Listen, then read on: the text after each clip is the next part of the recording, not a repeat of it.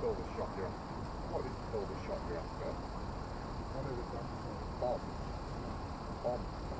Bomb shot. This one's bomb shot. Sorry, my accent is sometimes. What's the backdrop on the TV program? Yeah, yeah. Right. Why should I try for me? No.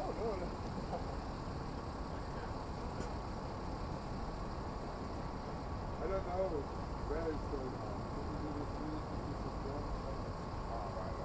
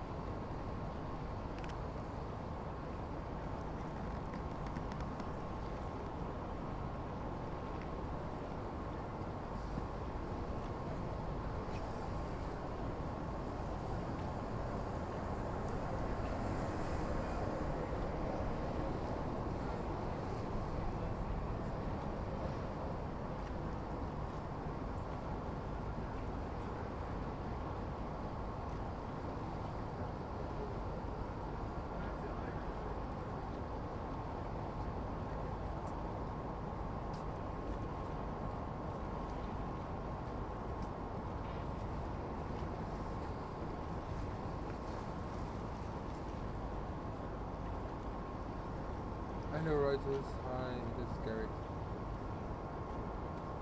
I'm fine. Can I come off 1-1, please?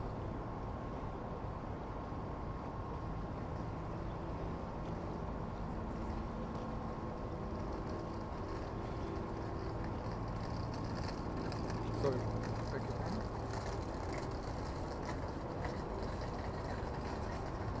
It was scheduled for 8:45. Check with Peter.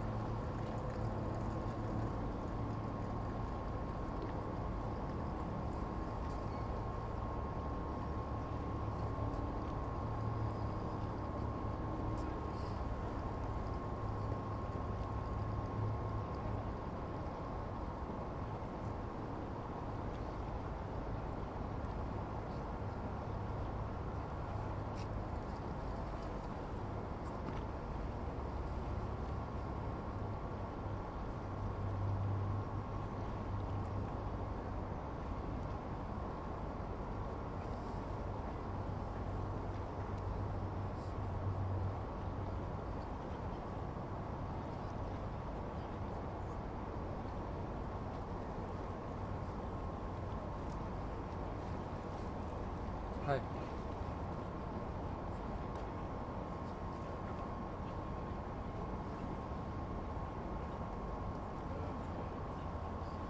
Do you have a proof sheet from Cop26 already?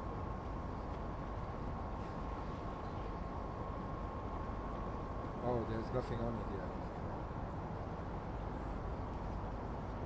Okay.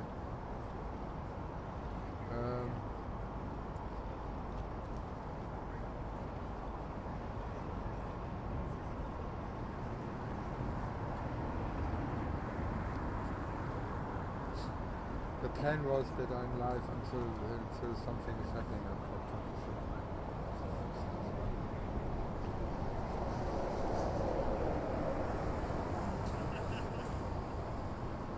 When is Peter out of his meeting? Okay, I'll wait for him. Right. Alright, cool. Bye.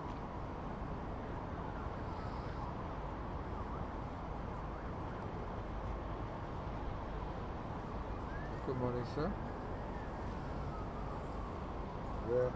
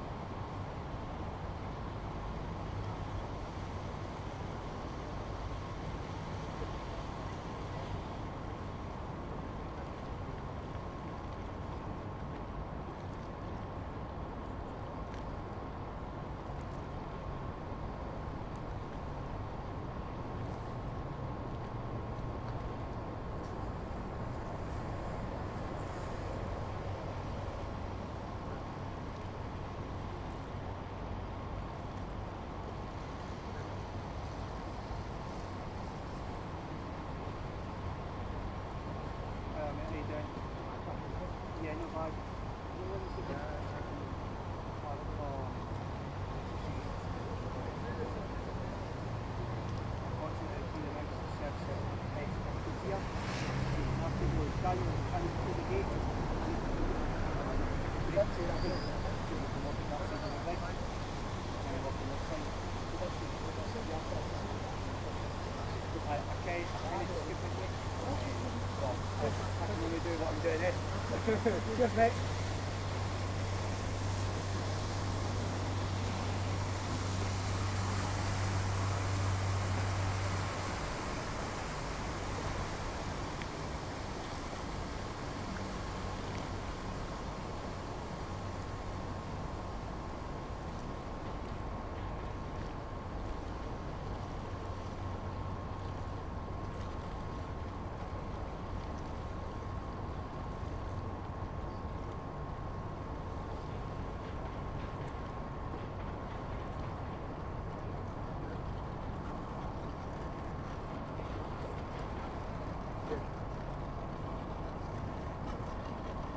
Okay, good. Thank you. Bye.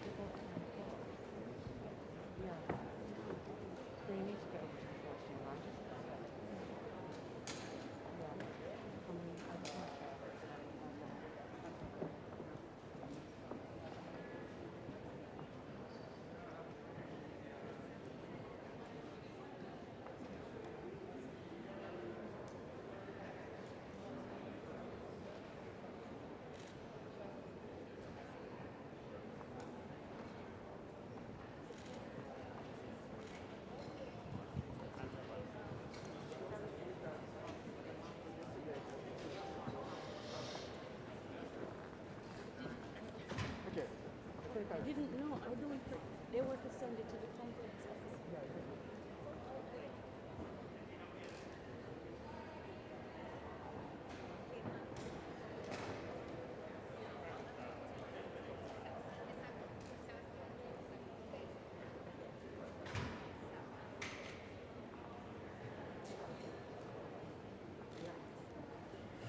Good morning, Your Excellencies, ladies and gentlemen. Welcome to the second day of the World Leaders Summit.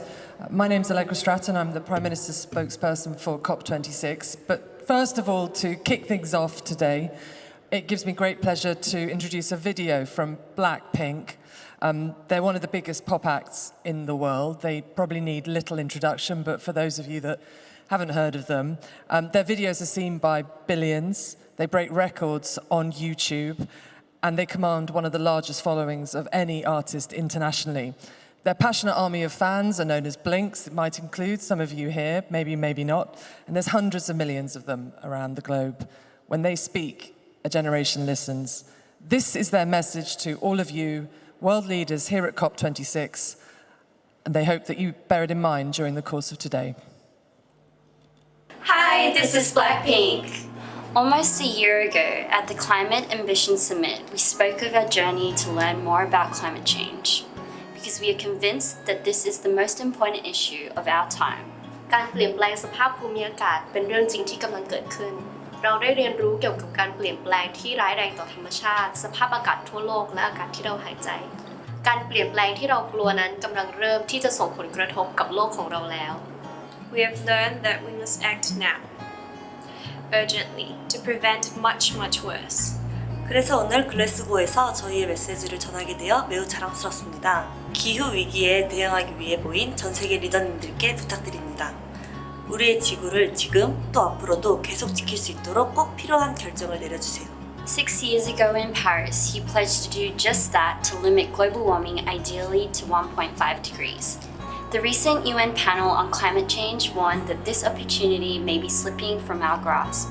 หากอุณหภูมิโลกสูงขึ้น 2 องศาจะมีผลกระทบอย่างรุนแรงต่อผู้คนและธรรมชาติในทุกมุมโลก 1 ใน 3 ของประชากรโลกจะต้องประสบกับความร้อนจัดเป็นประจำนำไปสู่ภัยแล้งปัญหาสุขภาพและการเสียชีวิต Almost all warm water coral reefs would be destroyed, and sea ice would melt and devastate wildlife. 우리는 그런 서술 수 없는 상황이 오는 것을 두고 볼 수만은 없습니다. 무엇보다 우리 모두가 책임의식을 가지는 것이 중요합니다. 모두가 함께 하지 않으면 기후변화에 대응할 수 없기 때문입니다. 우리가 지금 실천하고 หากพวกเราทุกคนก้าวขึ้นมาด้วยความมุ่งมั่นที่แท้จริง If you world leaders seize this vital moment at COP26, We can still realize what was promised in Paris 2015. We can still save our planet. We can still save our future. as COP26 advocates, we hope you will seize this opportunity. We, Blackpink, And Blinks, our fans, our generation our world, will be watching and hoping. Let's work together for our planet and take climate action in your area. There you have it, a message from Blackpink, but also their fans, Blink, that they will be watching. No pressure then. But next, it gives me great pleasure to introduce high-level champion Nigel Topping.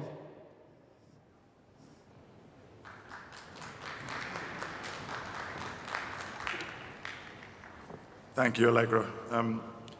Before we start the high-level segment, I'd like to welcome some leading non-state actor voices on stage to showcase the actions already underway to advance a transformative resilience in vulnerable communities. We're going to hear from Selena Leem, climate warrior and poet from the Marshall Islands, from Jean Leon, the president of the Caribbean Development Bank, and from Brian Moynihan, the CEO of Bank of America, on financing a catalytic transition in small island developing states. And to start, it's my pleasure to introduce Celine Leem, climate warrior and poet from the Marshall Islands. Celine, over to you.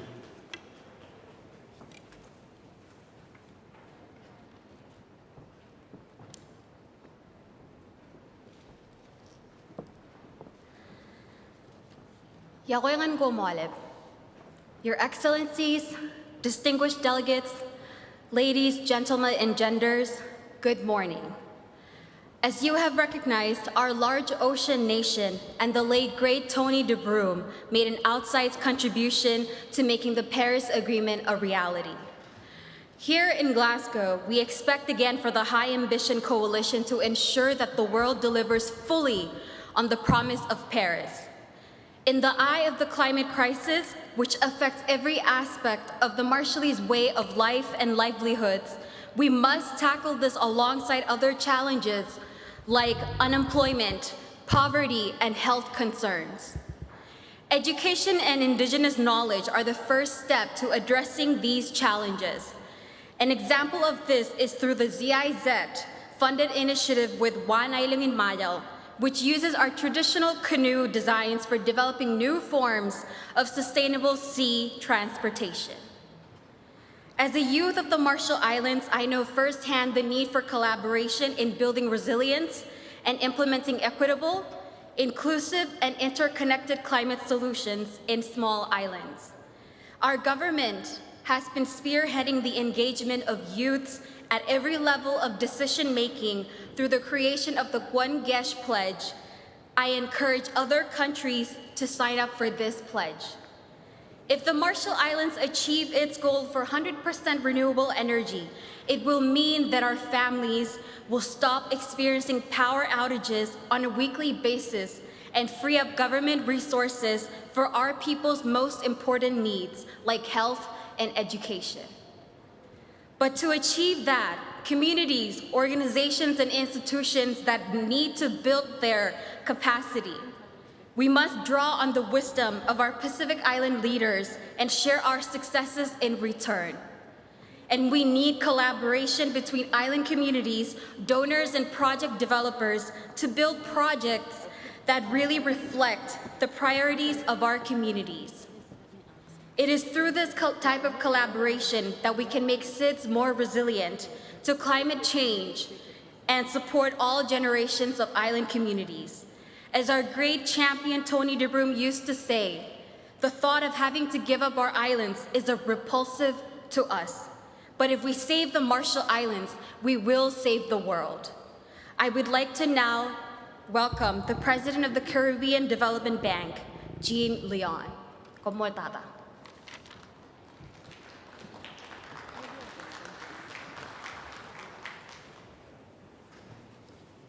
Thank you, Selena.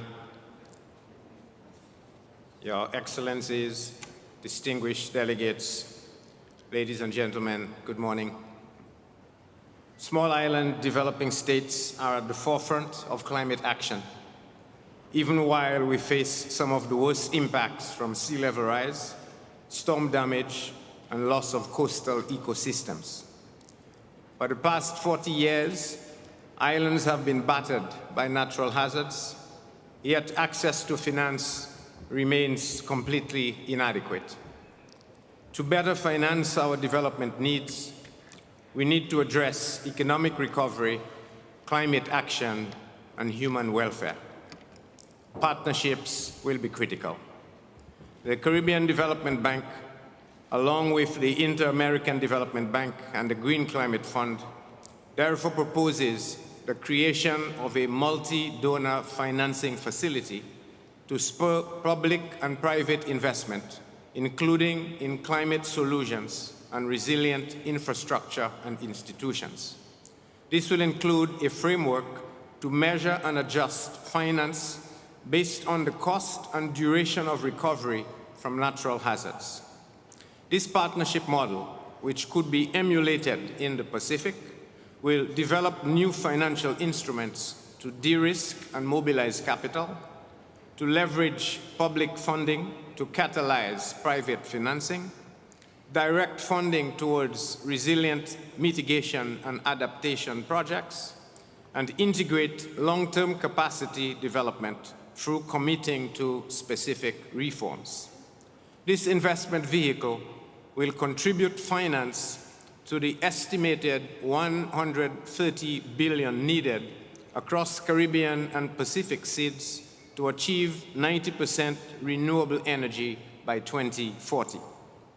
Our islands do not want to stop there. We need to target sustainability, equity, and resilience as we focus on infrastructure, energy systems, institutions, communities, and ecosystems. In addition, another initiative that will mobilize finance in islands for mitigation and adaptation is the Climate Finance Access Network. This initiative is being launched in the Pacific islands of Fiji, Kiribati, Papua New Guinea, Samoa, the Solomon Islands, Tonga, Tuvalu, and Vanuatu, and will accelerate the development of projects and help structure financing for impactful mitigation and adaptation projects. Now, I would like to welcome Brian Moynihan, President of Bank of America, to announce exciting action his institution is taking to accelerate actions in SIDS. Thank you.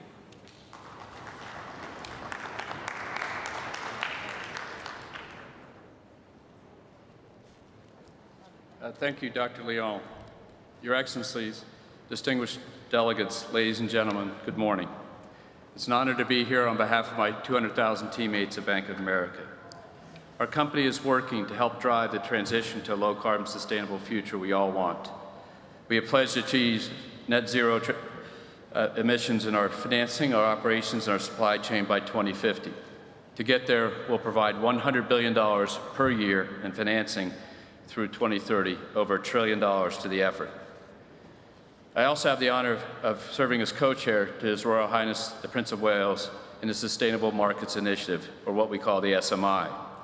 The SMI is a private sector-led effort to accelerate the transition to a low-carbon economy.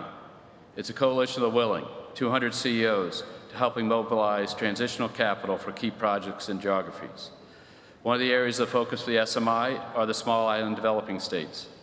Exposure to environmental and social risk factors, as my colleagues have talked about, combined with insufficient access to capital, makes these regions some of the most vulnerable in our world today. Working through the SMI and the Glasgow Financial Alliance for Net Zero, GFANZ, Bank of America is deploying its human and financial capital to help these nations to a cleaner, more sustainable future. I'd like to share an example of a project that we're working on right now. This is mobilizing private sector capital in creative ways. We're working with one of the largest clean energy developers in the regions to support the development of a multi-gigawatt pipeline. This project goes across all different types of activity, wind, solar, and EV charging stations to the Caribbean states and Latin America, with a focus on the SIDS nations, where approximately 800 megawatts of development capacity has been identified to be deployed. We're making this type of financing diversified across multiple clean technologies and multiple countries, which helps us deliver scale, flexibility, and cost efficiency out of the box. Our aim is to build awareness and momentum behind this and other initiatives which can deepen private sector involvement. The public sector, the MDIs, the DFIs, and the MDBs can all play a role by helping enable the flow of capital. That includes lowering barriers of entry for international developers and financial institutions. At the end of the day, it will take all of us, governments, companies, investors, and consumers, working together so we can benefit from a just transition to a sustainable economy. We have to do this while we afford access to everyone for clean, affordable energy. To maintain economic growth and development during this transition, and this project helps do that. Bank of America is committed to helping this effort, and we'll hope you will join us in a global effort to make this happen. Thank you, and this concludes our interlude.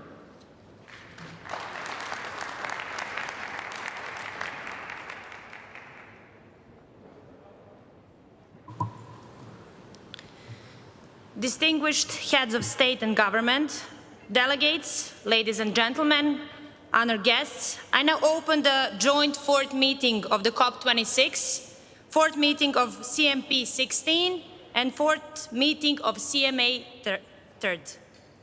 As we continue the national statements, I would like to remind distinguished heads of state and government of the actions in place to ensure effective time management. There is a 3-minute time limit for statements during the high-level segment. Statements should be as concise as possible, noting that full text of the official statements will be made available on the UNFCCC website. And finally, please note that heads of state and government who are not in the plenary at the time for delivery of their statements will be scheduled to speak at the end of all statements of the same category. Allow me to also remind you of the COVID-19 protocols to ensure the health and safety of all participants. In accordance with the UNFCCC Cop26 COVID-19 Code of Conduct, participants must wear face coverings except when eating, drinking, sitting in office spaces, meetings, sitting to perform negotiations, or are medically exempt. United Nations guidance and practice recommends face coverings to be surgical or FFP2. Delegates should wear face masks while seated, where social distancing is not possible. As part of the hygiene measures to ensure a safe environment of all participants, statements will be delivered from alternate rostrum. Dear distinguished heads of state and government, delegates, ladies and gentlemen, honored guests, let us begin. It is my pleasure to welcome His Excellency, Mr. Umaro Sissoco Embalo, President of Guinea-Bissau. Your Excellency, you have the floor.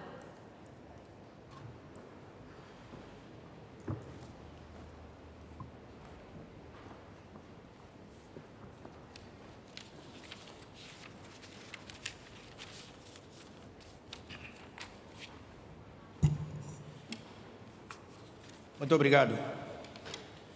Senhor Primeiro-Ministro do Reino Unido, Boris Johnson, Senhora Nicola Sturgeon, Primeira-Ministra de Escócia, chefes de Estado e chefes de Governo, Senhora Lok Sharma, Presidente do Cop26, Senhora Patrícia Espinosa, Secretária Executiva da Convenção das 4 Nações Unidas sobre Alterações Climáticas, Senhor Philip Bratt, Lord Provost da cidade de Glasgow, minhas senhoras, meus senhores. A recuperação econômica pós-Covid-19 deve ser socialmente justa, ambientalmente sustentável, resiliente e de neutra em termos de clima para atingir as metas ambiciosas de Acordo de Paris e sobre o novo regime climático da Agenda 2030 das Nações Unidas. Desde Paris, na Cop21, em 2015, muitas coisas já mudaram, exigindo mais responsabilidades e compromissos sérios de todos e para juntos enfrentarmos e adaptar resilientemente a essa realidade climáticas socioeconômicos de uma reforma sustentável. Com os nossos desafios globais, a necessidade de aumentarmos as nossas ambições em termos de mitigação de gases com efeito de estufa e promover os dois dos outros pilares, nomeadamente e finanças de adaptação, se tornam ainda mais urgentes. E assim, os países desenvolvidos e as economias desenvolvidas devem liderar este processo, estabelecendo metas claras e ambiciosas para atingir emissões líquidas zero, ou seja, neutralidade carbônica até 2050.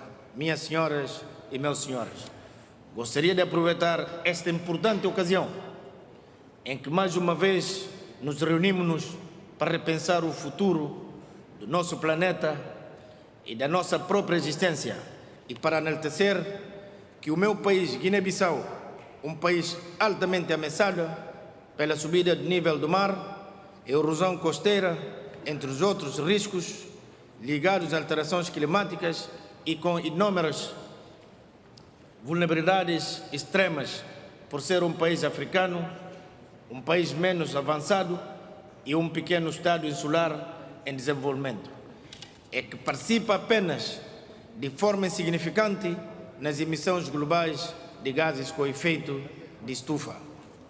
E na sua contribuição nacional, determinada e atualizada, está bem patente o seu compromisso com uma meta quantificada de redução de emissões que cobre os principais setores, ou seja, agricultura, floresta, nos usos de solo, a fulo, energias e resíduos.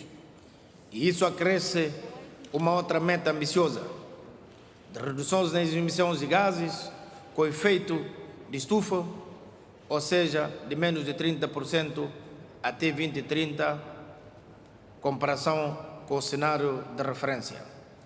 Ainda nesta senda de combate a alterações climáticas, de a figura importante se referir em um objetivo incondicional com recursos próprios do país, visando a redução das emissões em menos de 10% até 2030, face ao cenário de referência. Minhas senhoras e meus senhores, a crise da pandemia de Covid-19 não deve inviabilizar a agenda do financiamento do clima e para a África. O Fundo Verde, confiável para a adaptação, e assim como a promoção desses três pilares, a ambição de adaptações e finanças se tornam ainda mais importante e é necessária uma resposta multilateral, mais gradual e em grande escala para enfrentar a crise climática, tendo o alinhamento do fluxo financeiro no centro das nossas atenções. Devemos chegar a um acordo sobre a aplicação do artigo 6º do Acordo de Paris e sobre uma arquitetura financeira de busca de financiamentos climáticos a longo prazo, sem esquecer de que para melhor implementação do mandato de COP para a agricultura, deve-se relembrar da forte ligação da agricultura, finanças para a adaptação. E para tal, devemos sair de Glasgow comprometidos de manter contínuo o engajamento financeiro, principalmente por parte dos maiores emissores, para que cada um possa fazer a sua parte, a fim de garantirmos um planeta mais saudável para as gerações vindouras. E para terminar, reafirmo solenemente o engajamento da Guiné-Bissau no âmbito da Convenção de Quadros das Nações Unidas sobre alterações climáticas e na implementação dos objetivos fixados no Acordo de Paris sobre o novo regime climático, como passo essencial na luta contra as alterações climáticas, de aumentar ambições e ações progressivamente a nível nacional, subnacional e coletiva das futuras contribuições nacionais. Muito obrigado e bem-aja. Thank you, Your Excellency. It is my pleasure to welcome His Serene Highness Prince Albert II of Monaco. Your Excellency, you have the floor. Thank you very much. Merci beaucoup. Mesdames et Messieurs les chefs d'État et de gouvernement, Monsieur le Président de la Cop26, Excellences, Mesdames et Messieurs, chers amis. Je suis heureux que cette conférence des partis puisse enfin se tenir après une année et demie d'inquiétude et de report, et que la question de la lutte contre les changements climatiques retrouve sa place dans l'agenda international, une place qui doit être centrale car notre avenir en dépend. Je ne peux m'empêcher pourtant de ressentir une certaine forme de déception. Ayant le privilège d'être l'un des plus anciens participants à ces réunions et d'avoir par conséquent la mémoire de très nombreuses COP précédentes, je me souviens des constats que nous y avons partagés, des promesses que nous y avons faites, des espoirs que nous y avons soulevés. Or, je constate aujourd'hui que nous ne sommes pas à la hauteur de ces promesses et de ces espoirs. Nous ne sommes pas à la hauteur des engagements pris en 2015 à Paris lors de la COP21. Nous ne sommes pas à la hauteur du défi climatique. Mais heureusement, il est encore temps d'agir. Il est encore temps de limiter le réchauffement planétaire à 1,5 degré Celsius, un seuil dont le GIEC nous a montré à quel point il constituait une limite. Pour cela, il nous faut absolument finaliser les règles d'application de l'accord de Paris, notamment dans le domaine du marché du carbone et de la clarté des engagements des États. Il est encore temps de développer un autre modèle énergétique, seul à même de garantir notre avenir commun. C'est ce que la Principauté de Monaco s'efforce de faire à son échelle par une politique volontariste qui a déjà porté ses fruits. Avec 10% de notre parc automobile désormais électrique, l'électrification totale d'ici à la fin de l'année de notre système de collecte des déchets et de notre réseau des transports publics urbains d'ici 2025, avec l'installation de boucles thalassothermiques pour le chauffage urbain, en même temps que la suppression du fioul pour le chauffage domestique. Avec l'amélioration de l'efficacité énergétique des bâtiments et le développement de l'énergie solaire, Monaco remplit sa part de ce combat commun.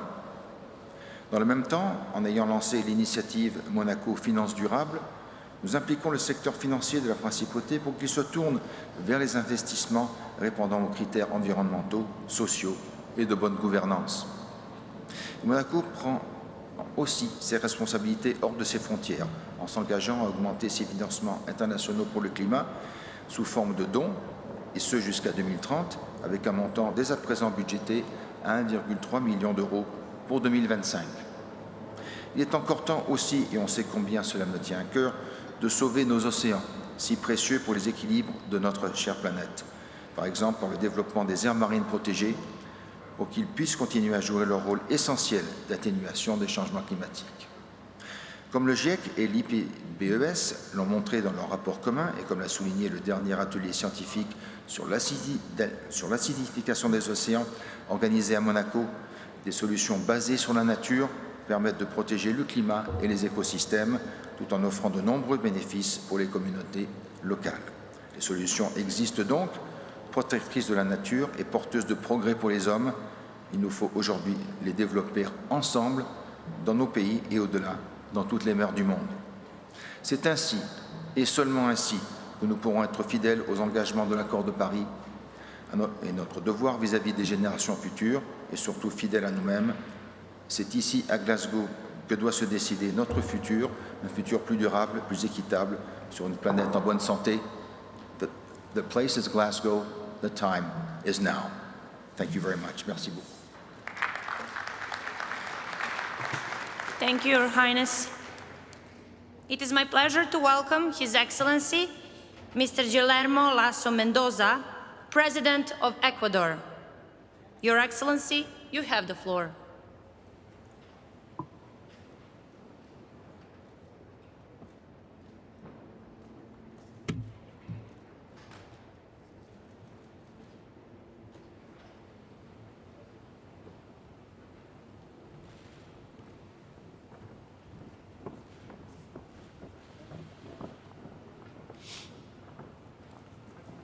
Señora Presidenta,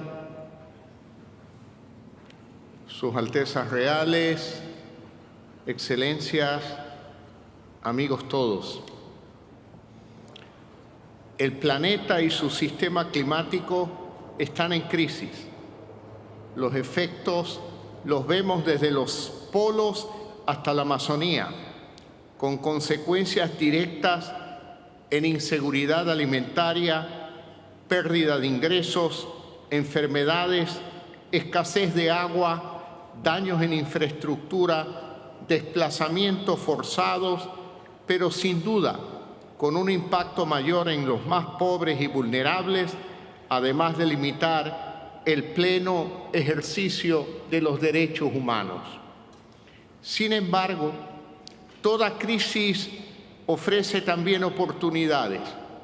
Así que para aprovecharlas se requiere una acción global basada en un multilateralismo fuerte y renovado y una mayor cooperación y solidaridad internacional.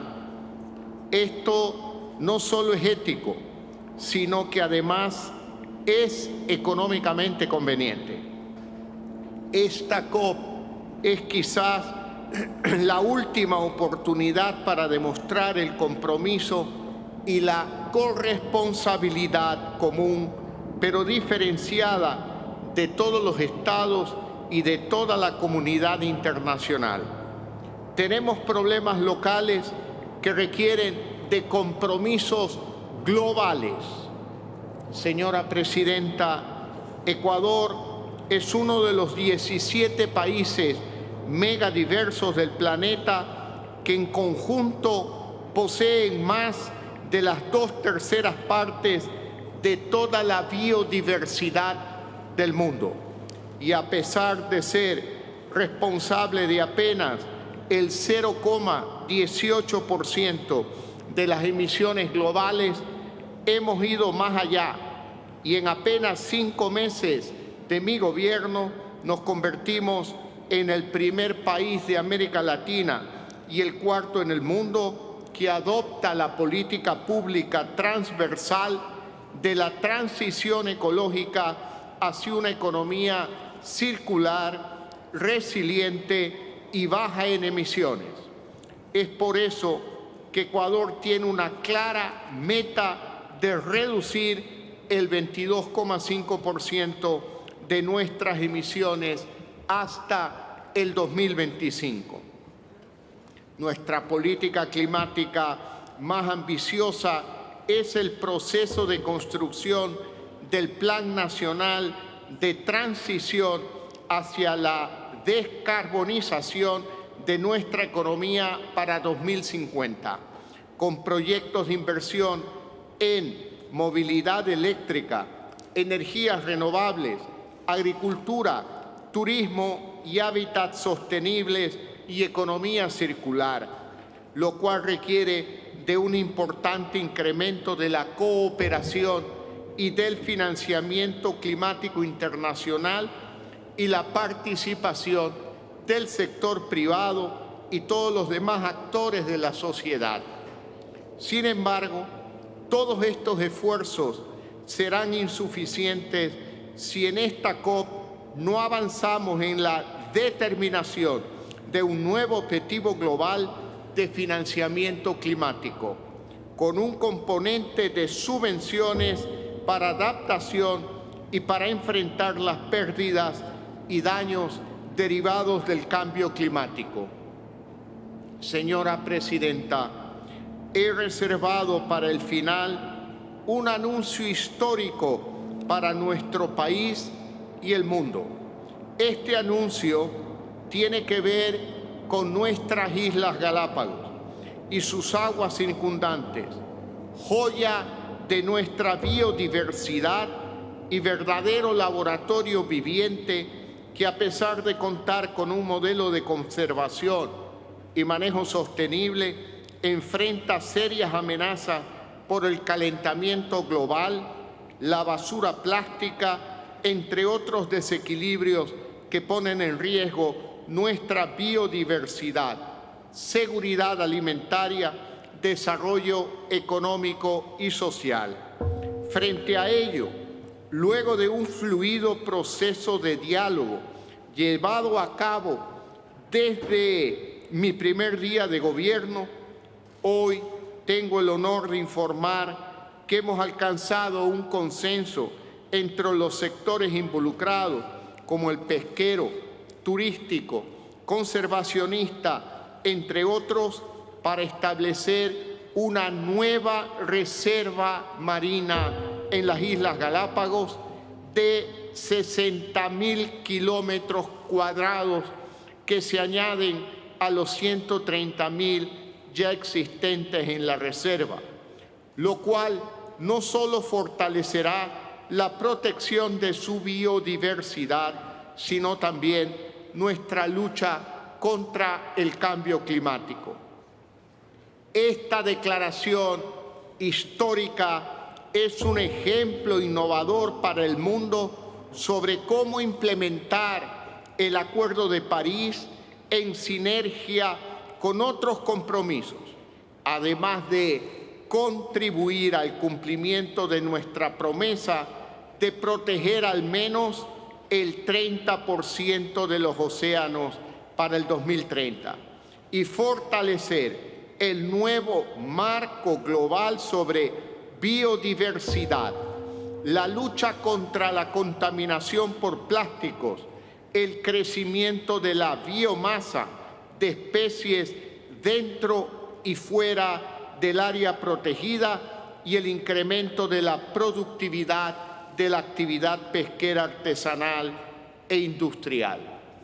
Señora Presidenta, de lo que hagamos en esta conferencia depende el futuro de la humanidad. El Ecuador reconoce desde su Constitución los derechos de la naturaleza. Invito a todos los líderes mundiales a tener la decisión para pasar del discurso a la acción, declaremos globalmente los derechos de la naturaleza, incluyéndolos en cada una de sus constituciones. Aprovechemos esta oportunidad única para apoyar la transición ecológica planetaria y caminemos juntos hacia una verdadera justicia climática y ambiental. Muchas gracias, señora presidenta. Gracias a todos ustedes por la atención a nuestro anuncio. Thank you, Your Excellency. It is my great pleasure to welcome my President, His Excellency, Mr. Aleksandar Vučić, President of Serbia. Your Excellency, you have the floor.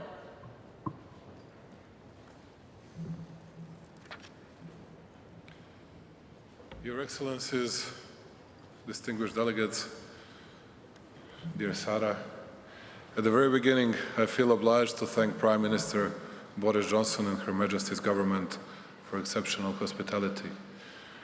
I feel privileged to represent the Republic of Serbia at this important place and at the highest level World Forum in working on the most important topic of today, promoting climate awareness. We all agree that we must make investment into climate and environment. We all likewise agree that future generations must be educated in order not to repeat the mistakes we made by hurting the only planet that makes life possible. I'm very honored that the Republic of Serbia is co-chairing this year's conference as a non-EU representative of the Eastern Europe group. In concrete terms, we see a special contribution of our expert team in finalizing negotiations on implementation of Article 6 of the Paris Agreement, which refers to establishment of global market and non-market mechanisms for reducing greenhouse gas emissions, as well as to remaining provisions referring to advanced transparency framework and common timeframes for nationally determined contributions, which are the key provisions of the agreement that have not yet been covered by the decision that is to be adopted by the conference, i.e. all member states. We therefore believe that this is an exceptional opportunity for Serbia to give its full contribution to finalization of negotiations, which we hope will secure full implementation of the Paris Agreement. As a result of strong economic development modeled for Serbia by 2050, the impact of implementation of climate measures to employment will be optimal through new jobs creation and creation of new industries which have not existed so far. €1 billion was raised at the first green bonds auction in Serbia, which clearly confirms trust of international investors to our green agenda, but also to economic and political stability of our country. Incomes from green bonds issuance will be used for financing renewables, energy efficiency, sustainable water management, prevention of pollution, and circular economy development and biodiversity preservation. And as you can see, dear friends, my people made a terrific speech for me, but I'm going to add a few more words and a few more questions for those that are coming from big powers and that haven't answered yet on several questions. Number one is how we're going to finance all these activities. We heard a story of trillions of dollars that are at our disposal. My question would be, what would be the interest rate? What would be the terms for taking these amounts of money? And actually, how are we going to tackle that issue? Number two, how are we going to treat nuclear power plants? Are we going to shut them all, or we are going to build them more?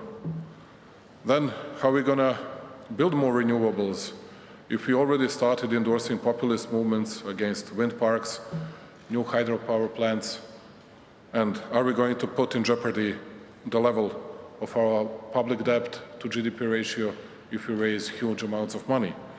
How are we going to treat natural gas, and how are we going to secure decent prices of natural gas, electricity power as well?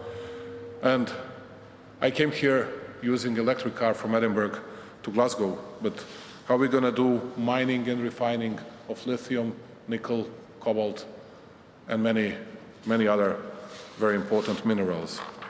At the end, we all know what is our final aim, what is our final target, but it's not a fairy tale. We'll have to work a lot. We'll have to be 100% dedicated, and we'll have to be more honest to each other. Health of people living in Serbia depends directly on implementation of this agenda, just like health and life of each living being in Earth depends on arrangements that will be reached here and on national implementation of the respective arrangements. The great William Shakespeare wrote that the earth has music for those who listen. Perhaps it is the right time to listen and hear cry of the Mother Earth, because if we lose this race against time, our children will inherit irreparably polluted planet. Thank you very much for listening to me. Thank you, dear President, once again. Thanks a lot. Thank you, Your Excellency. It is my pleasure to welcome His Serene Highness Hereditary Prince Aloy of Liechtenstein. Your Excellency, you have the floor.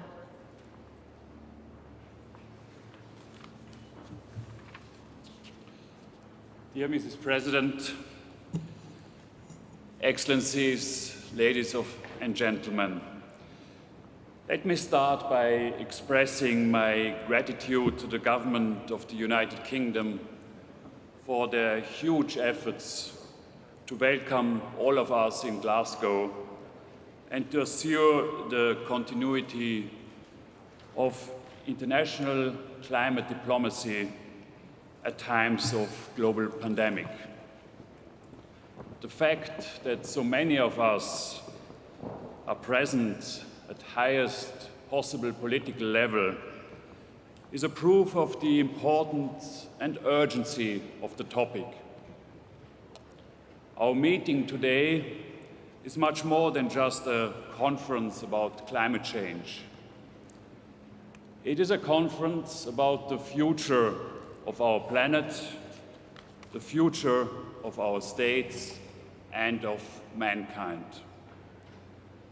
It is our moral duty to ensure a livable planet and a healthy environment for future generations. Every state can and must contribute, and so does Liechtenstein.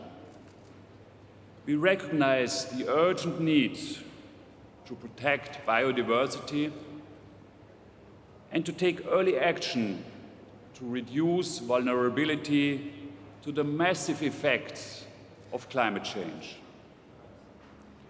Liechtenstein therefore supports the Glasgow Leaders' Declaration on Forest and Land Use. Excellencies, ladies and gentlemen, some of us have argued that reducing greenhouse gas emissions while achieving economic and social well-being is incompatible. Liechtenstein can serve as an example to prove the opposite. Since 1990, our population has grown by more than 1/3, and our GDP has more than quadrupled.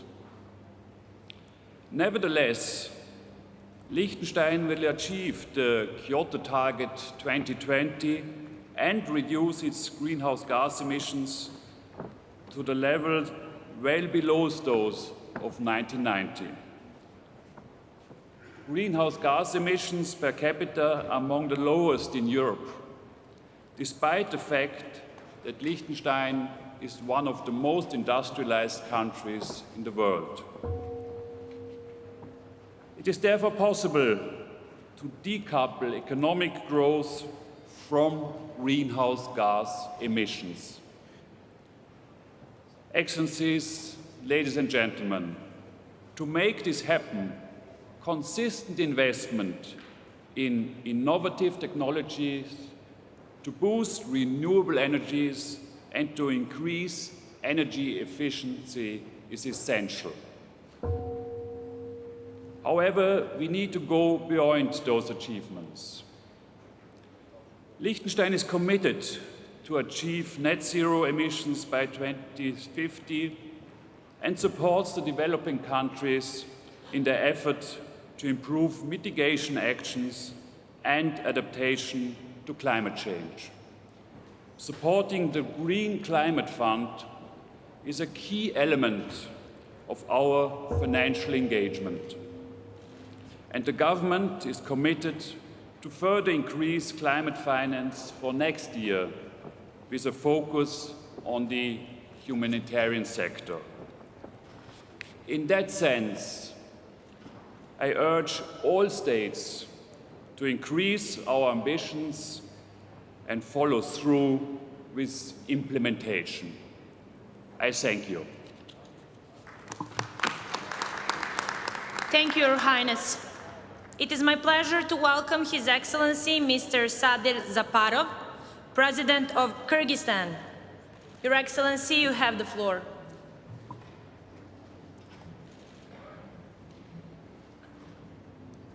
Урматтуу мамлекет жана өкмөт башчылары, урматтуу Бириккен Улуттар Уюмунун башкы катчысы, урматтуу төрага.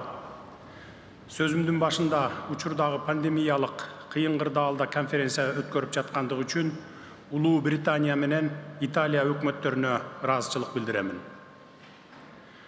Бүгүн бүткүл дүйнө жүзү сыяктуу эле Кыргызстан Глазго саммитинин чечимдерин күтүп жатабыз. Акыркы жылдары өлкөбүздүн табияты жана калкыбыз климаттын өзгөрүүсүнүн терс кесепеттерин кадимкидей сезе баштады.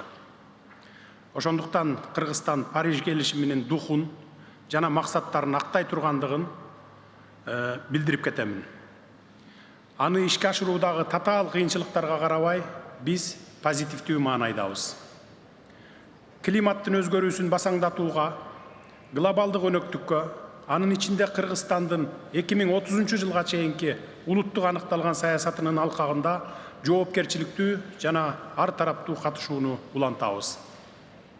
Урматтуу делегация башчылары, Кыргызстан 2030 жылга парник газдарынын эмиссиясын 44%га кыскартуу максатын коюп жатабыз.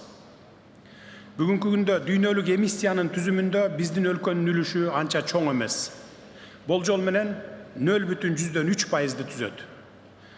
Ал эми эмиссиянын табияты өндүрүштүк эмес, адамдардын жашоосуна байланышкан. Башкача айтканда, антропогендик мүнөзгө ээ. Биздин эсептөөлөргө караганда, климаттын өзгөрүүсүнүн токтотууга багытталган орто мөөнөттүү шашылыш чараларды ишке ашыруу үчүн 7 миллиард АКШ долларын талап кылат. 2050 жылга чейин Кыргызстан өнүгүүнүн жашыл платформасында көмүртексиз жетишүүгө аракет кылабыз. Биз табиятка зыян келтирбестен, өнөр жай тармагын жана турак жай коммуналдык секторун көмүртектик энергия булактарынан биринчи кезекте көмүр жана мазутту колдонуудан арылтып, аны электр энергиясына толук өткөрүү үчүн кичи жана орто гидроэлектр станцияларын куруу боюнча долбоорлорду ишке ашырууну баштадык. Бүгүнкү күндө 10 чукул кичи жана орто гидроэлектр станциялары курулуп жатат. Айрымдары жакында эле ишке берилди, жарым жартылайы келе жаткан жылдын акырына барып ишке киргизилет. Париж келишиминин духуна ылайык, мен өнүккөн өлкөлөрдүн инвесторлорун гидроэнергетикалык тармакта, анын ичинде мамлекеттик жеке өнөктөштүк принциптеринин негизинде өз ара пайдалуу кызматташууга чакырамын. Прогрессивдүү технологиялар, инновациялар жана ноу-хау болбосо, Кыргызстан үчүн пландаштырылган мөөнөттө жашыл экономикалык өсүшкө жана көмүртексиз жашоого жетүү кыйын болот. Буга байланыштуу бардык кызыктар тараптарды биринчи кезекте эл аралык көп тараптуу банктарды, климаттык фонддорду жана корпорацияларды биз менен тыгыз иштешүүгө чакырамын. Урматтуу айымдар жана мырзалар, Кыргызстан үчүн кылымдардан бери келе жаткан мөңгүлөрдү, суу ресурстарын жана улуу тоолорду климаттын өзгөрүүсүнөн гана эмес, экономикалык абийирсиз ишмердүүлүктөн сактап калуу өтө маанилүү. Тилекке каршы Кыргызстанда мындай прецеденттер бар. Ошондуктан мен дүйнөлүк коомчулукту мындай бизнес практикасына биргелешип каршы турууга чакырамын. Ыңгайлашуу программалары жана долбоорлору айыл чарба, суу ресурстары, энергетика, өнөр жай, өзгөчө кырдаалдар, калктын саламаттыгы, токойлор жана биотүрдүүлүк сыяктуу аялуу секторлордо ишке ашырылат. Биздин өлкөнүн 94% тоолор экенин эске алсак, алдыдагы иштердин масштабы биздин өлкөдө эбегейсиз зор. Аларды ишке ашыруу үчүн дээрлик 3 миллиард АКШ долларын талап кылат. Саммиттин урматтуу катышуучулары, климаттын өзгөрүүсүнүн терс таасирине байланыштуу мен айткан көйгөйлөр көп жагынан тоолуу өлкөлөргө мүнөздүү. Аларды чечүү үчүн өкмөттөргө, анын ичинде Кыргызстандын өкмөтүнө тышкы жардамдар зарыл. Буга байланыштуу биз Глазгонун чечимдерине муктаж, өнүгүп келе жаткан тоолуу өлкөлөр үчүн өзүнчө максаттуу каржылоону сунуштайбыз. Атап айтканда биз мөңгүлөрдү, токойлорду жана биологиялык көптүрдүүлүктү сактоого, табигый кырсыктарга даярдыкты жакшыртууга, тоолуу айылдарга да жашаган жамааттарга, айрыкча аялдарга жана балдарга социалдык экономикалык колдоо көрсөтүүгө басым жасоо менен климаттын өзгөрүшүнө ыңгайлаштыруу боюнча максаттуу программаларды ишке ашыруу үчүн Бириккен Улуттар уюмунун калкасында атайын фонд түзүүнү сунуштайбыз. Узак жана кооз сүйлөгөндөрдүн доору өттү, максаттуу, ырааттуу жана натыйжалуу аракет кылууга убакыт келди. Сөзүмдүн соңунда биргелешкен аракеттер аркылуу гана көйгөйлөрүбүздү чече аларыбызды баса белгилегим келет. Көңүл бурганыңыздар үчүн рахмат.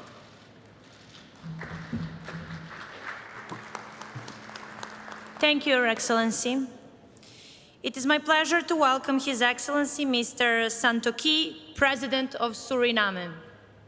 Your Excellency, you have the floor.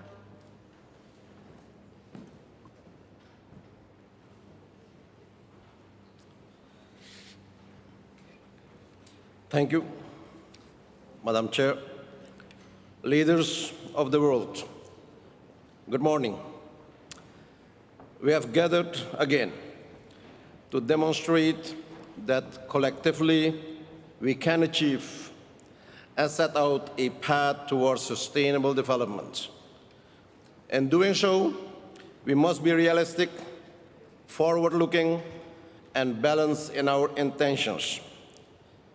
We must be realistic because by signing the Paris Agreement in 2015, almost the entire world agreed to keep the expected rise in temperature well below 2 centigrade and preferably below 1.5 centigrade.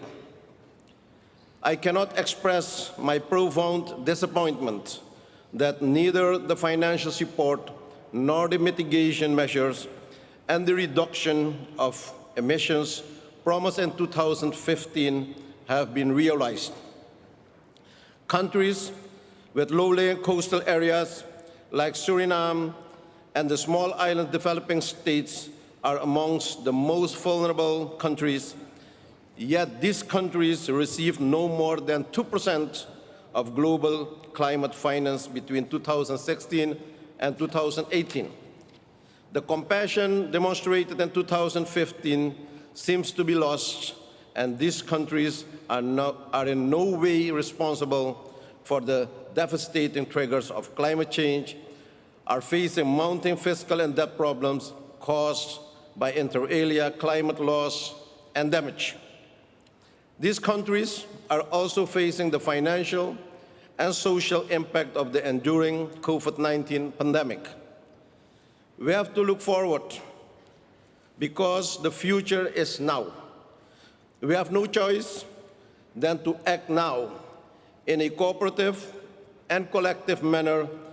Only by working together we'll be able to face the challenges of climate change. The people and the private sector have embraced the objectives of climate mitigation and adaptation policies. There is widespread support for the transition towards a green economy.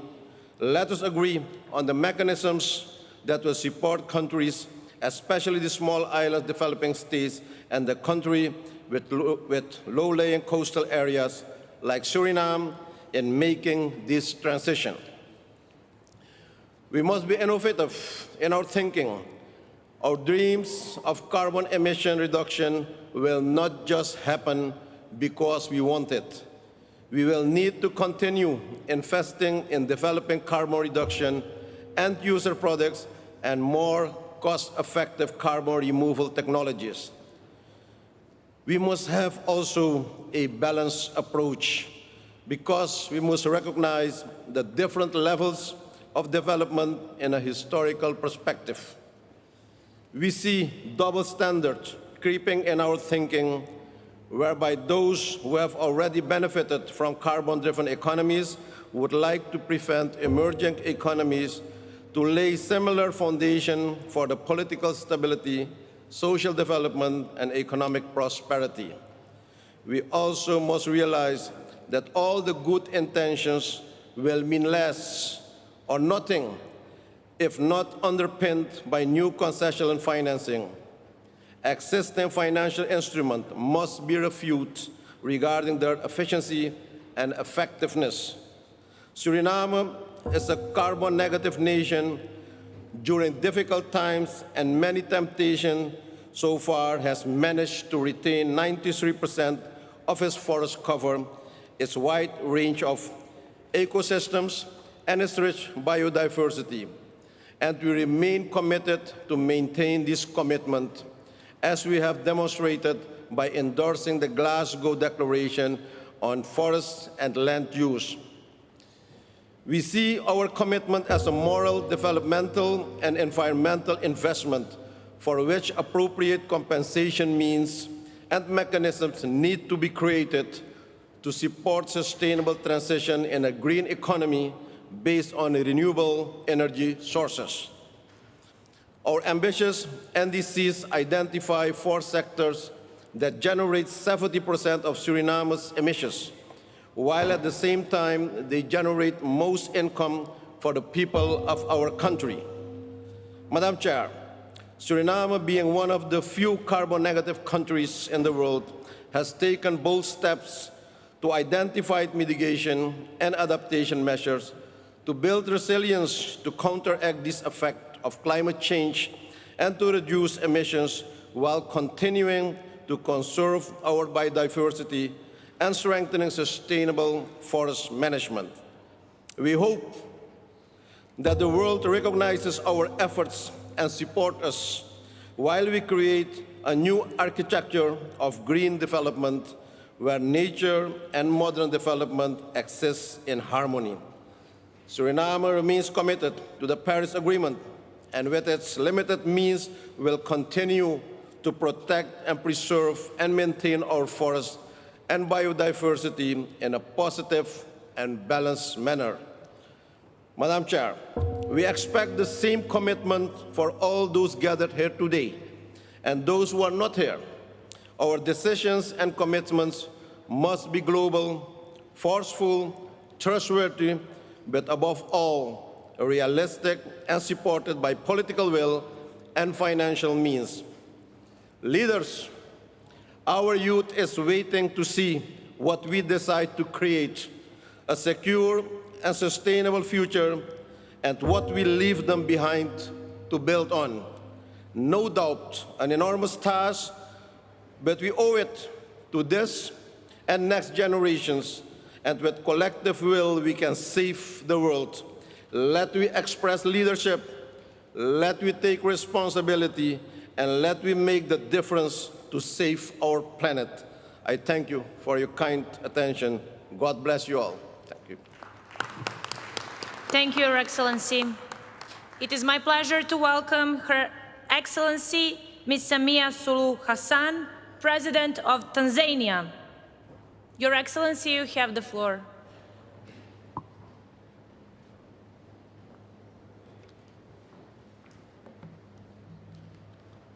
Your Excellency, President of Cop26, it is with great pleasure and honor I take this podium to address the scourge of our time, the climate change.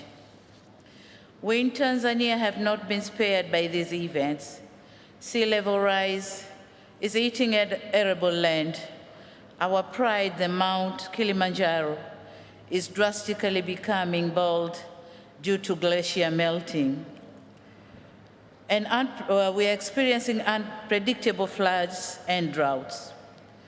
We're experiencing all these despite our resolve to dedicate 48 million hectares to forest conservation as global service to carbon sequestration.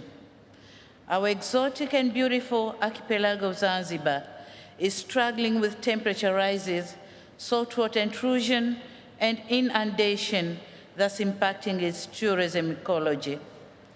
Excellencies, what does all this mean to a poor country like Tanzania? It means 30% of our GDP that comes from agriculture, forestry, and fisheries is not sustainable. Sadly, the big resolve and robust steps to combat causes and effects of climate change are still low-paced.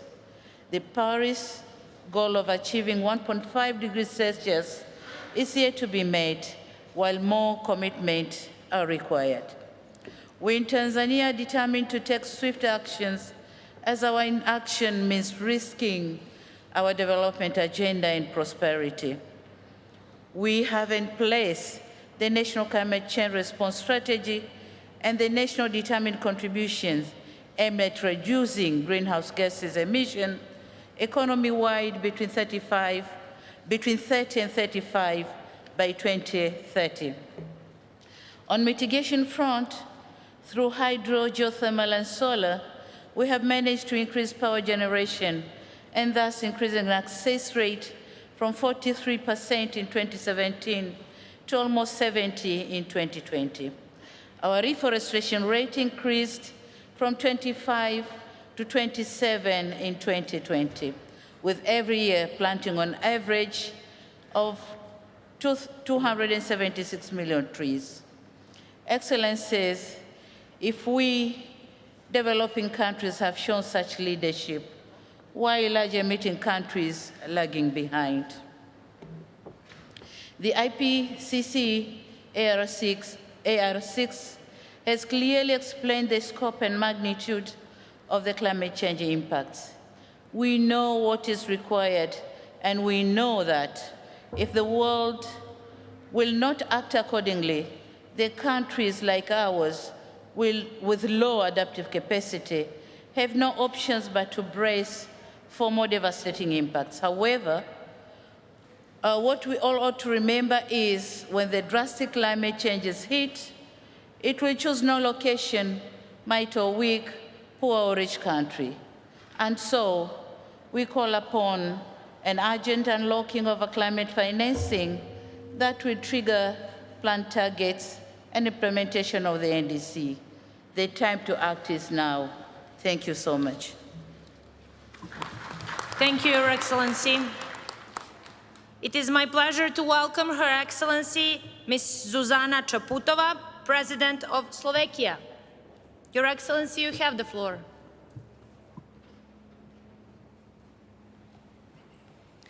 Excellencies, ladies and gentlemen, COP has met several times since we agreed in Paris to reach net zero by mid-century. Yet the science is very clear. We are nowhere near this goal. Glasgow is make or break for the planet. We must double down on our efforts to cut emissions and mitigate the impact of the climate crisis. If we fail, the only thing to discuss at the future COPs will be the irreversible devastation of our planet and its habitats. This scenario is just about avoidable, but so far we seem to be failing to prevent it. The young generation understand this. In my own country, Slovakia, 42% of young people are very worried about the climate crisis. 73% think humanity has failed to look after our planet. 2/3 find politicians' actions to address the climate crisis disappointing. A recent study carried out in a number of other countries has shown that 40% of young people consider not having children because of the climate crisis. It's clear. The next generation knows we are running out of time, and we as political leaders have run out of excuses. I am glad that as the European Union, we are doing what's needed, reducing our emissions by at least 55% by 2030, becoming the first climate-neutral continent by 2050, and helping developing countries do the same. Slovakia's own emissions are down by 46% compared to 1990 levels, with methane reduced by more than half. Our electricity mix is already 80% low on carbon, and from 2023, we will not use coal to produce electricity. 43% of our post-pandemic recovery funds will support sustainable green transition in transport, industry, or buildings, while not leaving the most vulnerable behind. We know that this alone will not prevent the worst-case scenarios. It takes truly global action, not just by the EU and the rest of the developed world, although we do shoulder a special responsibility. We must all do our fair share, including those states whose top representatives are not in Glasgow. This also applies to climate finance. In 2019-2023, Slovakia is doubling our voluntary contribution to the Green Climate Fund. Excellencies, the carbon footprint of the planes we arrived on cannot be the only output from this year's COP. We must turn the Paris commitments into credible delivery and real CO2 reductions. We have different starting points and paths for the development, but we do have one shared goal, preserving our planet. Let's act accordingly. Thank you. Thank you, Your Excellency. It is my pleasure to welcome His Excellency Mr. Klaus Werner Ioannis, President of Romania. Your Excellency, you have the floor.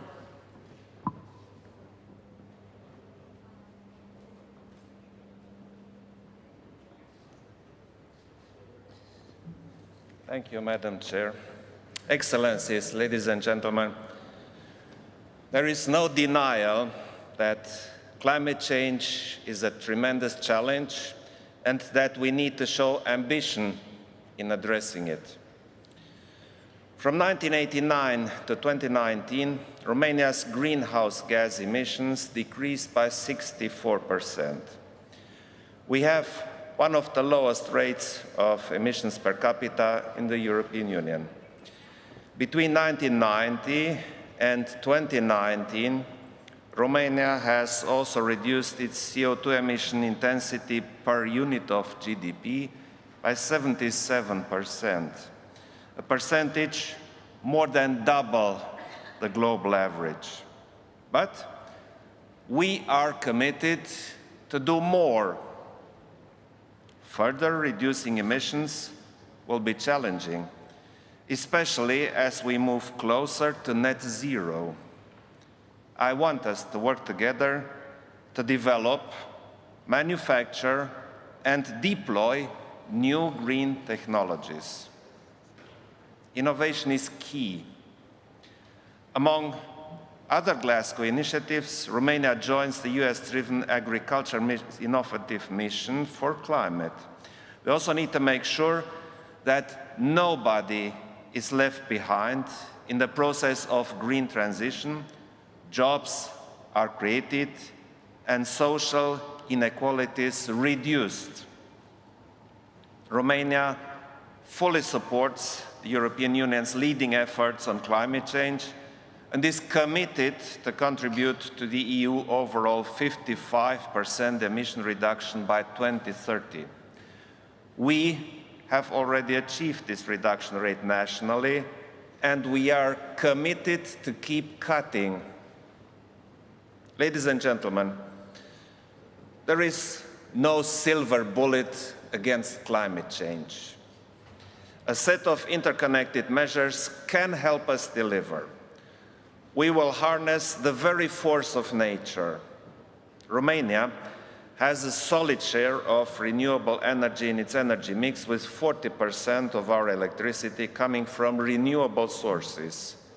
We are committed to expand this share.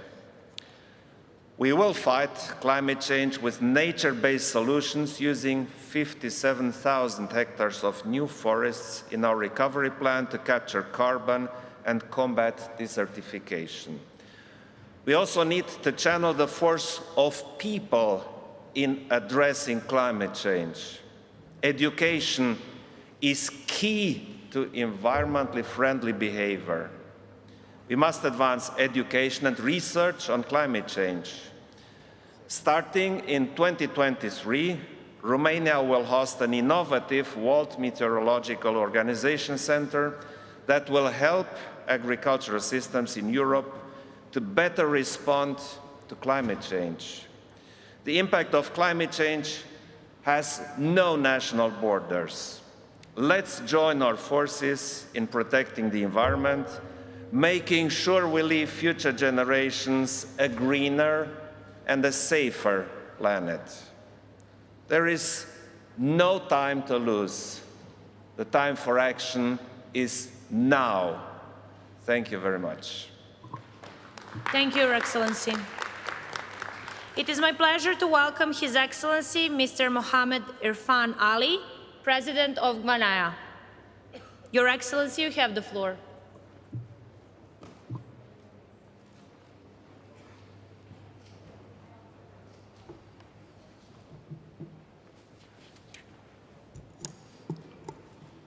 Excellencies, ladies and gentlemen, the fate of civilization resides in the decisions we make here in Glasgow. The climate issue and crisis has given us an ultimatum. Either we take immediate and drastic action or subject ourselves to an infernal global disaster. Indifference and inaction will be costly. Already, we are far behind in limiting temperature rise to 1.5 degrees Celsius. The coming decade, therefore, must be the decade of decisive action. Climate change affects us all, rich, poor, developed, and developing states. But its effects are more severe on the poorest and most vulnerable, especially small island developing states and low-lying coastal states. For us, it is a question of survival. We can use this summit to change the present trajectory. Immediate action is needed on three fronts. First, we must set more ambitious goals to reduce emissions, and we must honor to the letter those ambitions. All countries have an obligation to act, but the world's foremost polluters have a greater duty to institute steeper emissions cut. Second, the pledge of US $100 billion per annum, made 1 decade ago, to support climate action must be met. Dishonored pledges are a recipe for disaster. Third, forests constitute a powerful arsenal in the fight against climate change. Forest-rich countries must be provided with the incentives necessary to keep their forests intact and to reduce deforestation and forest degradation. Mindful that deforestation contributes 16% to annual global emissions, and in recognition of the ecosystem and climate services provided by forests, it is imperative that we finalize the rules for carbon markets and REDD+, so as to properly value tropical forests and the climate services which they provide. My country, Guyana, is already playing its part in addressing climate change and will continue to do so. We'll maintain our forests, almost the size of England and Scotland combined, storing 20 gigatons of carbon as a global asset. We'll work with local communities in conserving, protecting, and sustainably managing our forests, biodiversity, and freshwater supplies. We'll decouple economic growth and emissions through a progressively cleaner energy mix with the aim of reducing our carbon emissions by 70% by 2030. We'll invest in low-carbon opportunities for jobs, ecosystem services, social inclusion through an expanded low-carbon development strategy. We are at a historic moment in our civilization. History must not judge us as having only counted our losses. It must instead herald our effort to confront one of our planet's greatest threats, climate change. In this regard, Guyana is prepared to work with the international community for collective action. We support the position of CARICOM and are aligned with the Alliance for Small Island States, AOSIS, the Community of Latin America and Caribbean States, CELAC, the Letitia Pact, the Dhaka Glasgow Declaration, and the Glasgow Leaders Declaration on Forests and Land Use, among others. Though we recently became an oil producer, we support the removal of subsidies from fossil fuel production and advocate a strong global carbon price. Let future generations say, when it mattered the most, we made a difference. I thank you. Thank you, Your Excellency. It is my pleasure to welcome His Excellency Mr. Gitanas Nausėda, President of Lithuania. Your Excellency, you have the floor.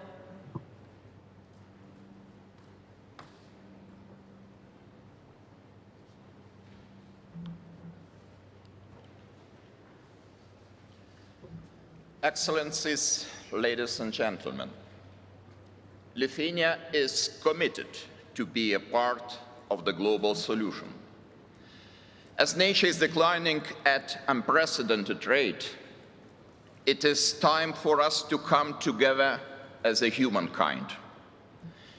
Big and small, north and south, rich and poor, we must all change our ways and stop the climate crisis that leads to biodiversity loss and threats to public health. Lithuania knows that crises come with opportunities. We know the power of change. We know very well the power of change. 10 years ago, we transformed our heating sector by switching from natural gas to sustainable indigenous biomass. We kept more money in the people's pockets, and we also reduced pollution emissions while staying competitive. Today, Lithuania strongly supports international and European Union climate change goals. We have already reduced greenhouse gas emissions by 58%. Our plan, endorsed by the Parliament, is to go further, to decrease greenhouse gas emissions by 70% by 2030, compared to 1990 levels, and to cover at least 50% of our electricity needs from renewables. The whole Lithuanian economy will be climate neutral by 2050. As fossil fuel prices are reaching new highs, I see new opportunities. The Paris Agreement, together with the digitization drive, form a clear roadmap to achieve ambitious goals. New partnerships must be forged, both locally and internationally. That is why I called on Lithuanian municipalities, businesses, industries, NGOs, and every Lithuanian to join the Green Lithuania Declaration. My country also encourages closer regional cooperation and joint Baltic states' actions to tackle climate change and the deterioration of the Baltic Sea, and to better preserve the nature. As a global community, we should rethink the ways we produce and consume. For the industry production to leave no CO2 footprint, it needs to move closer to consumer markets. We should also pay more attention to compliance with the highest environmental and nuclear standards. Our technological shift should be sustainable and environmentally friendly. Fellow leaders, we all hold keys to the better future. Let us use them for global welfare. Thank you very much. Thank you, Your Excellency.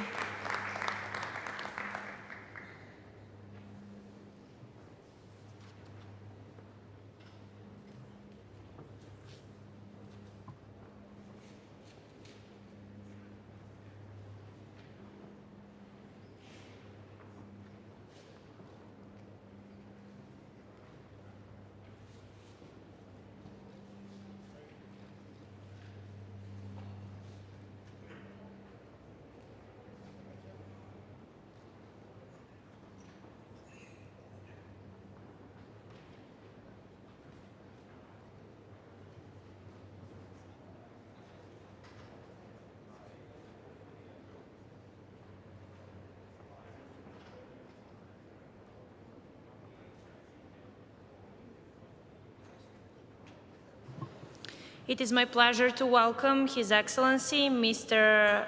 Haji Jainjob, President of Namibia. Your Excellency, you have the floor.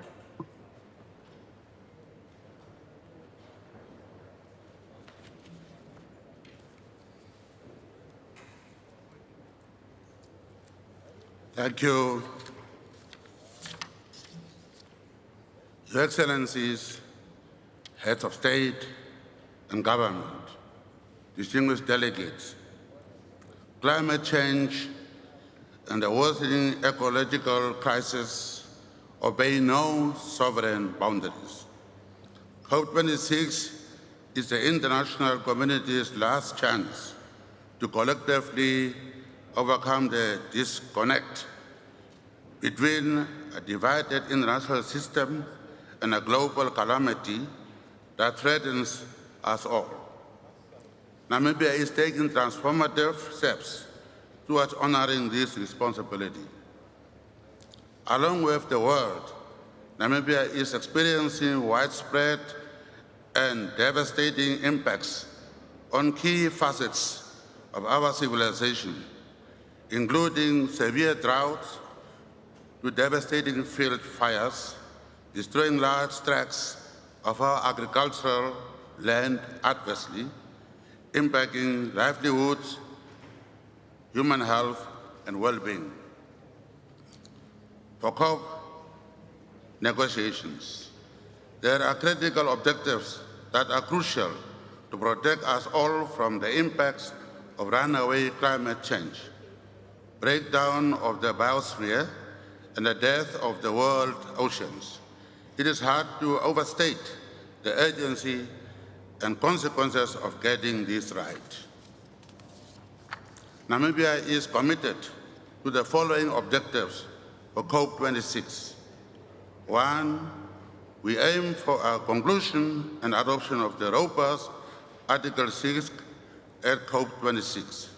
This critical step would provide the bedrock of an international carbon market mechanism necessary to drive funds to the places where emissions can be cut most effectively, to mobilize large-scale private investment for climate action, and to drive crucial innovation.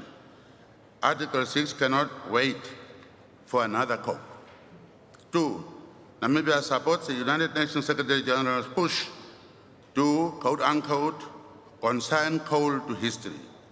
Namibia will support the phasing out of coal in our region by significantly scaling up solar and wind energy to support domestic demand, whilst working with our neighbors to responsibly phase out existing coal generation in Southern African power pool, and transform our region's energy map. This is the single most important step to keeping Paris Agreement to 1.5 degrees. In our support for scaling up climate finance, we call for 100 million target for climate finance needs to be surpassed at the target. We have a clear roadmap on how the commitment amounts will be delivered. We ask for an increased volume of grants rather than loans to make it possible for emerging economies carrying the high debt burdens to kickstart transformative projects. Namibia has amplified its 2015 pledge in a national determined contributions. We now aspire to reduce our emissions by 91% before the end of this decade. These ambitions are matched by the highest level of political commitment. The green and blue economy, including green hydrogen industry, are cornerstones of our Harambee Prosperity Plan, launched March this year. Green economy initiatives such as our Southern Corridor Development Initiative will drive more sustainable post-COVID recovery. Tomorrow, we will announce how Namibia is unlocking our 5,700 square kilometers in our Karas region for the potential development of green hydrogen and ammonia assets, expected to double the region's employment and triple the installed renewable energy generation capacity for the entire country.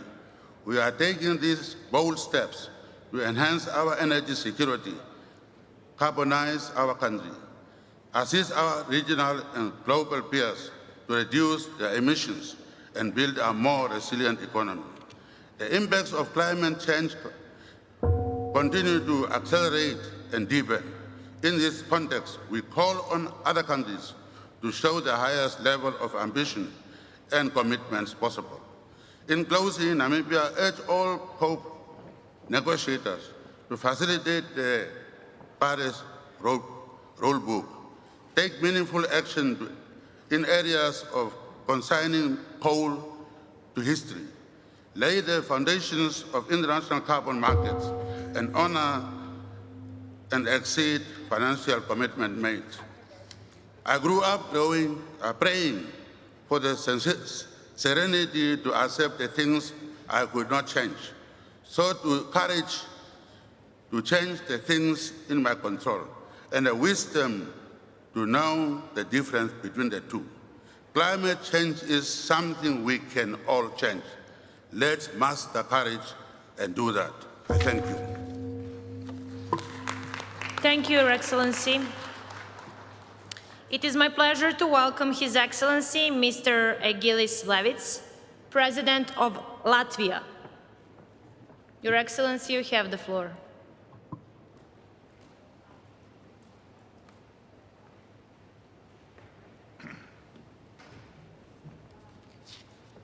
Mr. President, distinguished delegates, let me begin by thanking the United Kingdom and Prime Minister Boris Johnson for leadership as our host and co-president of COP26. It has been 6 years since we all took up commitments in Paris. We know that collectively we are not on track to meet them. There is no time to lose. Keeping the 1.5 degrees target within reach is a must. It is a minimum that COP26 should deliver. My country, Latvia, is no exception in experiencing the increasing effects of climate change.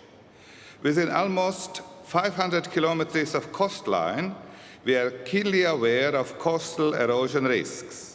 Extreme climate-related incidents in Europe are becoming more common.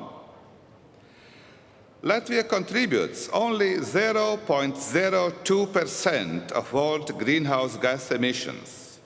Yet we will uphold our commitments in this field at the national level, within the European Union, and in the UN framework. Mitigation efforts are urgently needed. This is a common task of national governments, international organizations, public and private sectors, our societies. Each individual is a crucial stakeholder. We must persuade our national constituencies that going green can bring greater prosperity and security. A new mindset is required.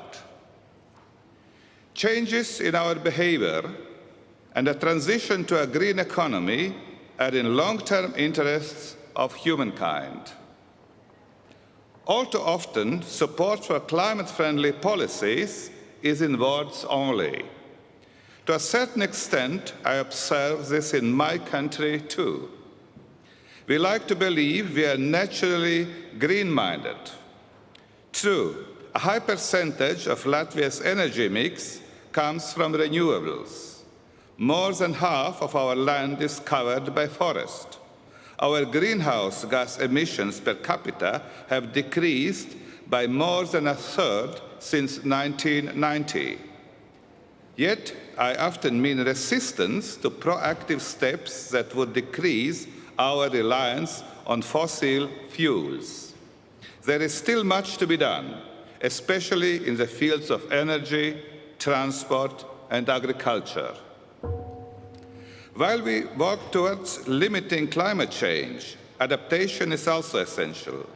Necessary changes may create social challenges. Certain individuals, groups, and nations will be in the short and medium term suffer losses. The concerns of those who mistrust and refuse to accept the climate agenda must be answered. In order to promote reform, it is necessary to create mechanisms which would at least partially offset their losses. Crucially, such mechanisms need to be backed by adequate resources. Greater interaction between science and businesses is also urgently needed. Scaling up of investments in green technologies is key to sustainable growth.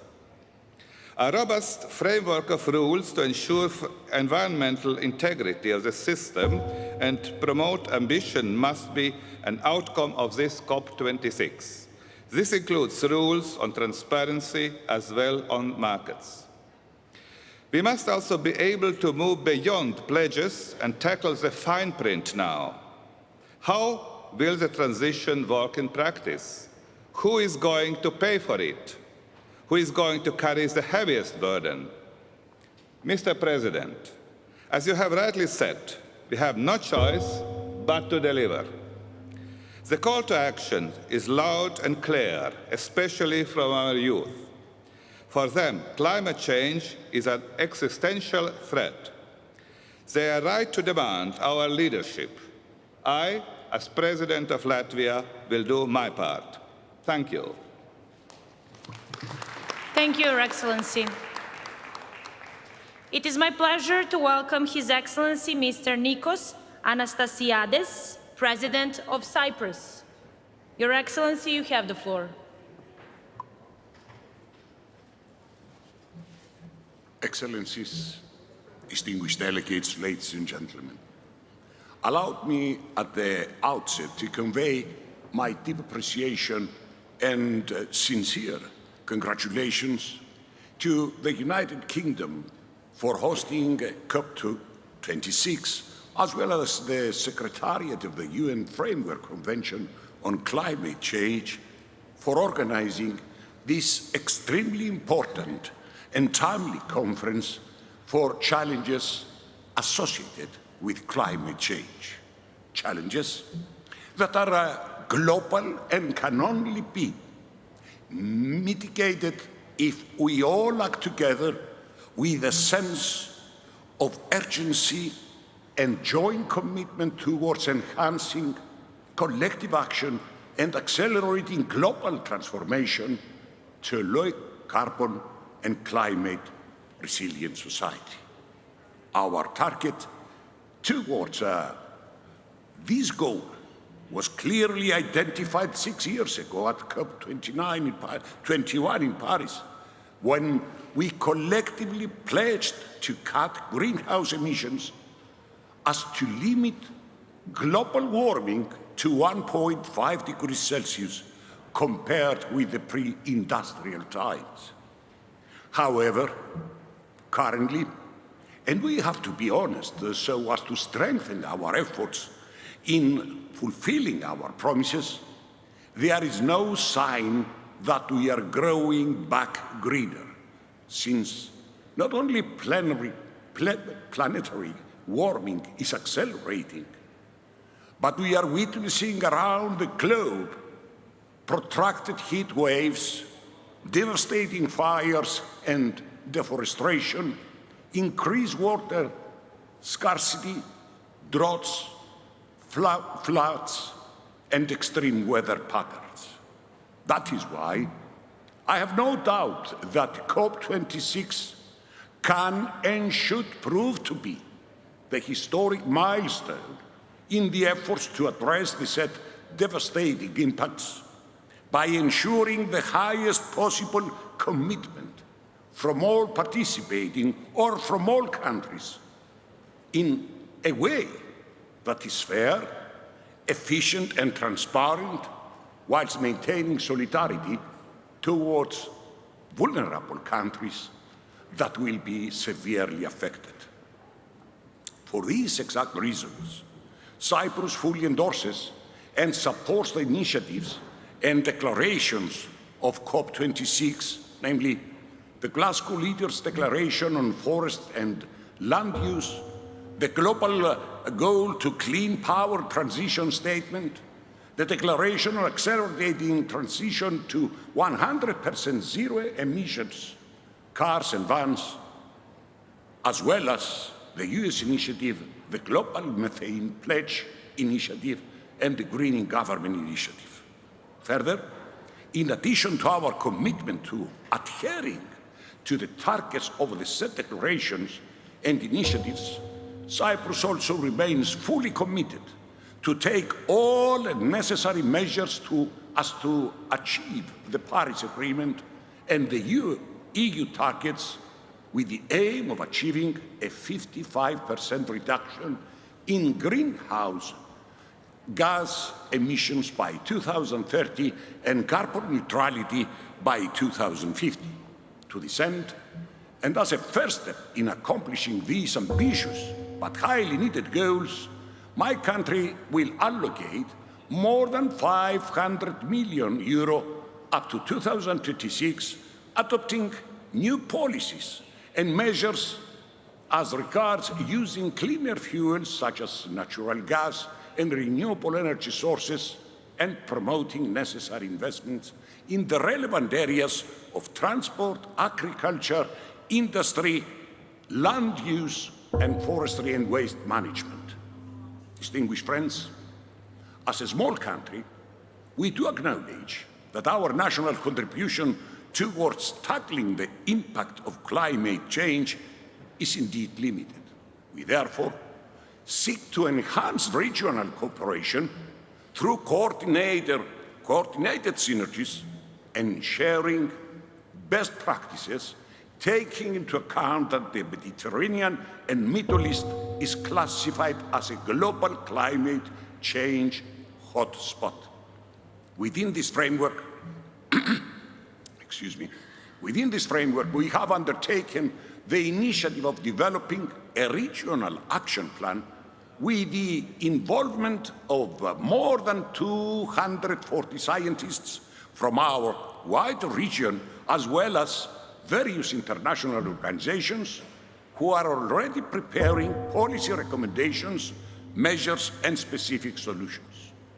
With the finalization of the scientific part of the action plan, which will establish the foundations of our future steps, within the coming months, we will hold a ministerial meeting and later a leader summit that will initiate appropriate coordination and monitoring mechanism for the implementation of our commitments. Distinguished friends, we are compelled, and people expect from us, to take on urgent to take on urgent action to address the climate change, and I'm certain that you will agree with me that the time to act is upon us. Our vision should be none other than to look to the future with optimism and to use the climate challenge as an opportunity to proudly demonstrate what all countries, what humanity can achieve when join forces. I have no doubt that by decisively cooperating and acting together with unity and greater urgency, we will be able to overcome the dire consequences of a warming planet and bring forward the necessary changes for a sustainable future, so as for our generation and the coming ones to enjoy better health and living conditions, improved air quality, and the green environment. Thank you very much for your attention. Thank you. Thank you, Your Excellency. It is my pleasure to welcome His Excellency Mr. Alberto Fernandez, President of Argentina. Your Excellency, please, you have the floor.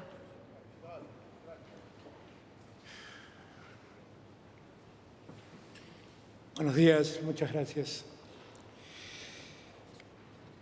La crisis sanitaria de la pandemia no hizo más que desnudar una crisis mucho mayor de insostenibilidad y desequilibrio que afecta al ambiente, la sociedad y la economía. Esta triple crisis amplió las brechas preexistentes entre países y entre personas. El impacto sobre los recursos y bienes naturales comunes ha superado todos los límites y exigen desafíos concretos que deben ser atendidos. En este escenario, países como Argentina constituyen a través de su ecosistema un sostén a los medios de vida de todo el planeta, al tiempo que contribuyen de modo decisivo a la seguridad alimentaria mundial. Los aportes concretos que debemos comprometer deben inscribirse en el marco del principio de responsabilidades comunes, pero bien diferenciadas. Estos aportes deben estar acompañados por medios para su implementación, que no permitan una transición hacia una economía limpia, con menos carbono y resiliente a los impactos del cambio climático. La Argentina reafirma su compromiso con la Convención Marco de las Naciones Unidas sobre el Cambio Climático y su Acuerdo de París y adopta la lucha contra el cambio climático como política de Estado. Elevamos nuestra contribución determinada nacional un 27% respecto a la del 2016. Presentamos como parte de nuestros compromisos una segunda comunicación de adaptación con metas y alineamientos y necesidades para abordar esa agenda. Asumimos el compromiso de favorecer la inversión y el desarrollo de encadenamientos productivos nacionales para avanzar con una matriz energética inclusiva, estable, soberana, sostenible y federal. Impulsamos un complejo productor y exportador de hidrógeno como nuevo vector energético. En el marco legal hemos enviado al Parlamento un proyecto de ley sobre electromovilidad. Adoptaremos medidas profundas para erradicar la deforestación ilegal, tipificándola como delito ambiental, y enviaremos a nuestro Parlamento un nuevo proyecto de ley de presupuestos mínimos de protección ambiental de bosques nativos. En la dimensión cultural, estamos promoviendo el tratamiento de la Ley Federal de Educación Ambiental. Se trata de compromisos tangibles y concretos.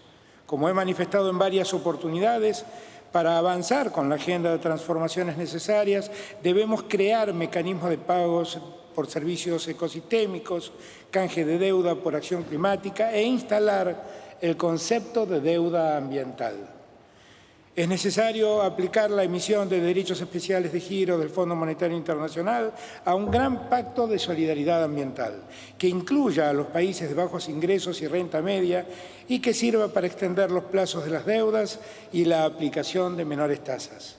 Debemos fortalecer el multilateralismo ambiental e impulsar la capitalización de los bancos regionales de desarrollo. Llamamos a cumplir los compromisos y obligaciones asumidas por las economías desarrolladas y garantizar el acceso a los 100.000 millones de dólares destinados a impulsar la acción climática. La Argentina no tiene intención de que esta COP quede solo en palabras.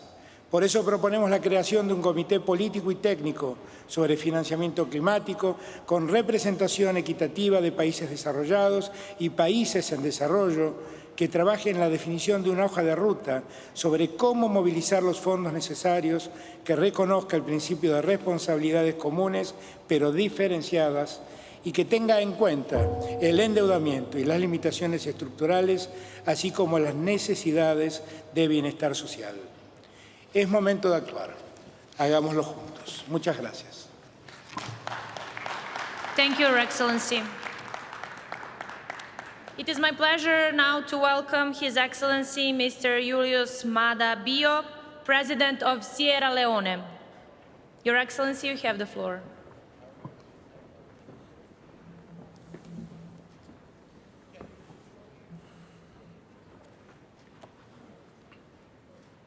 Your Excellencies, distinguished delegates, ladies and gentlemen, let me from the outset thank Italy and the United Kingdom for convening this global community and mobilizing concerted and collective global efforts to discuss and act on the single universal existential threat of our time, climate change. Sierra Leone has the most diverse ecosystem in the world.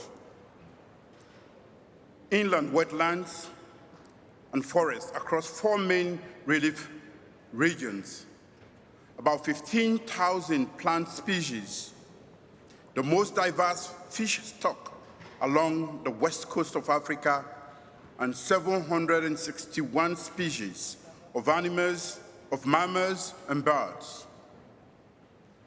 But we are highly vulnerable to the adverse effects of climate change.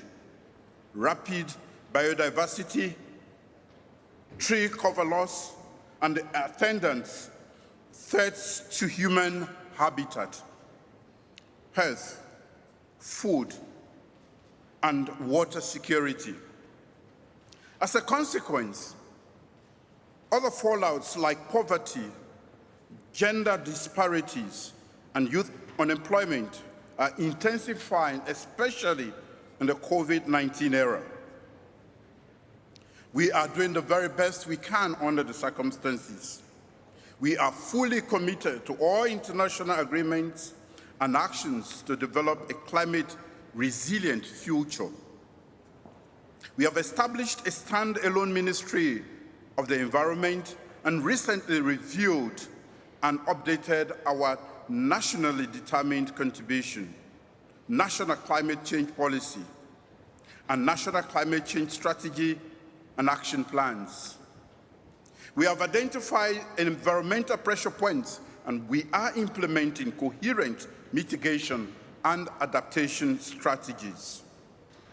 Within our limited resources, we have underscored climate change action in national development planning and budgeting processes in alignment with outcomes derived from the UNFCCC process. We have enhanced the conversation. We have enhanced the conservation and protection of natural habitats and ecosystems, improved meteorological services, integrated water resource management and community-based adaptation strategies in the agriculture sector, and promoted climate change risk management. We are promoting alternative renewable energy in off-grid solar networks and stepping up tree planting to restore 960,000 hectares of depleted forest. We believe that establishing a green economy should focus on restoring and protecting, investing in and consuming sustainably, and being accountable and inclusive. As Prime Minister Boris Johnson recently stated, it is indeed right and lucrative to be green. And we want to work collectively towards that goal.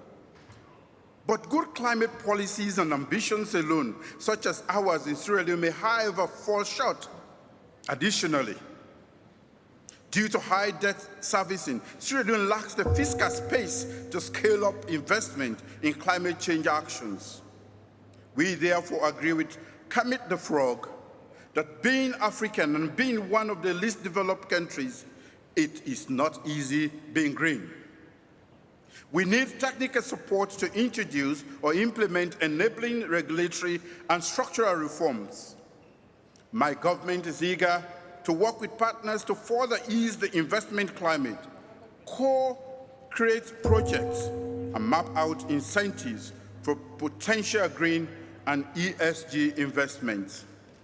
We urgently need investment in digital infrastructure and technology if we are to acquire better GIS data, improve marine conservation and management, promote nature-based solutions, and just rural transitions to sustainable agriculture, introduce climate-smart agriculture, and food systems that preserve our forests and provide high yields, and improve seeds for farmers. We stand ready to invest in green energy sources with smaller environmental footprints. We have introduced some off-grid solar electrification to some towns, but we need to expand those investment to other towns and make them even more affordable. Cheaper and affordable solar systems will expand energy access to more Sierra Leoneans around the country.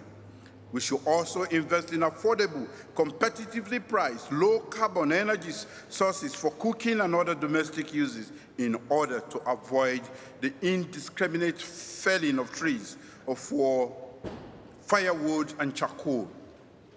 We need to invest in green urban planning, sustainable urban waste management, green mass transit transportation systems, and stricter emissions testing and enforcement to reduce emission footprints. We need the technical and vocational training to support the growth of jobs created as a consequence of these investments. But more importantly, we believe sustained investment in equitable education will prepare young people and women, especially, to respond to climate challenges, help consolidate the gains we will make from foregoing investments, and build a more inclusive and resilient future.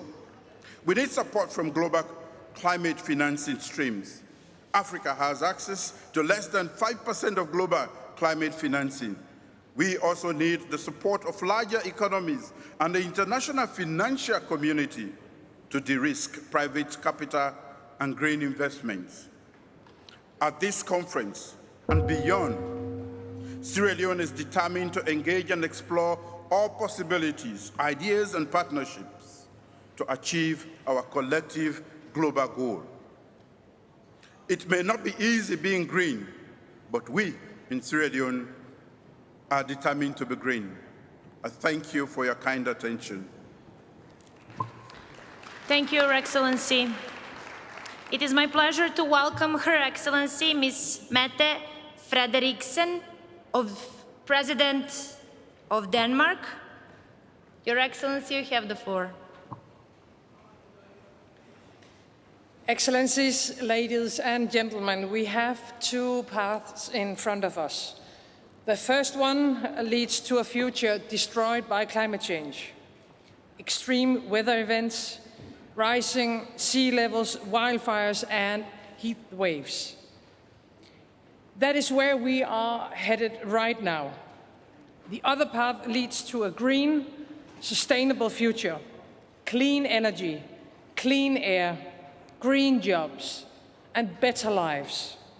It is not a real choice. The green future is the only way forward, and we all need to ramp up ambitions.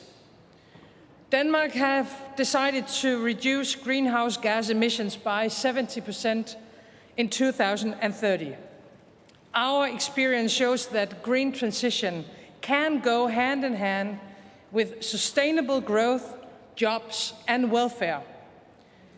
Of course, all countries need a fair chance, and all countries need to take responsibility. The richest countries have to deliver on climate finance. Therefore, Denmark aims to mobilize at least 1% of the promised $100 billion by 2023. And 60% of Denmark's climate aid will help the most vulnerable nations adapt to climate change. Now I will speak on behalf of the Faroe Islands and Greenland. As a self-governing country in the Kingdom of Denmark, Faroe Islands have their own climate policy. The government is now preparing their climate contribution according to the Paris Agreement. This includes ambitious carbon reduction goals set by the National Parliament early next year. The green transition of the Faroe Islands includes a conversion to 100% renewable electric production by 2030. Greenland is a self-governing Arctic country of the Kingdom of Denmark. In Greenland, as you all know, dramatic climate changes are already visible. This affects the livelihood and biodiversity in Greenland. Greenland has taken an important step to halt all new oil and gas exploration licenses. In a few years, 90% of electricity produced in Greenland will be sustainable. The Prime Minister of Greenland has informed me on the government's decision to enter the Paris Agreement. Ladies and gentlemen, now is the time to choose our future, a brighter, greener future for the generations to come. Thank you. Thank you, Your Excellency. It is my pleasure to welcome His Excellency Mr. Ivan Duque, President of Colombia. Your Excellency, you have the floor. Muy buenos días, señores presidentes, excelencias.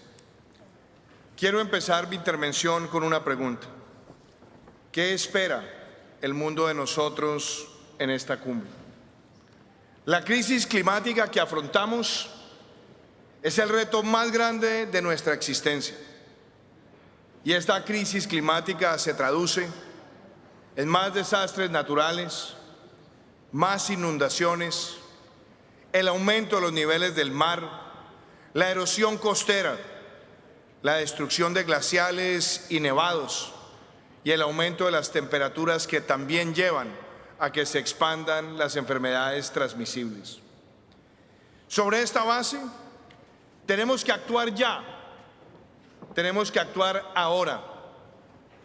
Y el mundo no espera nada menos que determinemos con claridad que no vamos a retroceder, que nuestro esfuerzo tiene que llevar a que para el año 2030, como mínimo, tengamos una reducción del 45% en las emisiones de gases de efecto invernadero. Y quiero también ser claro, el mundo no espera nada menos de nosotros que mantengamos la meta de los 1.5 grados centígrados. Eso no es negociable.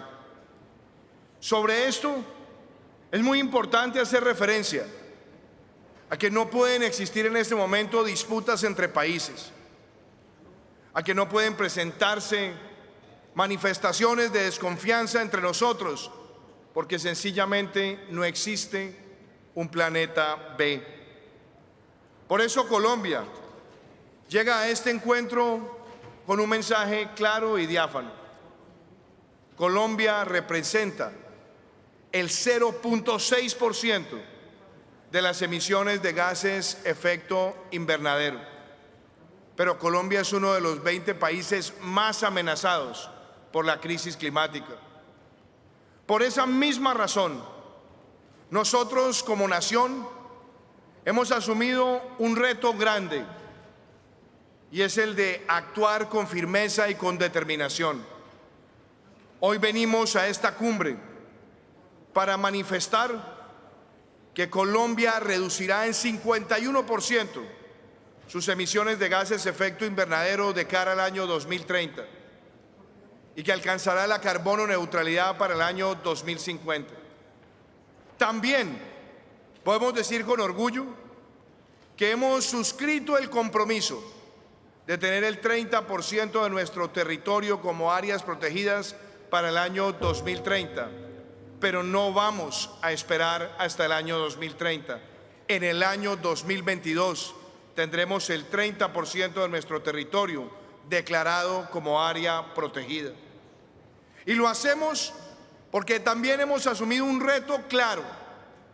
Hemos multiplicado por 100 veces la capacidad instalada de energías renovables no convencionales. Hemos sembrado 120 millones de árboles que estarán siendo efectivos en el mes de diciembre de este año para cumplir la meta de los 180 millones de árboles que nos propusimos como objetivo para agosto del año 2022. Hemos asumido también el reto de tener una nueva ley que sanciona con claridad los delitos ambientales. Y además estamos promoviendo los contratos de conservación natural y uniéndonos a que podamos tener con otros países el área marina de mayor protección en el mundo. Colombia, apreciados jefes de Estado, asume estos retos. Y si un país como Colombia, que tan solo representa el 0.6% de las emisiones de gases de efecto invernadero, toma esta determinación, ¿por qué no hacen lo propio los países que más han contribuido a esta crisis climática? Esta es una reflexión que tenemos que asumirla como nuestro mayor reto moral, como nuestro mayor reto existencial. Y no podemos salir de esta COP sin darle al mundo una respuesta concreta. Y es que esta cumbre tiene que ser recordada como el momento de inflexión donde el mundo dijo ya basta de discursos vacíos y podamos entre todos materializar la manera clara como enfrentamos la crisis climática y como le damos de nuevo la esperanza a las generaciones que reclaman lo mejor de nosotros. Muchísimas gracias. Thank you, Your Excellency. It is my pleasure to welcome His Excellency Mr. João Manuel Lourenço, President of Angola. Your Excellency, you have the floor.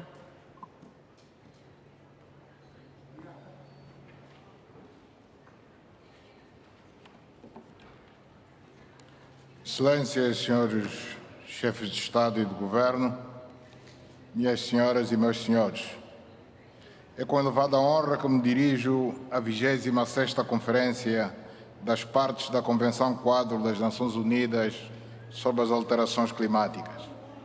A República de Angola considera as alterações climáticas um dos maiores desafios que enfrenta a humanidade, pelo conjunto de efeitos diretos e indiretos que causam a vida econômica e social das nações, facto que constitui um verdadeiro desafio ao desenvolvimento.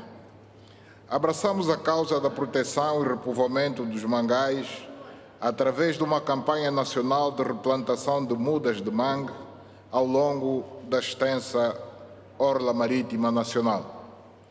Privilegiamos a produção e consumo de energia limpa proveniente das barragens hidroelétricas existentes e de outras por construir, assim como nas fontes renováveis de energia, com destaque para projetos de produção de energia fotovoltaica com parques solares que vão reduzir o consumo de combustíveis fósseis na produção de energia elétrica. Atualmente, a matriz energética nacional já incorpora 62% de fontes não poluentes de energia, ambicionando chegar a 70% em 2025. Acabamos de firmar em Washington, D.C., com o ICCF, Fundo Internacional de Conservação, um convênio para a conservação dos parques do Luanga, Luiana e Mavinga, para a proteção da vida selvagem animal e vegetal e o desenvolvimento do turismo internacional sustentado. Aprovamos a Estratégia Nacional para as Alterações Climáticas 2021-2035, almejando alcançar os objetivos preconizados no Acordo de Paris. Angola aprovou mais recentemente um importante pacote legislativo ambiental, instrumentos que serão determinantes na luta contra as alterações climáticas. Angola está alinhada com os consensos internacionais do desenvolvimento sustentável, incluindo o África 2063, em consonância com os objetivos do desenvolvimento sustentável.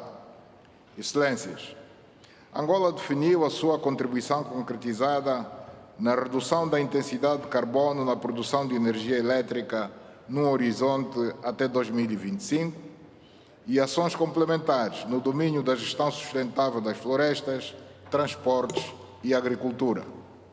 Foram igualmente identificadas ações de adaptação relacionadas com a melhoria da resiliência climática das nossas comunidades e a proteção de investimentos sociais e econômicos.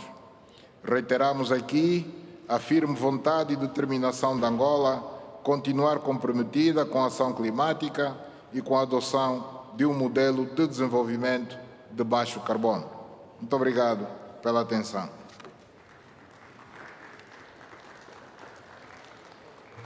Thank you, Your Excellency. It is my pleasure to welcome His Excellency, Mr. Nana Akufo-Addo, President of Ghana. Your Excellency, you have the floor.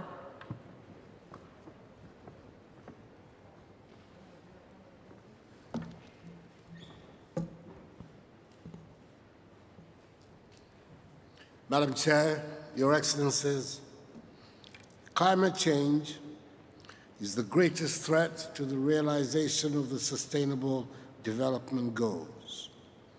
It has enormous impact on the fundamentals required for our survival on Earth, and that is why we have converged in Glasgow. Even though we in Africa are the least of the contributors to this phenomenon, responsible for less than 4% of the global volume of carbon emissions, we suffer the most because our agrarian and resource-driven economies are peculiarly susceptible to the effects of climate change, and our capacity to withhold its shocks is weak. Agriculture, water, energy, and the extraction of mineral resources are essential drivers of developments in our countries, but at the same time are characteristically sensitive to changing climate. The African Development Bank has stated that the continent will need some $3 trillion United States dollars in mitigation and adaptation by 2030 to enable us implement our nationally determined contributions. The obvious question arises as how do we in Africa finance these commitments, especially as our socio-economic development continues, unfortunately, to be low. The Almighty has blessed our lands with abundant natural resources, and it would be wholly unfair for the world to demand that Africa abandons the exploitation of these same resources needed to finance our development and help us to cope better with the threat of climate change at a time when many countries on the continent have only just discovered them. The development and industrialization of the wealthy nations of today were also hinged on the exploitation of their natural resources. This development came at the expense of pollution and the emission of greenhouse gases. Even today, the Western world is responsible for 76% of carbon emissions. Ghana acknowledges the importance and effects of climate change and the urgent need to combat it, and we acknowledge equally the importance of protecting our development. We believe that a balance must be struck and maintained between our social, economic, and environmental imperatives. We're naturally very disappointed by the failure of the wealthy nations to honor their commitments of making available $100 billion annually to the poorer countries to assist us in the fight against climate change, and by the unavailability of the technology transfer that will help us find sustainable ways of charting a path out of this existential crisis. Those same nations are, however, insisting that we abandon the opportunity for rapid development of our economies. That would be tantamount to enshrining in the global community inequality of the highest order, a totally unacceptable conclusion. We must find a solution that is equitable and fair, a solution that levels the playing field, a solution that recognizes the historical imbalances between the high emitters and low emitters. Ghana therefore supports the call for debt for climate swaps, which will address a multitude of issues in one fell swoop. Let us use this summit as a turning point to create a more prosperous, greener, and fairer world, which maintains the balance between the social, economic, and environmental requirements of all nations of the earth, rich and poor. Success in this endeavor is the greatest inheritance we can leave for current and future generations. I thank you for your attention. Thank you very much, Your Excellency. It is now my pleasure to welcome His Excellency Mr. Andry Rajoelina, the President of Madagascar.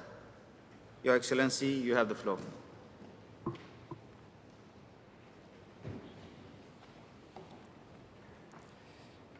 Excellences, Mesdames et Messieurs les chefs d'État, Monsieur le Président de la Cop26, honorable assistance. Les décideurs du monde entier sont réunis ici à Glasgow pour œuvrer à préserver l'avenir de l'humanité tout entière. Le réchauffement climatique n'épargne aucune nation.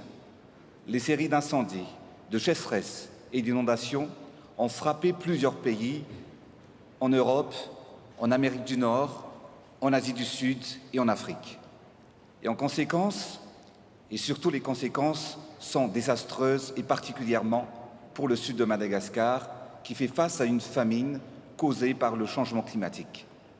Plus d'1,3 million Malagasy sont dans une situation de détresse alimentaire.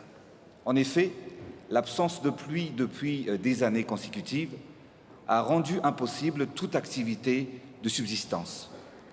Mes compatriotes endurent le tribut d'une crise climatique à laquelle ils n'ont pas participé. Pour lutter contre cette injustice, Madagascar mise sur le développement de projets structurants pour apporter un changement radical et durable, notamment par la construction d'un grand pipeline pour alimenter en eau les terres et la population dans le sud de mon pays. Chers leaders, frères et sœurs, nos forêts sont les poumons de notre planète et aujourd'hui ce patrimoine forestier mondial est en voie de disparition. Plus particulièrement en Afrique et à Madagascar, où nous subissons une déforestation rapide. Les forêts sont comme sur des sables mouvants, détruites par l'homme, elles disparaissent à grande vitesse et se transforment en désert. Chaque année, 3 900 000 hectares de forêts disparaissent en Afrique.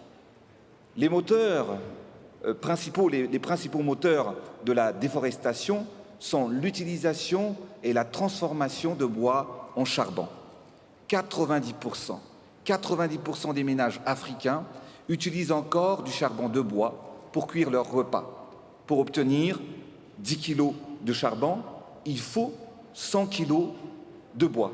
Donc vous imaginez, ainsi donc, chaque année, une famille détruit 1 hectare de forêt afin de subvenir à ses besoins. Comment stopper ce désastre? Madagascar plaide pour une transition énergétique en Afrique à travers le financement de solutions alternatives qui se substitueront au charbon de bois en vulgarisant l'utilisation de réchauds à base de bioéthanol et de biogaz pour préserver nos forêts. Mesdames et messieurs, je suis convaincu que Madagascar, à l'image de l'Afrique, peut être la vitrine d'un développement vert et d'une émergence écologique. Il faut agir maintenant, et c'est ici, à Glasgow, que cela doit être acté. Un seul mot, un seul geste, la volonté suivie d'action changera les choses. Ainsi, j'appelle les leaders du monde entier à accélérer la mobilisation des 100 milliards de dollars de l'accord de Paris afin de financer une politique de transition énergétique en Afrique. Il faut agir aujourd'hui, mais pas demain, ni attendre 2030. L'échec n'est pas une option. Nous devons réussir pour nous, pour notre nation et pour notre planète. La Terre, qui nous a tout donné, nous demande aujourd'hui de la sauver. Sauvons notre planète. Je vous remercie de votre attention. Thank you very much, Your Excellency. It is my pleasure to welcome His Excellency Mr. Zenko Komstrit, the Chairman of the Presidency of Bosnia and Herzegovina. Your Excellency, you have the floor.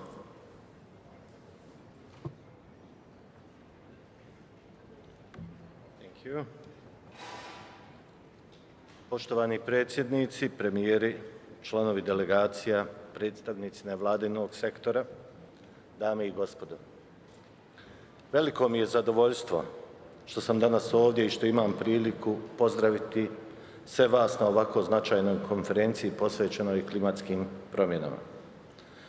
Konferencija se održava u trenutku kada smo svakodnevno suočeni sa posljedicama pandemije kao i sa cijelim nizom klimatskih izazova koji pred nas stavljaju težak zadatak osiguranja budućnosti cijelog svijeta. Zato je važno postići zajednički dogovor na koji način ubrzati globalno djelovanje protiv klimatskih promjena kako bi se porast temperature zadržao ispod 1,5 stepeni Celzijusa, te spriječilo da klimatske promjene izmaknu kontroli. Izazovi su različiti za svaku od naših zemalja, ali bez obzira na to, neophodno je da u borbi sa klimatskom krizom budemo na istoj strani i djelujemo zajedno. Kao što je neophodno i da postavimo realne i ostvarive ciljeve, jer će za implementaciju biti potrebna značajna financijska sredstva, posebno u zemljama sa nižim GDP-em, kao što je i moja zemlja. Moja zemlja ulaže napore u smanjenju emisije stakleničkih gasova, ali ćemo u narednom periodu morati ulagati i više energije i novca kako bismo dostigli ciljeve koje smo postavili sami sebi.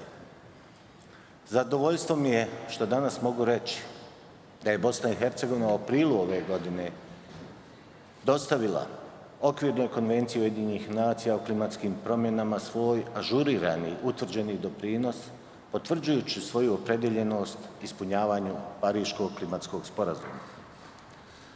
Dostavljanjem ovog dokumenta Bosna i Hercegovina je jedna od prvih zemalja Zapadnog Balkana koja je usvojila ažurirani NDC sa planom smanjenja emisije gasova sa efektom staklene bašte i to za 33,2% do 2030. i skoro 66% do 2050. godine.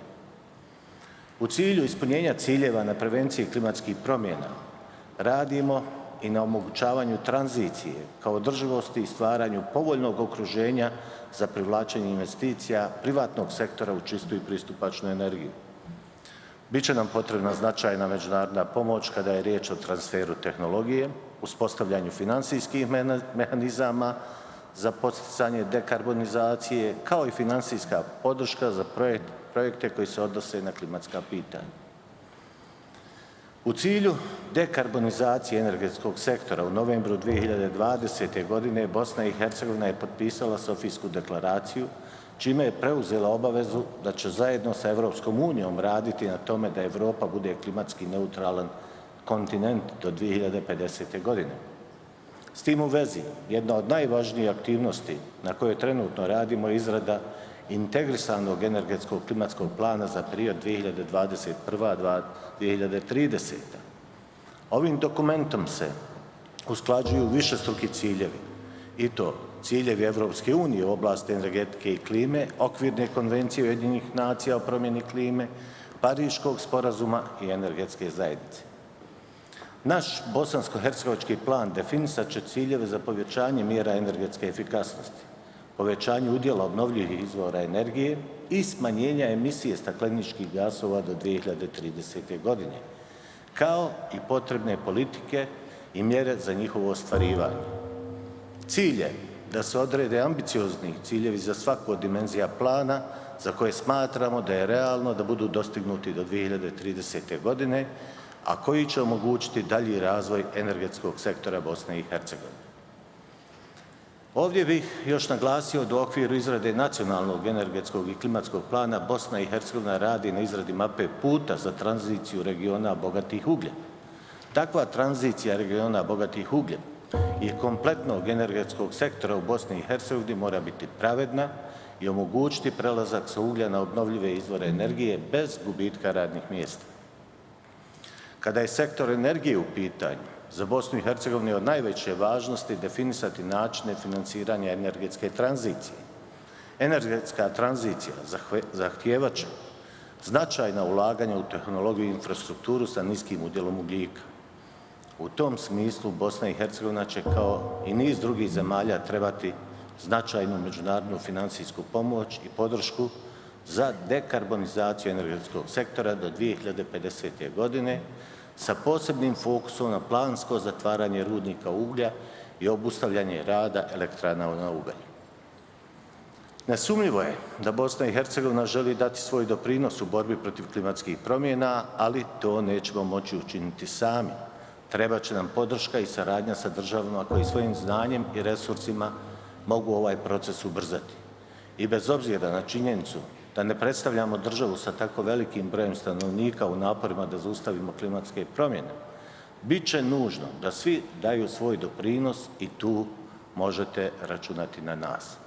Zahvaljujem vam se na pažnji i želim svima uspješan ostatak konferencije za koju se nadam da će ostati upisana u istoriju kao prekretnica u borbi da spasimo našu planetu. Hvala vam. Thank you, Your Excellency. It is my pleasure to welcome His Excellency Mr. Surenjel S. Whips, Jr., President of Palau. Your Excellency, you have the floor.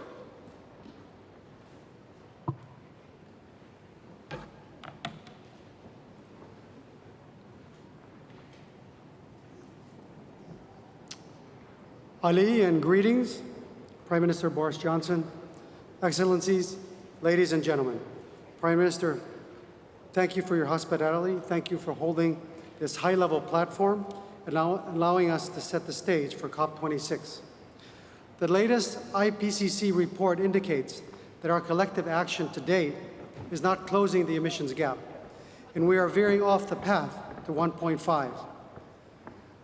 The legend of Wab, the Palau legend of Wab, illustrates our state of emergency. Wab was a boy who grew into a giant that wouldn't stop growing. Due to his unruly appetite, the whole island community was forced to feed him. Wab's feeding depleted all the natural resources and finally he threatened to eat his people. To save themselves, the villagers banded together, took bold action, and set fire to him. This is eerily reminiscent of today's world, as large emitters with their insatiable appetite for advancement are continuing to abuse our environment, threatening our very survival. Cop26 must light the fire. Excellencies, we must hold each other accountable. It is incumbent upon the parties of this convention to concentrate on radical action, consistent mobilization, intentional outcomes. As such, Palau expects the set of rules guiding the implementation of the Paris Agreement be finalized as a priority outcome of COP26. For Pacific SIDS, the Ocean Climate Biodiversity Nexus demands accountability for the NDC commitments. realistic timeframes, and to begin bold action by cutting in half our emissions by 2030, to flatten the curve and achieve net zero by 2050. As protectorates of the world's largest ocean and carbon sink, with the establishment of the Palau National Marine Sanctuary in 2015, we urge the formal integration of the ocean into the UNFCCC process through the global stocktake as a fundamental priority outcome of COP26. Ladies and gentlemen, the Convention must establish equitable access to climate financing and viable technological transfer for both mitigation and adaptation. We, the islands that are devastated most, demand that your commitments of $100 billion annually be increased to meet the $4 trillion the World Bank reports is needed, with substantial shares of climate financing to support costly adaptation needs. We see the scorching sun is giving us intolerable heat, the warming sea is invading us, the strong winds are blowing us every which way. Our resources are disappearing before our eyes, and our future is being robbed from us. Frankly speaking, there is no dignity to a slow and painful death. You might as well bomb our islands instead of making us suffer only to witness our slow and fateful demise. Leaders of the G20, we are drowning, and our only hope is the life ring you are holding. You must act now.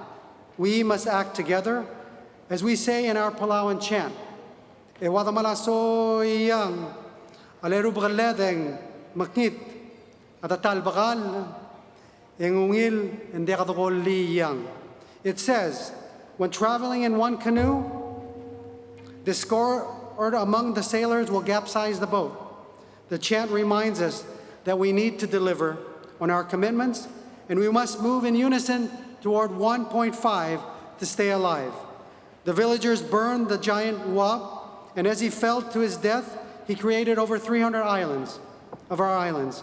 Bold, unified action led to transformation. We must act together.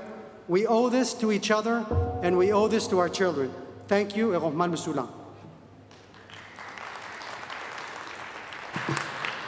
Thank you, Your Excellency.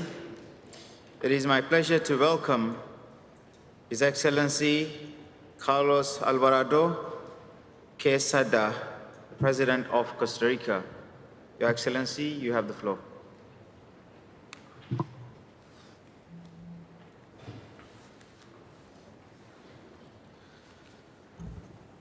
Muchas gracias, Excelencias, honorables invitados y delegados. Agradezco al Gobierno de Chile por haber ejercido la presidencia en tan complejos momentos y al Reino Unido por los esfuerzos que llevan adelante para esta Cop26. He pensado qué palabras puede decir uno para persuadir a los diferentes líderes de que es tiempo de cambiar. Y por más palabras que hemos utilizado, seguimos fuera del rumbo de proteger al planeta. Seguimos en un rumbo de colisión. If the world was a private company, imagine that for a minute, and the leaders of the world were to be the different CEOs of the corporations, today we will all be fired, out of business. Why? Because we are off track. We are not delivering results. What happens in a company or in an NGO when leaders do not deliver the results they have committed, all the results that are expected from them? They are held accountable. So why is that not happening in the case of climate change and our goals? We know we are off target. And this endeavor is not any endeavor. We're talking about the future of our planet. the lives of our children and grandchildren. What is necessary in order for change to occur? It's the second time I have to speak in this forum after the honorable member of Palau. And it's heartbreaking to listen how state islands have to pledge for their existence. We need the developed world to put their act together. We need the large polluting economies to pull their act together. It's a matter of life and death. Leaders should be here. Leaders should listen. Leaders should deliver. That is why they are leaders. And that's the only way we'll manage to survive in this earth. Thank you very much, Chairman. Thank you, Your Excellency. It is my pleasure to welcome His Excellency Muhammad Buhari, President of the Nigeria.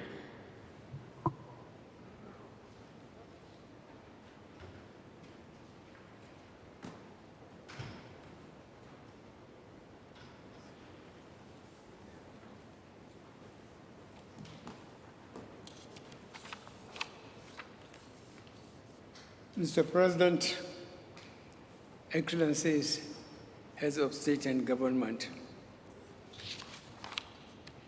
Mr. President, on behalf of the Nigerian delegation, I congratulate you on your election as the President of the 26th session of the Conference of Parties to the United Nations Framework Convention on Climate Change, and assure you of our full support as you lead our deliberations. I do not think anyone in Nigeria needs persuading of the need for urgent action on the environment. Desertification in the north, floods in the center, pollution and erosion on the coast are enough evidence. For Nigeria, climate change is not about the perils of tomorrow, but what is happening today. Nigeria is committed to net zero by 2060. In our lifetime, Lake Chad has gone from a vast expanse of biodiversity to a shadow of itself. We are investing in renewables, hydro dams, and solar projects. Nigeria is not looking to make the same mistakes that have been repeated for decades by others. We are looking for partners in innovation, technology, and finance to make cleaner and more efficient use of all available resources to help make for a more stable transition in energy markets.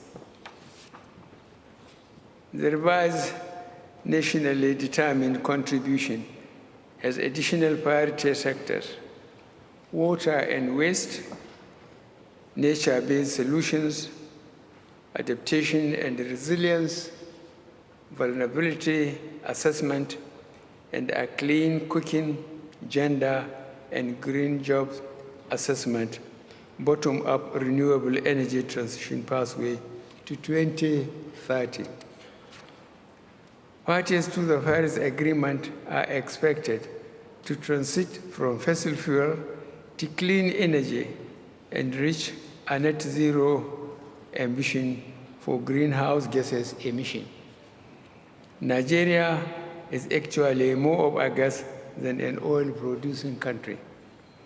Consequently, I am requesting for financing of projects using transition fuels such as gas. Nigeria has developed a detailed energy transition plan and roadmap based on data and evidence. This plan has highlighted some key facts that faces the difficult conversations.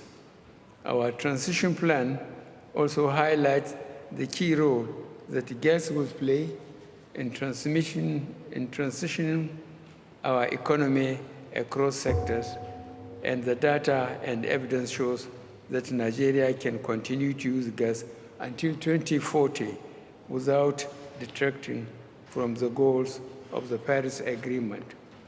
Nigeria has an approved National Action Plan on Gender and Climate Change.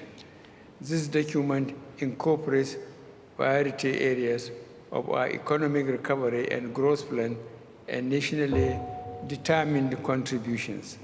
The implementation strategy for this National Action Plan has been developed. In a bid to commit to transitional change through climate policy, the revised national policy on climate change was approved in June 2021. This will enable us to implement mitigation measures and also strengthen adaptation towards a sustainable climate-resilient development pathway in Nigeria. Mr. President, I would like to state that attaining national and global climate change goals will require adequate and sustained technical and financial support to developing countries. In Nigeria, in the area of energy access, Nigeria's commitment to a just transition is reflected in our ambitious energy compact, which includes the government's flagship project to electrify 5 million households and 25 million people using decentralized solar energy solutions. This is a major step towards closing our energy access deficit by 2030.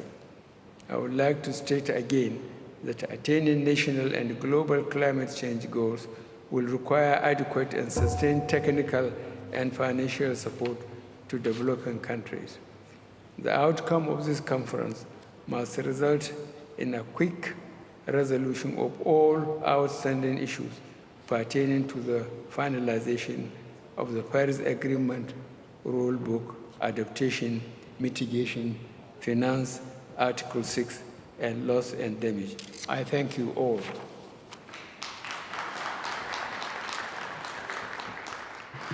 Thank you, Your Excellency. It is my pleasure to welcome His Excellency Emmerson Mnangagwa, President of Zimbabwe. Your Excellency, you have the floor.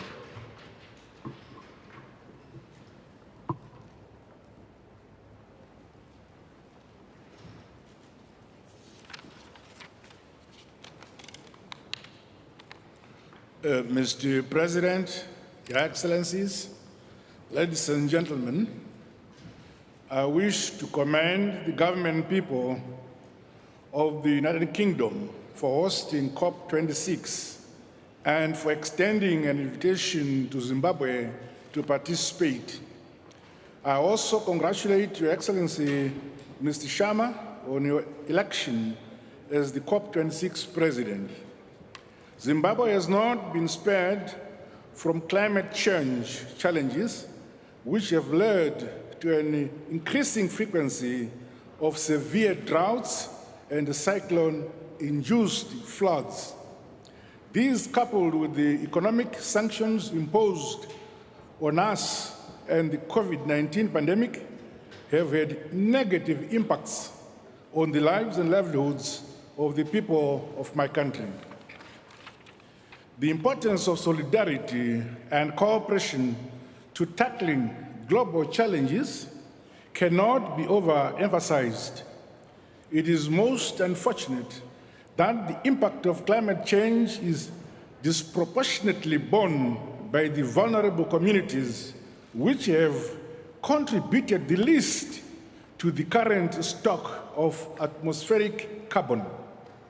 Vulnerable countries must therefore be capacitated to mitigate, adapt, and build resilience to climate change. The expectation is that major emitters will scale up mitigation action and show greater interest in adaptation. Decisions at this COP26 should strengthen the implementation of current national determined contributions. It is further imperative that the said emission reduction targets are anchored on supporting, financing, and equipping countries to gradually and sustainably migrate from fossil to renewable energy. Notwithstanding that, as a country, we are a net sink. I'm pleased to highlight that Zimbabwe has revised its nationally determined contributions and committed to a conditional 40% per capita greenhouse gas emission reduction target by 2030. Comprehensive strategies are also being implemented towards mainstreaming climate change adaptation and resilience across all sectors of our economy. The removal of the illegal sanctions imposed on my country will undoubtedly enhance the timely achievement of our commitments. Zimbabwe is open for business, and my government stands ready to welcome and facilitate investments from across the world towards greening our economy and achieving sustainable development, which leaves no one and no place behind. Mr. President, the demonstration of sincerity and good faith by members will help restore confidence in the new commitments made at this summit. Consensus on a clear roadmap for the new finance goal must be reached, while carbon trading needs to go beyond offsetting emissions to more practical action on climate change mitigation. Finally, let us all show bold and decisive leadership in tackling this weighty responsibility before us. Zimbabwe stands ready to collaborate with all countries and partners within the Committee of Nations to achieve our noble objectives. I thank you, Mr. President.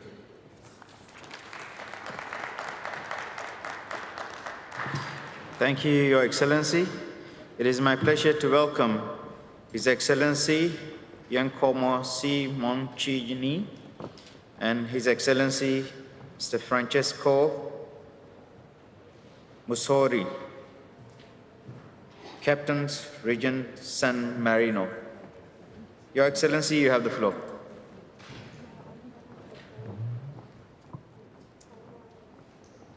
Mr. President, Excellencies, colleagues, ladies and gentlemen, we would like to express our thanks to the British and the Italian authorities for the excellent organization of this important event. The recent IPCC report confirmed that negative predictions are now a certainty. To quote United Nations Secretary General Antonio Guterres, the report is a code red for humanity. It will force us to take increasingly difficult choices. Good intentions cannot remain pious hopes. If political commitments taken during these days remained a dead letter, it would be an intolerable defeat.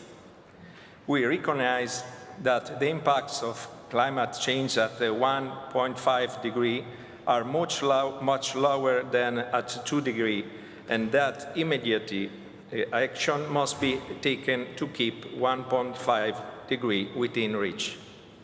We acknowledge the close nexus between climate and energy, as well as we understand the importance of a just and inclusive clean energy transition.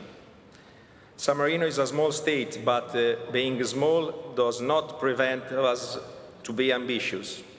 We want to be an open-air laboratory where innovations by willing and fair-minded people are discussed, tested, and assessed on their effectiveness. It is indeed possible and necessary to start small in order to implement big change, to move one step at a time, but decisively. Therefore, we would like to call on small nations to join efforts to implement common initiatives that would otherwise be beyond their reach. We cannot but call on international organizations to devise new systems that will enable small states to make a stronger multilateral contribution. Together, we are stronger, as the history of the United Nations teaches us. San Marino wants to be active with other nations, no more than ever. In July 2021, San Marino presented its first voluntary national review on the implementation of the 17 goals of the 2030 Agenda. We are currently drawing our action plan for the achievement of the Sustainable Development Goals, and the first draft will be ready by the end of the year. Action to combat climate change under Goal 13 features prominently on the set of national initiatives. Virtuous policies we intend to implement are numerous, from the development of renewable sources to the promotion of electric and hybrid mobility. Measures to increase the energy efficiency of buildings, to contain emissions from companies, and to strengthen the national centralized data collection system are equally crucial. San Marino has made and is making its best efforts to respect the commitments deriving from all the very important agreements that have brought us this far. We know well, however, that it is not enough. If we do not act together, the consequences of our inaction will go far beyond state borders and will harshly affect next generations who are uniting in movements such as Fridays for Future. Young people are clamoring for just one thing, the courage to change. We owe them a credible answer because it is their future and we cannot prevent them to live in a better planet. Thank you for your attention. Thank you, Your Excellency. It is now my pleasure to welcome His Excellency Azali Assoumani, President of Comoros. Your Excellency, you have the floor.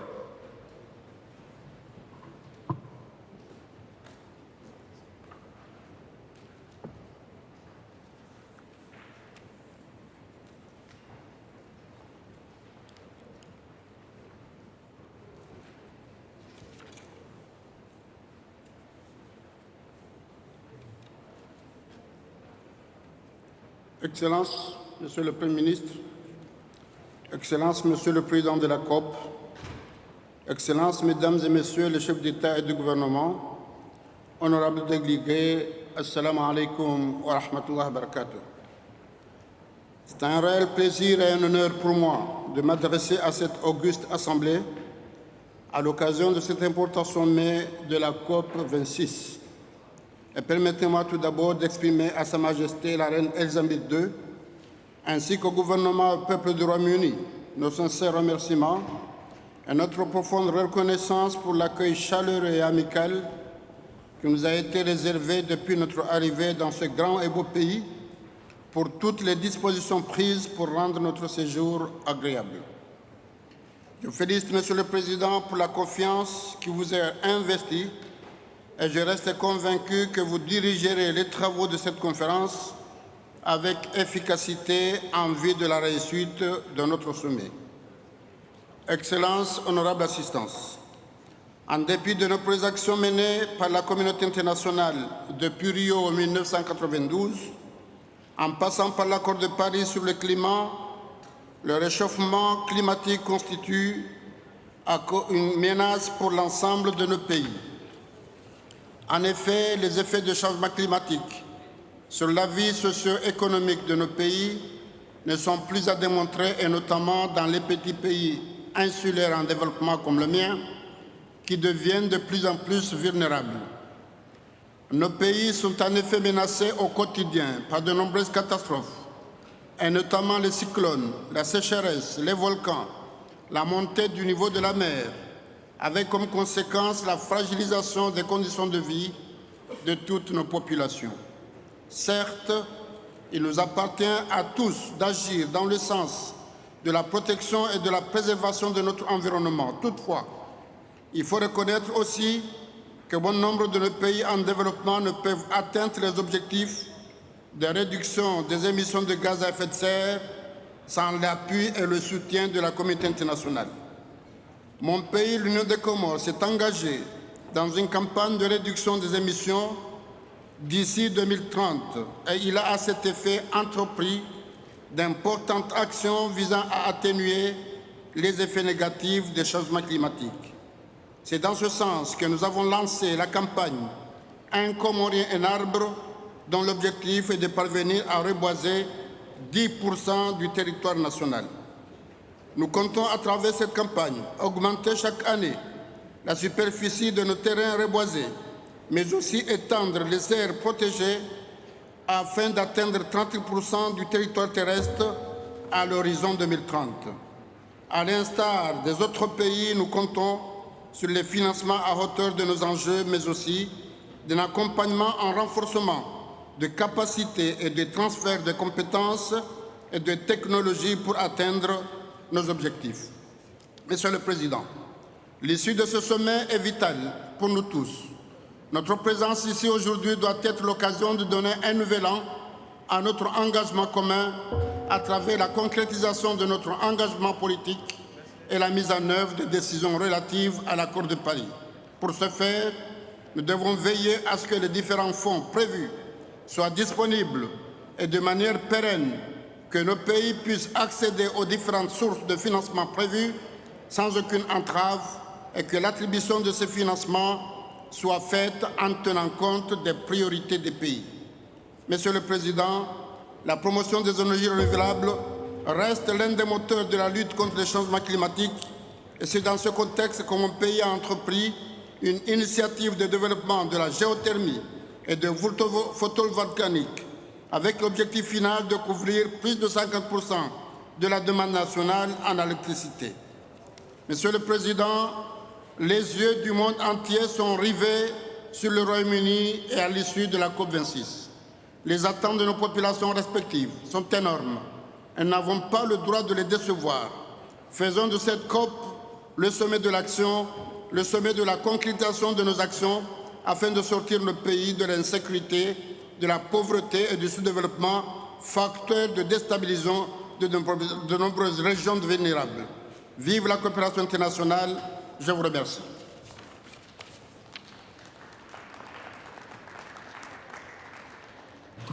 Thank you, Your Excellency. It is now my pleasure to welcome His Excellency Mr. Carlos Manuel Villanova, President of Sao Tome and Principe. Your Excellency, you have the floor.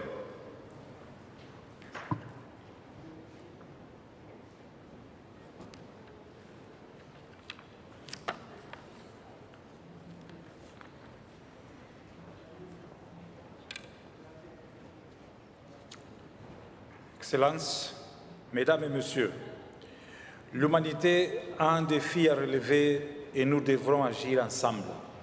Et ce défi ne sera relevé qu'en posant des actes concrets. D'une part, la pandémie du Covid-19. D'autre part, le monde entier est confronté à des catastrophes météorologiques et climatiques sans précédent. La Covid-19 a enseigné au monde que lorsque nous n'agissons pas de façon unie et concertée, il faudra beaucoup plus de temps pour contrôler et venir à bout de la pandémie. Le changement climatique et son impact sont également une pandémie qui se propage à travers le monde, affectant à la fois les pays riches et les pays pauvres, dans la même proportion, sans discrimination, même si le manque de moyens et ressources pour le gérer affecte de manière disproportionnée les nations les plus pauvres de la planète. Je viens d'un pays où l'une des îles, à savoir Principe, fait partie de la réserve mondiale de la biosphère. Cependant, même cette réserve est menacée, car l'ensemble de l'archipel avait une superficie de 1001 km², mais aujourd'hui, nous n'en avons plus que 960 km². Le constat, c'est que 4% de la superficie des terres ont été engloutis par l'élévation du niveau de la mer en raison du réchauffement climatique. Le feu de forêt, les vagues de chaleur, la montée des eaux, les inondations dévastatrices menacent déjà plusieurs régions du monde. Il faut être conscient que de nos jours, nous payons tous le prix, peu importe qui sont les gros émetteurs, peu importe notre contribution à la dégradation de l'environnement. Des événements extrêmes au niveau de la mer, que se produisaient auparavant une fois tous les 100 ans, pourraient se produire chaque année d'ici la fin de ce siècle. Avec toutes les conséquences dramatiques, les nations vulnérables et les petits États insulaires en développement sont devenus de plus en plus frustrés, alors que notre demande et notre besoin de collaboration restent sans réponse de la part d'autres nations plus riches et par le G20, qui sont les gros pollueurs. C'est la raison par laquelle j'appelle toutes les nations du monde à prendre des mesures plus ambitieuses en faveur du climat. En outre, les engagements financiers sont à la traîne. Les pays développés entravent la capacité des pays pauvres et vulnérables, comme de São Tomé et Principe, à mettre en œuvre des mesures de résilience climatique et en faveur de la transition vers les économies neutres en carbone et durables. Par conséquent, nous appelons donc à l'exécution urgente des promesses de mobilisation de fonds et de l'engagement déjà convenu de 100 milliards de dollars par an pour faire face aux défis climatiques. São Tomé et Principe a connu peu de progrès dans l'adaptation au changement climatique. Pour cela, elle a encore besoin d'un soutien fort et urgent pour continuer à renforcer la résilience des communautés les plus vulnérables. Nous avons une stratégie de transition vers les énergies renouvelables et l'économie bleue. Mais à quoi sert-il si l'on n'a pas les moyens de sa mise en œuvre alors que nous sommes engagés dans une course contre la montre? En mettant à jour nos contributions nationales déterminées pour inclure à la fois des mesures d'atténuation pour réduire les émissions de gaz à effet de serre et des mesures d'adaptation pour renforcer la résilience des communautés les plus vulnérables, nous avons démontré la nécessité d'une ambition accélérée et saisissons donc cette occasion pour simplement appeler à l'action. São Tomé et Principe reste engagé dans la lutte contre le changement climatique. De plus en plus, les populations qui souffrent directement les effets de l'impact des changements climatiques prennent davantage conscience du risque que court l'humanité entière et reconnaissent que la seule option est de lutter pour inverser les impacts du changement climatique. Cela dit, je vous souhaite à tous bonne chance et j'espère que d'ici la prochaine conférence, nous aurons des raisons pour être plus optimistes et partager en notre voie de progrès réalisés. Merci beaucoup. Thank you very much, Your Excellency. It is now my pleasure to welcome His Excellency Armen Pashinyan, President of Armenia. Your Excellency, you have the floor. Thank you, Mr. President, and my family name is Sarkisyan. And Mr. President, Excellencies, ladies and gentlemen, I would like to thank Her Majesty and Her Majesty's government for organizing this significant and timely event. Special thanks to Prime Minister Boris Johnson, his colleagues, and the city of Glasgow for excellent summit and warm hospitality. First, about Armenia, a small state and a global nation. According to the World Bank analysis, Armenia is the fourth most vulnerable country to climate change in Eastern Europe and Central Asia region. Armenia has registered a 1.3 degrees Celsius increase in temperature and 9% decrease in precipitation. Despite the challenges of the COVID-19 pandemic and ongoing Nagorno-Karabakh conflict, we are committed to stronger integration into the global agenda on climate change and to demonstrate an increase in our climate ambition. Armenia has constantly expressed its commitment to joining global efforts to combat climate change. In 2021, Armenia reaffirmed our commitment through the NDC and declared an objective 40% reduction of its greenhouse gas emission by 2030 compared to the 1990. The long objective of Armenia is to achieve climate neutrality in the second half of the century. Transition to climate neutrality is an core of the country's energy independence, energy security, and green growth policy. Our vision of resilient and low-carbon growth is directly connected to a solid and effective adaptation strategy that is based on an ecosystem approach, reforestation, investments in renewable energy and energy efficiency, new high technologies, promotion of electric mobility, and further development of nuclear energy. Dear colleagues, substantial public debt burdens most developing economies and their ability to access concessional and non-concessional climate finance. In this regard, a creative approach is crucial. I am delighted to share with you our renewed Debt for Climate Swap initiative. It presents a new climate finance investment instrument, and it will help developing countries to adapt more efficiently to climate change finance and will provide new economic opportunities.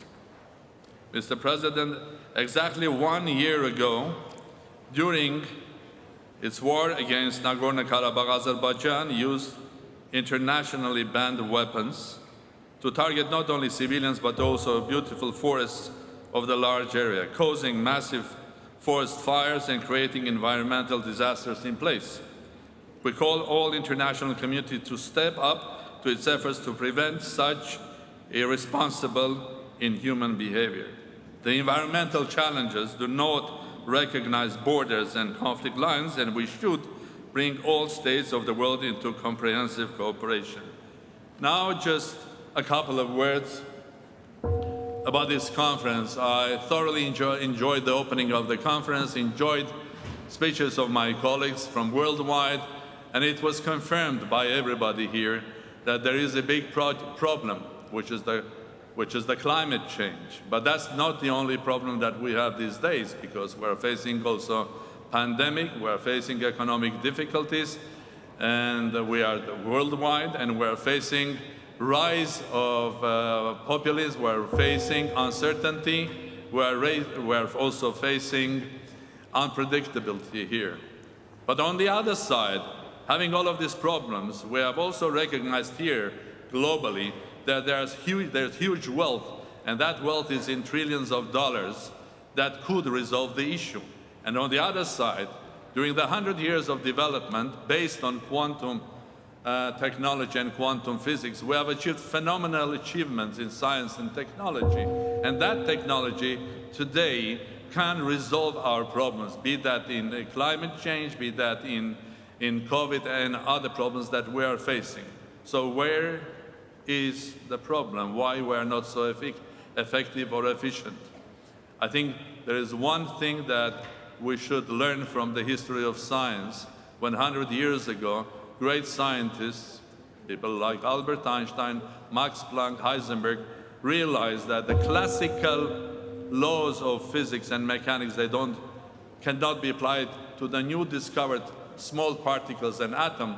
You have to change your mentality. You have to change your philosophy, your logic, even your common sense to understand and create the theory of quantum physics. We are on the crossroad. The world has become quantum. This is a crossroad that we have to start thinking differently, because the world that ahead of us is not the one that was there 10 or 20 years ago.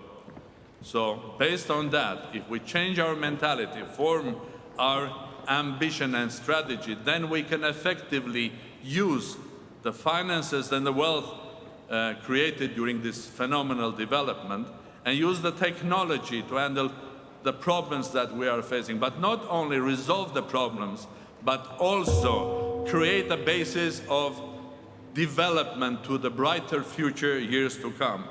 And when finally, at the opening of summit, Professor Brian Cox took us to a trip to Cosmos to see from above how amazingly beautiful this planet is, and to realize that in the whole universe, this is our home and the only one.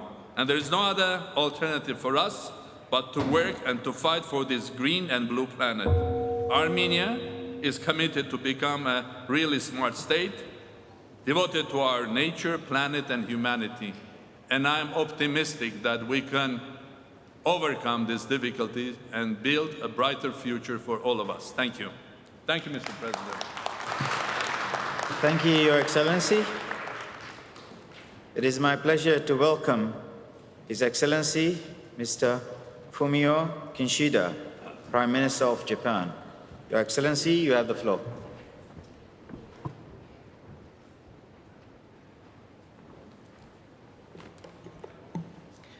Thank you, Chair. At the outset, let me start by commending my friend Boris for his leadership in hosting the Cop26. I will be speaking in Japanese from now on, so may I ask you to put on your headphones.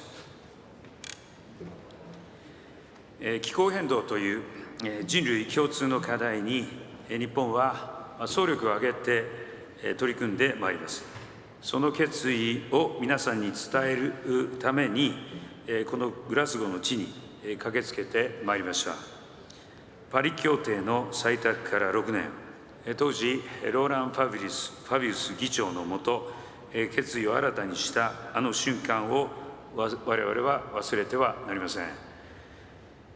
どうしてもこれをフミオに渡したい、そう言って友人であるローランがくれた木槌を私は気候変動問題に真摯に向き合う覚悟の証として今でも大切に持っています。目標の達成に向けこの10年が勝負です。高い野心を持って共に全力を尽くしていこうではありませんか。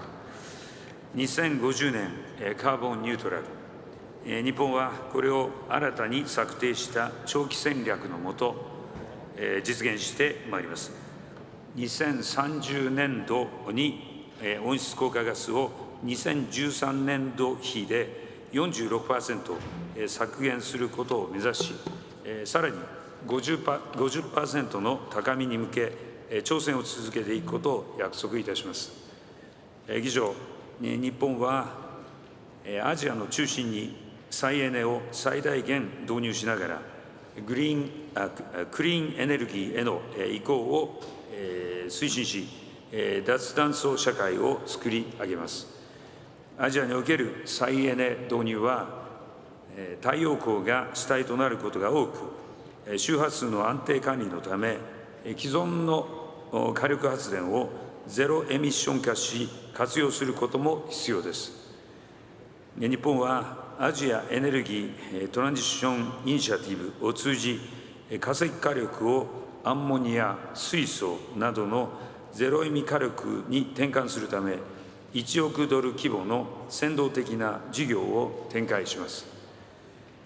先進国全体で年間1000億ドルの資金目標の不足分を率先して補うべく、日本は6月に表明した向こう5年間で官民合わせて600億ドル規模の支援に加え、アジア開発銀行などと協力し、アジアなどの脱炭素化支援のための革新的な資金協力の枠組みの立ち上げなどに貢献し、新たに5年間で最大100億ドルの追加支援を行う用意があることを表明いたします。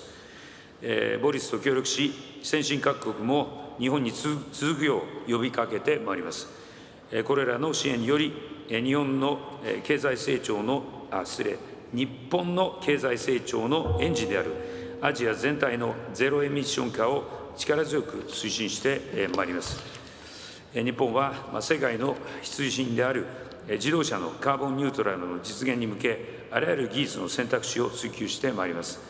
2兆円のグリーンイノベーション基金を活用し、電気自動車普及の鍵を握る次世代電池モーターや水素、合成燃料の開発を進めます。イノベーションの成果をアジアに普及し、世界をリードしてまいります。日本はグローバルメタンプレッジにも参加いたします。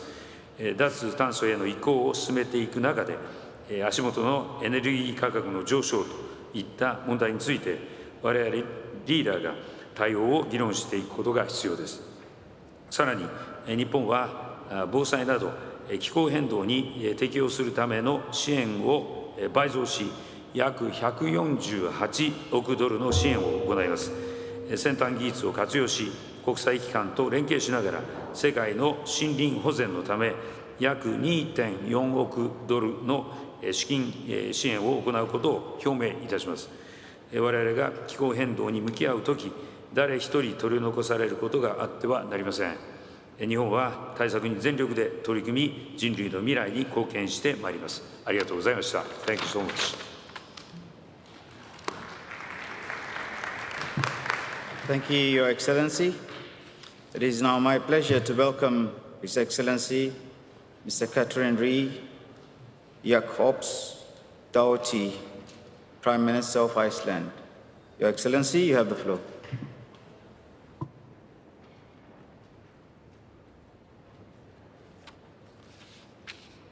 Dear colleagues, ladies and gentlemen, we have received new guidance from science before this meeting, and the evidence is stronger than ever. Our combined Paris pledges will not suffice to keep global warming within safe limits, and we must upgrade.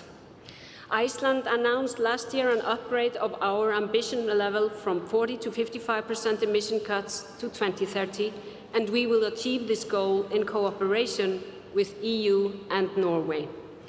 Earlier this year, the Icelandic Parliament made our previously announced goal of carbon neutrality by 2040 legally binding, one of few countries that has taken this step. We are working on a roadmap to carbon neutrality. A big step on that journey is our newly released long-term low-emission strategy in line with the Paris Agreement.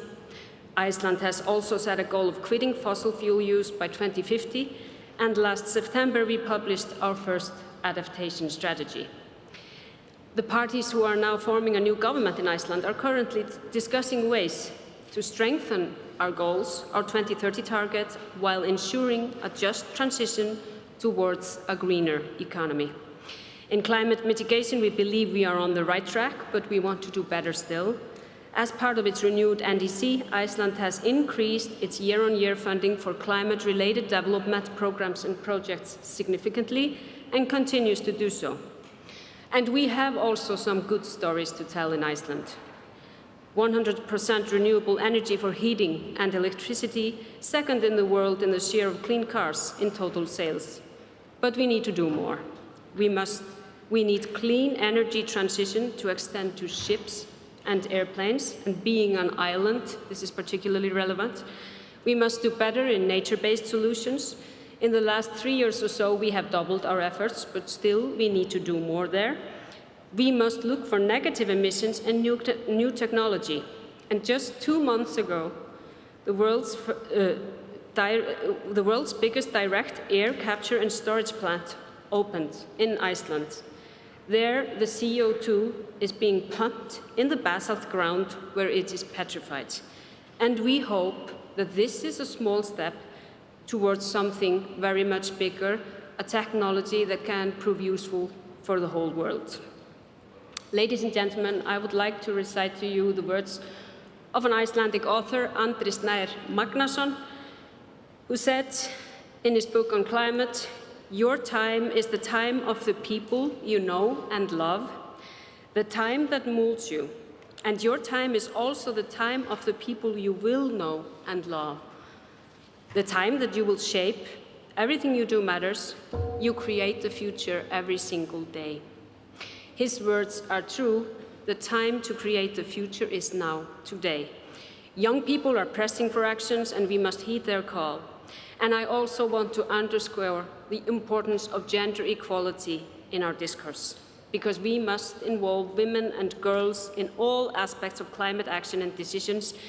We need the energy and ingenuity of all humankind. The signs of climate disruption are ominous. We see emergencies around the world that are a direct consequence of the climate crisis. In Iceland, we see our glaciers receding. We worry about the change of chemistry and circulation in our oceans in ways that could disrupt the entire marine ecosystem. But there are also signs of progress that give ground for hope and optimism. The promise of the Paris Agreement is alive and well, and I sense a great ambition here in Glasgow. There is demanding work ahead, but it can be good work as well. Green transition can and must be the growth story of the 21st century. Save the day and the planet. Thank you. Thank you, Your Excellency. It is now my pleasure to welcome His Excellency Keith Rowley, Prime Minister of Trinidad and Tobago. Your Excellency, you have the floor.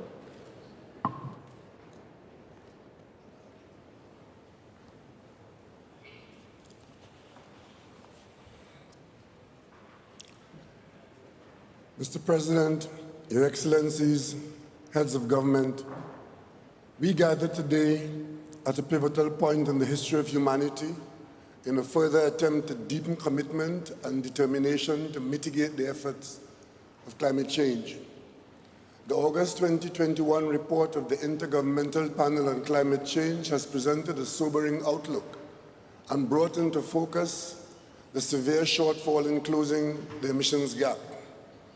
Any temperature increase beyond the 1.5 degrees Celsius level will have long-term and permanent consequences, particularly for small countries and economies such as Trinidad and Tobago. The only solution, therefore, is to increase collective ambition. According to the World Energy Outlook, in order for the world to shift from our current unsustainable path, we need to focus on driving renewable and sustainable electrification, improving efficiency, reducing methane emissions, and turbocharging innovation. We also need to implement strategies and unlock the capital flows in support of energy transitions and ensure reliability and affordability. Mr. President, while mitigation ambition is driven by the 1.5 degrees Celsius goal, the global goal on adaptation has failed to achieve a commensurate level of attention and action. At Cop26, we must ensure that we have an outcome that helps to raise adaptation, ambition, and action. Establishing a specific work program after Cop26 to define the details for the global goal and adaptation will be the key. Trinidad and Tobago is a small island developing state already experiencing the effects of climate change. Loss and damage are already clear in the aggressive erosion of our coastline and the bleaching of our coral reefs. Tackling loss and damage must remain a critical and core issue of any global climate action framework. We are increasingly concerned about our ability to address this issue, given the well-known difficulty in accessing financing for such projects. We need funds, like the Green Climate Fund, to establish specific streams for loss and damage finance to ensure that this is prioritized in the same way as mitigation and adaptation. Further, there must be equitable balance between public finance for mitigation and adaptation. COP26 will be a critical point at which we can assess whether our climate finance flows are headed in the right direction. In this regard, the United States' announcement that it would double its climate finance support is particularly inspiring. This is the type of bold action all donor countries need to consider in the weeks ahead. The mobilization of private finance will also be critical for securing the urgently needed investment, particularly for the transformation of our energy sectors. Mr. President, we must complete the work to implement the energy transparency framework. Even as a small country with limited resources, we will make every effort to report to the required standard, with some assistance, of course. We expect others to do the same. This is the deal we made in Paris. We cannot go back on it now. Mr. President, as an economy largely based on oil and gas and petrochemicals, we in Trinidad and Tobago recognize our responsibility in transitioning over reasonable and manageable time to net zero. We have set very ambitious targets aimed at diversifying our economy. We have embarked upon ambitious plans to reduce emissions and build climate resilience, but we will need help. These measures include the following. We are in the process of establishing the largest utility-scale solar renewable energy project in the Caribbean, with a capacity of 112 megawatts, accounting for 10% of our power needs, and we plan to increase this complement to 30% by 2030. We have developed an e-mobility policy, and we are already implementing measures to phase in electric vehicles. We recognize the need to address the socio-economic issues associated with energy transition, and have developed a just transition of the workforce policy aimed at reskilling, retooling, and developing new capacity for a low-carbon economy. We are pursuing measures to facilitate investments in green hydrogen, to provide green feedstock to our vibrant petrochemical industry. We intend to explore the use of industry-generated carbon dioxide in possible carbon sequestration projects. Mr. President, Cop26 has created great expectations and heightened hopes for climate ambition for Trinidad and Tobago. This ambition includes reducing greenhouse gas emissions and providing much-needed climate finance to enable vulnerable countries to adapt to climate impacts and assist in transforming their economies to more sustainable, low-carbon paths. Beyond the rhetoric and pledges, every country needs to be serious about urgent action in this decade. Trinidad and Tobago is committed to working with all countries in the multilateral framework to ensure a safe and secure world for those yet to be born. It is my sincere hope that we will be able to look back at Cop26 and the commitments and progress made here in Glasgow and key steps towards a healthier, salvageable planet Earth. Let's work for survival of ours and all species. Let's not choose extinction. Mr. President, I thank you. Thank you, Your Excellency. It is now my pleasure to welcome His Excellency Jonas Gahr Støre, Prime Minister of Norway. Your Excellency, you have the floor.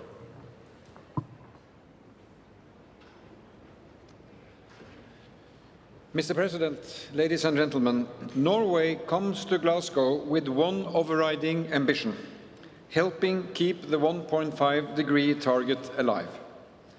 This is existential, it is urgent, and it is possible if we jointly step up our commitments. I commend those that have enhanced their targets. The new Norwegian government has done so. I urge all remaining countries, especially the large emitters, to follow suit. Norway will reduce its emissions, and we will help others to cut theirs and adapt. There is no trade-off between mitigation and adaptation. We can succeed both. We come to Glasgow with 3 firm commitments. First, we will follow up on the invitation by the British hosts. We are ready to double our climate financing contribution to more than $1.6 billion by 2026, thus contributing significantly to reaching the $100 billion target set in Paris. And in doing so, we will invite private capital to join us in mobilizing necessary resources. As part of our contribution, we will, as a minimum, triple our adaptation finance. How can this contribution, Mr. President, make a real difference? Norway will work with development partners to help finance their transition to renewable energy. We will support investments that can help phase out coal and other fossil sources. We will launch a new climate investment initiative to fund renewable energy in developing countries. And we will continue our efforts to preserve tropical forests and promote sustainable forestry and agriculture. And we are making progress here at this conference. Second, Mr. President, it will be a priority for my government and for me as Prime Minister to work with business, industry and the social partners to help us all succeed the transition towards renewable, circular and sustainable future. This transition will make a difference in Norway, but our ambition goes further. We aim to develop an export technology that can be of use beyond our borders. Norway is positioned to take a lead in developing ocean-based solutions such as offshore wind, green shipping, carbon capture, utilization and storage, hydrogen and electrical mobility. We will harness market forces. Our active industrial policy will support technologies reach their tipping points. In doing so, correct carbon pricing is essential. Open markets and international trade will also be crucial. And finally, Mr. President, third point, the financial sector must play its part.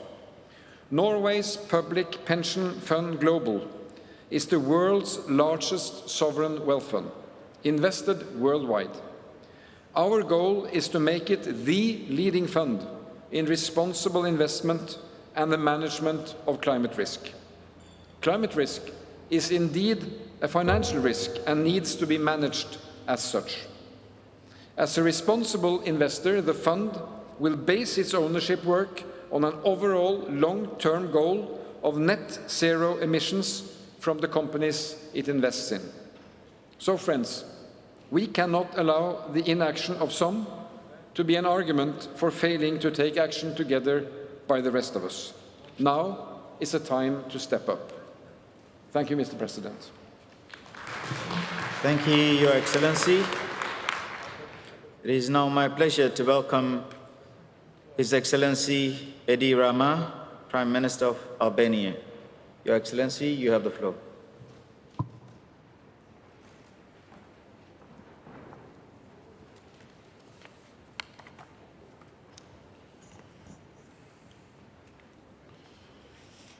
I'm probably the tallest here, but from one of the smallest countries, Albania. My fellow citizens and I look up to your countries as models of good government. In important events such as this one, we are told what to do. We tend to listen and take notes. And so I've listened and I've taken my notes. But the question with which I came here has not been answered yet. Perhaps it has not occurred to anyone. So I thought I would make it clear. How do the big polluters intend to help us? A non-polluter. Yes, a non-polluter. Our energy production is based on renewables, 100%. Zero fossil fuels. We do not just pledge to meet the common challenge of commitments made and targets set. We do it today, 2021. But we are not self-sufficient, so we have to import energy. And therefore, we import pollution. And our small country asks, how long do we have to continue to do the right thing just alone? How long do we have to pay the price?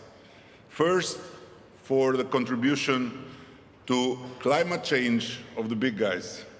Then, for their failure to remedy its consequences. We could have taken all the lucrative offers for coal thermal plants that we have received over the years. They would have helped us to balance our dry seasons in a country relying 100% on hydropower, when the lack of rain obliged us to go to the market and buy very expensive energy from the big guys. I'm proud we did not, but now my small country looks at what is going on here and sees how the biggest polluters get also the biggest chunks of the money.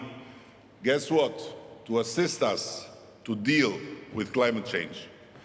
Now that winter nears, our budget is bleeding because we have to buy in energy and prices skyrocket. Moreover, because it has been so dry, our hydropower plants cannot meet our needs. And so we are caught between the Sheila of wishing to have rain for our electricity production and the Charybdis of risking devastating floods that erode massive chunks of our small rural economy. The climate crisis in action. So, my small country says to itself, you are 100% renewable, yes, but what's the answer for the families and the small businesses who cannot afford to pay even higher bills for their electricity consumption?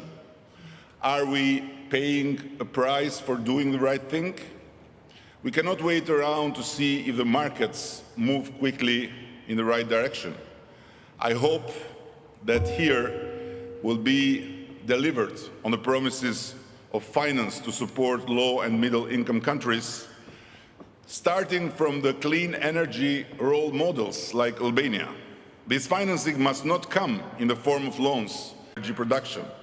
Some of the guys here may be able to afford it. For us, it is literally a daily struggle. The model is not affordable if it is not supported from richer and more powerful countries.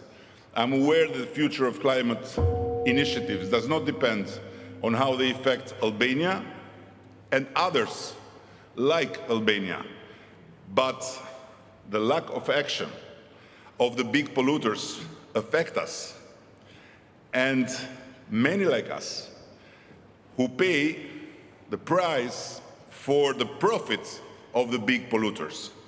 I started by saying that we look up to countries, big countries, as models of good government. I hope we won't come to realize that this was a big mistake. Thank you. Thank you, Your Excellency. Distinguished heads of state and government, delegates, ladies and gentlemen, honored guests, we will continue with the delivery of national statements today at 1500 hours in this plenary. With this, I declare this joint meeting of the COP, CMP and the CMA adjourned.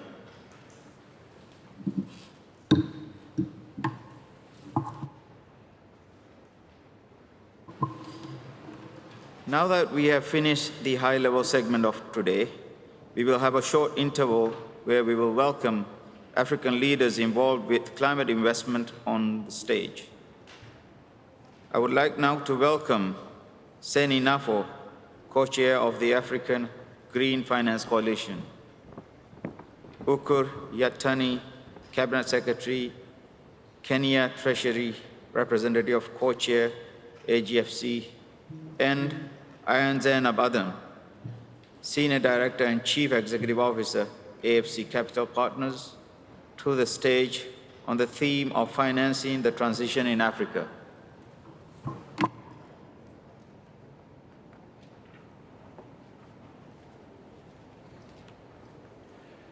Thank you.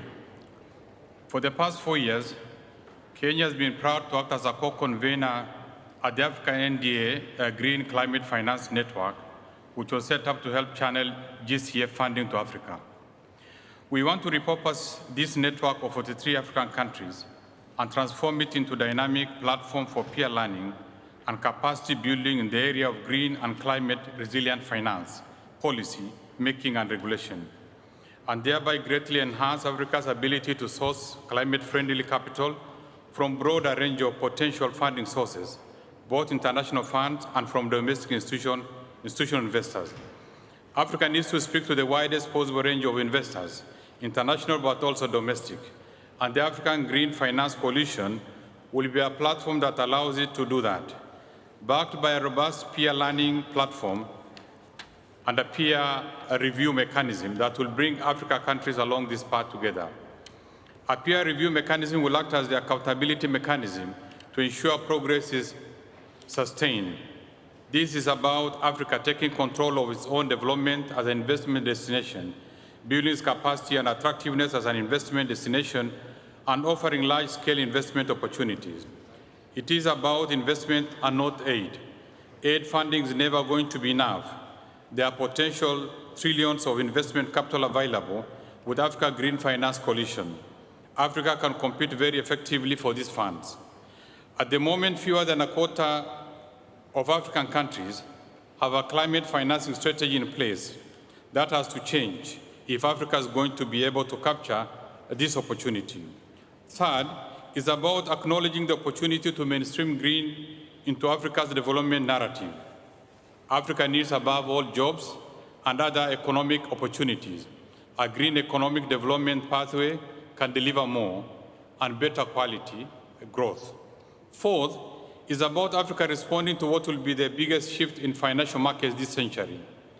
As financial markets across the globe go green, Africa must adapt to these tectonic shifts.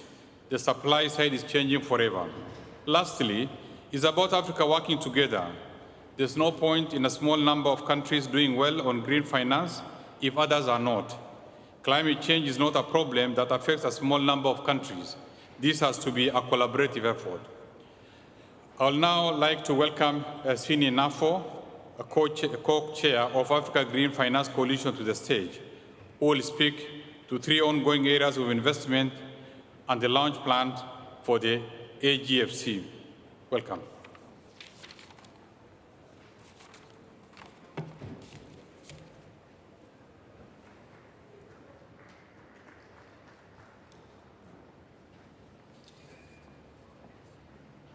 Thank you, Cabinet Secretary, for the introduction. Let me now present 3 substantive undertakings the Coalition is already supporting as concrete action to enhance implementation on the ground. First, with the Africa Finance Corporation, Africa Investment Grade Premier Infrastructure House launched an asset management fiduciary, which itself is already launching an infrastructure climate resilient fund, ICRF. With ICRF, the intention is to raise $2 billion in the next 3 years. ICRF will be the first tailored solution to integrate the impact of climate change in the design and construction of built-in infrastructure, while at the same time tracking low-carbon infrastructure initiatives. It will offer competitive returns to investors using a blended finance structure. With the Africa Adaptation Initiative and the adaptation of the African Agriculture Initiative, we have worked on a 23 countries program to support ambitious climate action on the ground. We will integrate climate risks in food systems. We will build a robust pipeline of projects to ensure that by Cop26 in Africa next year, we have the first bottom-up multi-billion investment portfolio. The initiative will also provide an opportunity to enhance collaboration between countries and provide an opportunity for partnership in this field. Finally, in East Africa, in Tanzania, just a few weeks ago, with the Green Climate Fund, we were able to have the approval of a comprehensive $250 million framework as an adaptation framework with finance, technical assistance, and technology for small farmer-holders. We hope to learn and to catalyze this fund to be able to extend to 23 countries starting next year. Africa is hosting COP27, and we will work to identify more action. We call on all partners and investors to come and work with us in mobilizing resources for a triple win for people, for climate, and for business. And with this, I have the pleasure to introduce Ayan Adam, who is the CEO of the Africa Finance Partners. I thank you.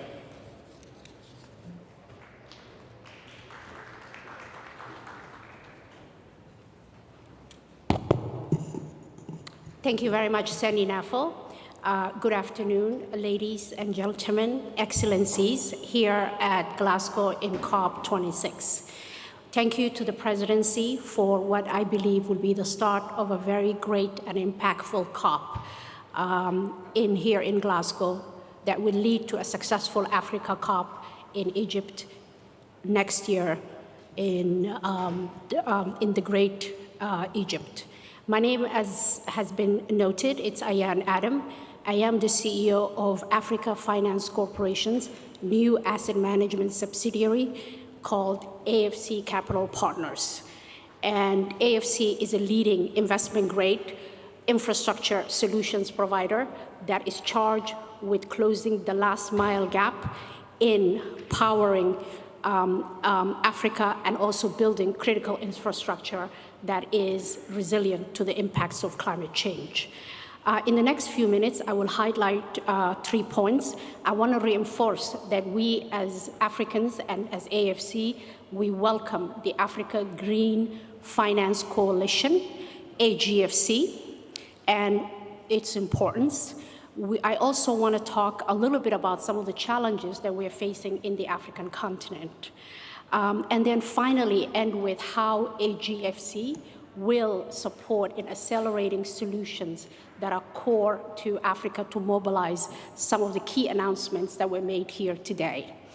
As I said, it's an honor and a pleasure to welcome and to completely laud the launch of the Africa Green Finance Coalition. This is an important initiative in that it will support us working together to overcome the challenges that investors face in assessing a large pipeline of investable assets that are climate compatible in Africa. We as AFC welcome it. I believe others will too. For us, the Africa Green Finance Corporation is a new coalition that is charged with the mandate of supporting improvement in the legal and the regulatory frameworks that will support Africa to mobilize significant amount of resources. It is also going to build capacity so that we can bring impactful, climate-compatible projects to the market, and both African countries and African institutions, such as ours, AFC, have a chance of mobilizing significant capital, both from concessional resources, such as the Green Climate Fund, as well as from large institutional investors. This is critical because we at African institutions have the mandate and the chance to mobilize this capital to drive development, to create and mobilize finance that will drive significant development, create jobs, and contribute to meaningfully combat the impacts of climate change, both the causes, but as well as the impact. Allow me to touch upon a few realities that we face in Africa. As an African, East African woman living in West Africa, in Lagos, working on Pan-African mandate, we know firsthand and clearly the reality faced our precious continent due to the infrastructure deficit that is there. This really motivates me as an African to see these as both strong opportunities as well as have the energy to mitigate the challenges. In Africa, we face 2.3 billion worth of infrastructure gap. That is the current stock. That doesn't even include future population growth. And we hope that the announcements that we've heard today here in Glasgow will translate into projects that new funding for clean energy and the pledges that were made for protecting the forests and restoring degraded lands will reach Africa by Egypt Cop27. These are encouraging signs, and we are willing and ready to support our precious continent, that which has contributed the least, but is overtaking a large burden due to the impacts of climate change.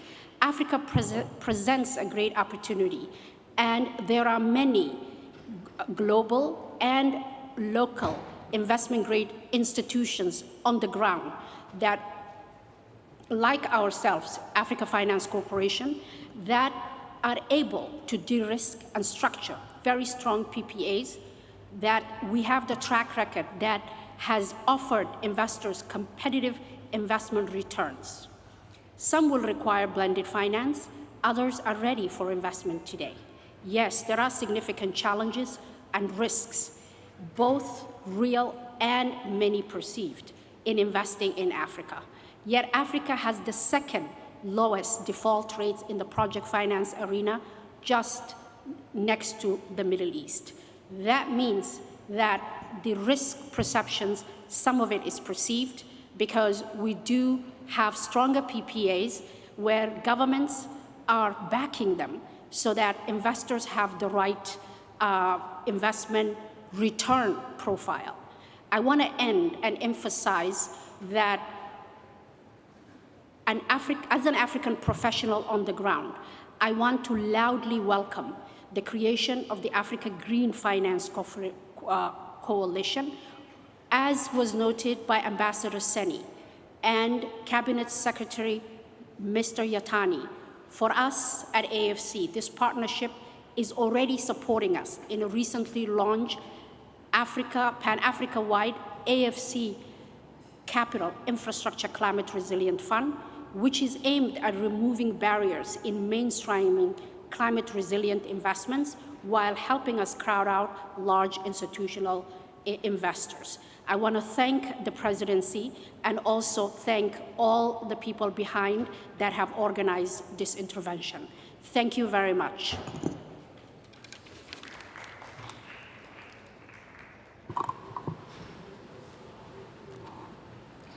We thank Saini Nafo, Ukur Yatani, and Diane Zainab Adam for their important interventions on the theme of financing the transition in Africa. This concludes this morning's session, and we look forward to welcoming you back at 1500.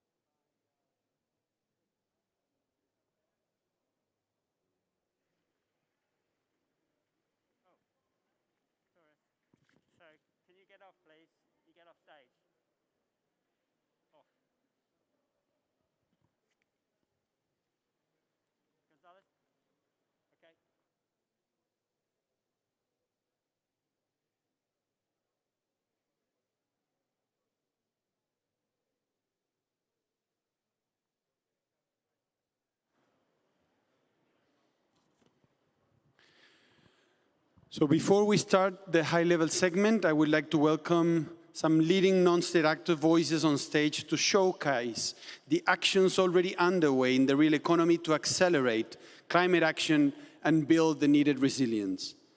Therefore, I would like now to welcome Elizabeth della, immediate past president and board member of the Pan-Africa Farmers Organization and president of Eastern Africa Farmers Federation, also member of the advisory committee of the United Nations Food Systems Summit. Also Victoria Tauli-Corpus, executive director of Tepteba and former United Nations Special Rapporteur on the Rights of Indigenous Peoples. And Mr. Paul Polman, fellow chair and founder of Imagine. Please join me to stage to the theme of nature's place in the race to zero emissions.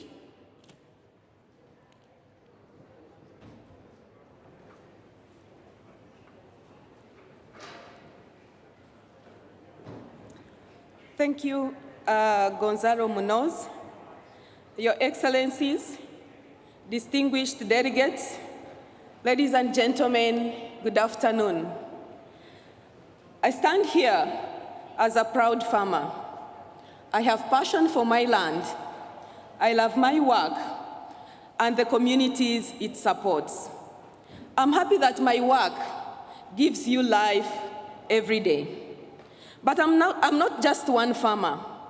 As already introduced, I'm the president of Eastern Africa Farmers Federation and the board member representing women at the Pan-Africa Farmers Organization. So I carry the message of over 80 million smallholder farmers. We feed over 800 million people. We give you the food to live well, but often we can't live well ourselves. Our livelihoods are at the mercy of next season's yield.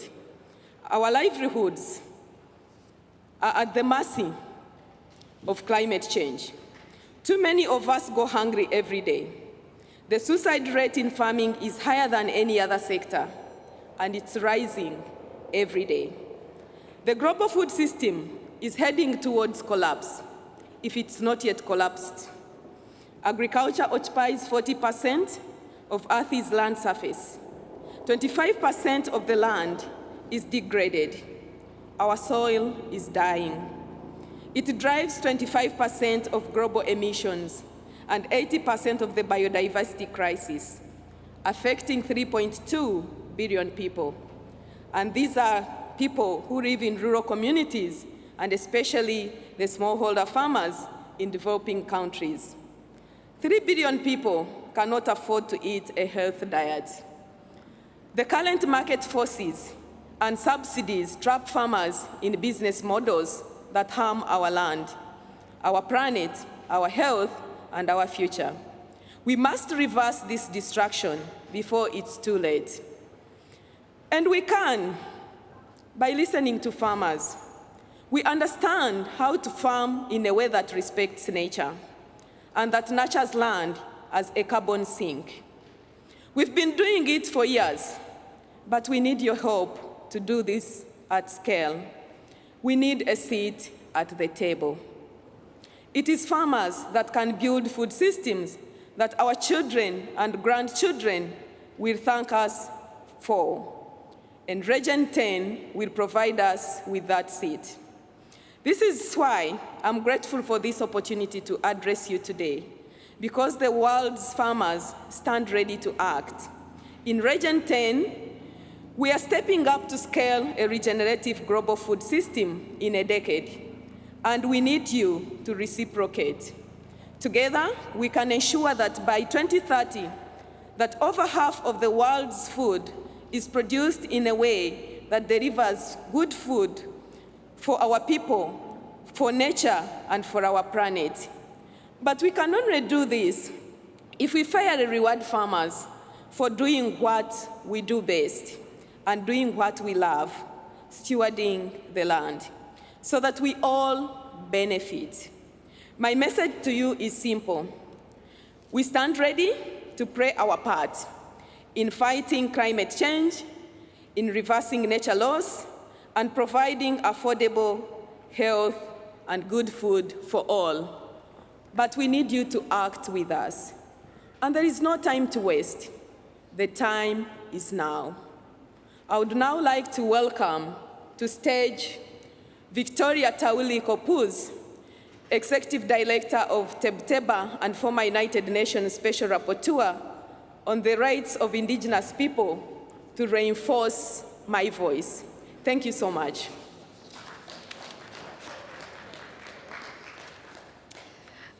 Thank you, Elizabeth Madala, for your introduction.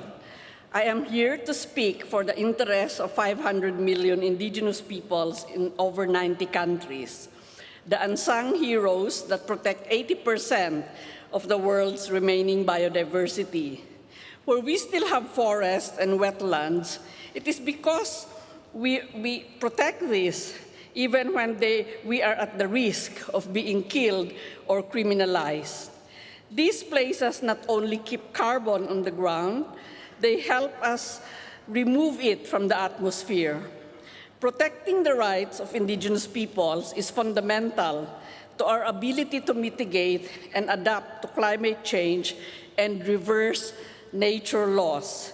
Industrial agriculture is encroaching into many of our territories, driving us from our lands, destroying our ways of life, and devastating forests and destroying the planet's biodiversity. 5 million hectares of forests are destroyed to grow commodities every single year, and 40 times more financial incentives are available for deforestation than to keep forests standing. It doesn't have to be this way. There is so much we can learn from indigenous peoples. Today's so-called superfoods such as quinoa, sweet potatoes, among others, are all indigenous varieties. We know how to grow food in ways that preserves the planet's natural capital. We've been doing it for millennia with practices such as terra preta in Brazil or Mexican chinampa systems that capture carbon, prevent flooding, and produce varied food all year round. We call it things like sumak kausai, good life in Quechua. Now you call it regeneration. They mean the same thing, working with nature, not against it. Though through Region 10, we can drive an agricultural transformation that respects the rights of indigenous peoples everywhere, a transformation that is inclusive, that leaves no one behind. My message is simple. Indigenous peoples stand ready to act. Our cultures, our ancestral knowledge and practices can play a vital role in building food systems that will protect and regenerate the natural world. We need you to act with us. I would now like to welcome Paul Polman, the co-chair of FOLU and founder of Imagine, to the stage. Well, thank you, Victoria. You've heard from farmers. You've heard from indigenous people. Desperate calls to some extent, and rightfully so. If you landed from Mars and saw the way that we produce food, you would not think that we have the right to call ourselves the most intelligent species. The way we produce food is ruining the planet, degrading the land, depleting scarce resources like water, becoming the biggest driver of climate change, undermining our health, and as you just heard, ruining livelihoods. We actually seem to like it, as we're subsidizing this destruction to the tune of $1 trillion a year. This is lunacy playing out at species level. Our food system is at the heart of achieving the SDGs. It simply isn't possible to keep 1.5 degrees alive if we don't halt and reverse nature loss, or we cannot deliver the global goals unless we act now to radically transform our food and land use systems. A regenerative food system holds the key to all of these three goals. It's the best, fastest, and cheapest solution we have to fight climate change and inequity. Well, the moral argument is clear, but so should be the economics. The difference between the cost of inaction and the cost of action to transform our food system could be as much as $25 trillion a year by 2050. And farmers already have the solution.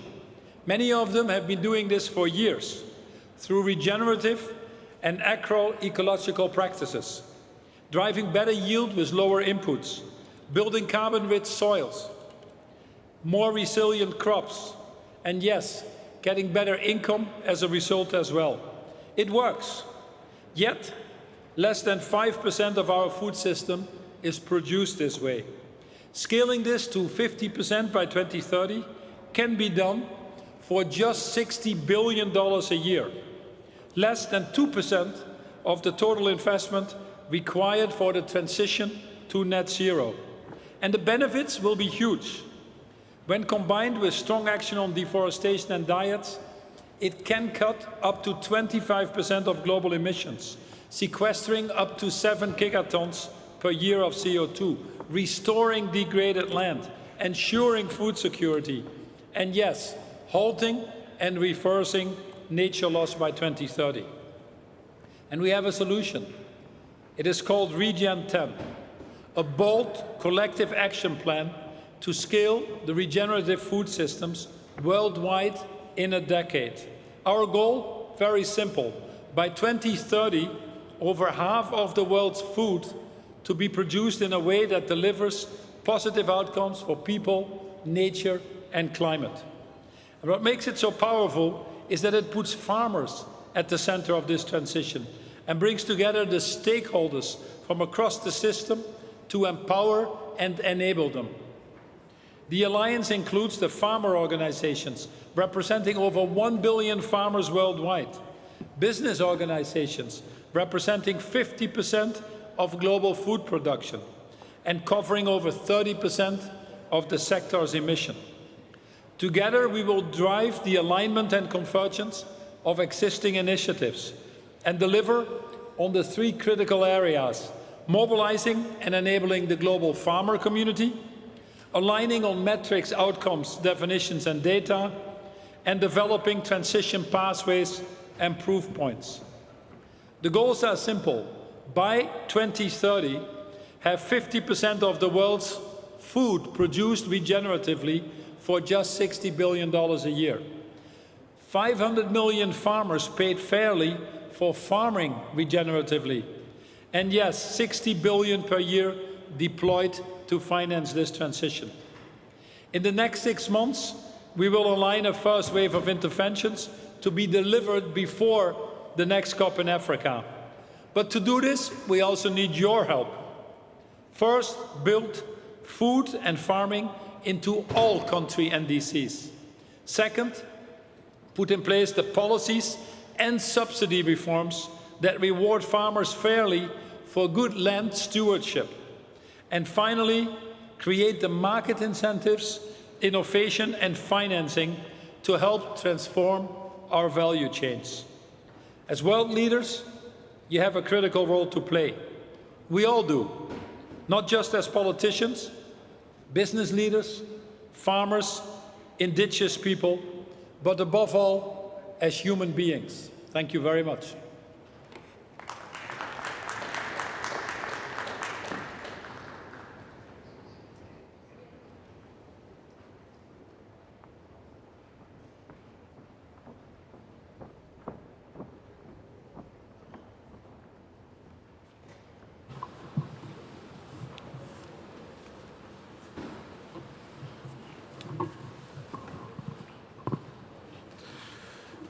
Distinguished Head of State and Government, delegates, ladies and gentlemen, I now open the joint 5th meeting of the Cop26, the 5th meeting of the CMA 16, and the 5th meeting of the CMA 3rd.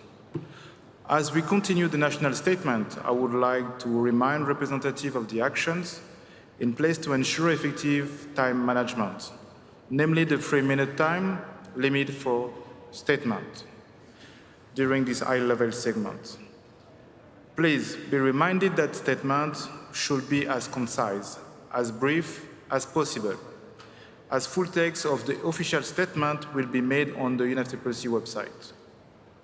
Speaking slots for those who are not in the plenary at the time for delivery of the statement will be scheduled to speak at the end of all statements of the same category. Allow me to also remind you of the COVID-19 protocols to ensure the health and safety of all participants. In accordance with the UNFCCC Cop26 COVID-19 Code of Conduct, participants must wear face covering except when eating, drinking, sitting in office, meetings, sitting in to perform negotiation or are medically exempt. United Nations guidance and practice recommend face covering to be a surgical or FFP2. Delegates should wear face mask while seated where social distancing is not possible. As part of the hygiene measures to ensure a safe environment of all participants, statements will be delivered from alternate restrooms. Dear distinguished head of state and government, delegates, ladies and gentlemen, honored guests, let us begin.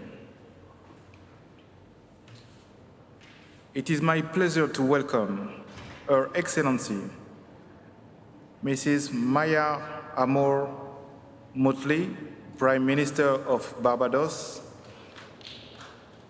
Your Excellency, the floor is yours.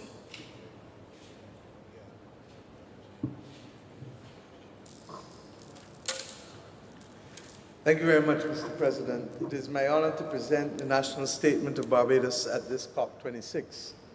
Barbados sees its obligation to address climate crisis as securing the future for our citizens and also to secure our safety from the development of a severe crisis, while at the same time we will work with others globally to ensure that we can mitigate all of the worst effects of the climate crisis facing our country and our citizens.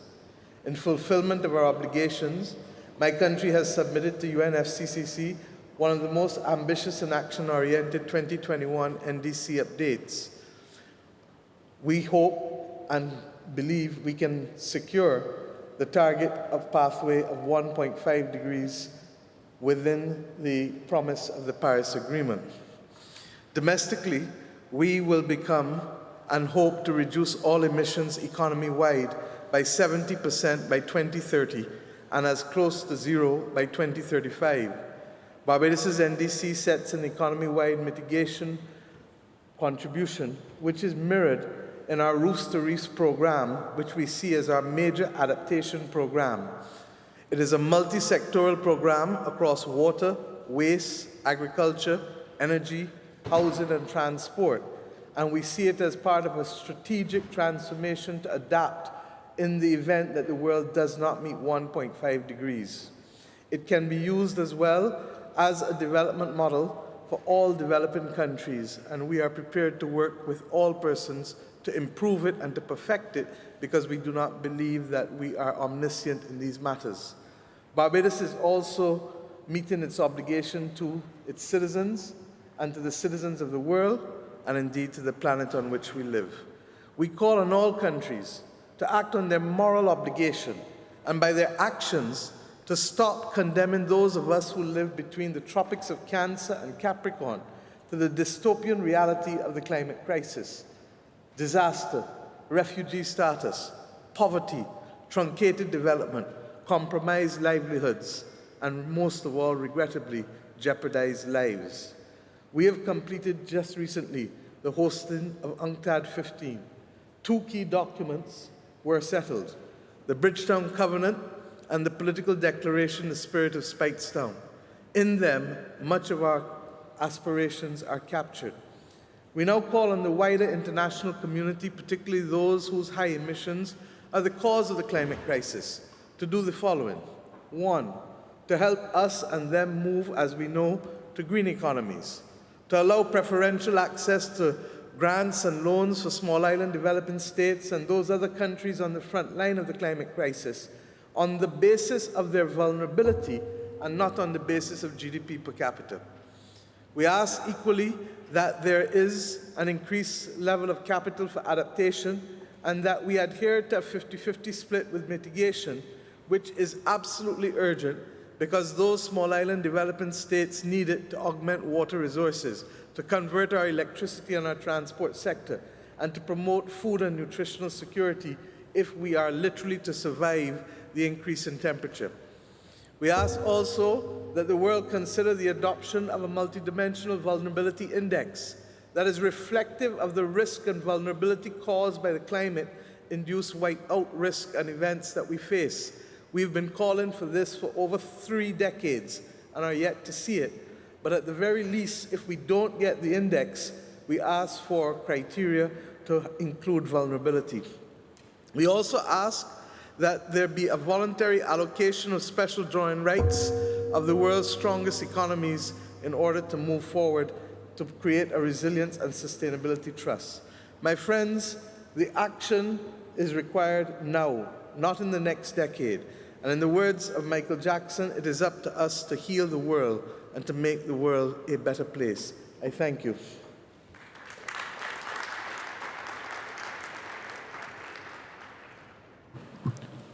Thank you, Your Excellency. It is my pleasure to welcome His Excellency, Mr. Alexander De Croo, Prime Minister of Belgium. Your Excellency, you have the floor.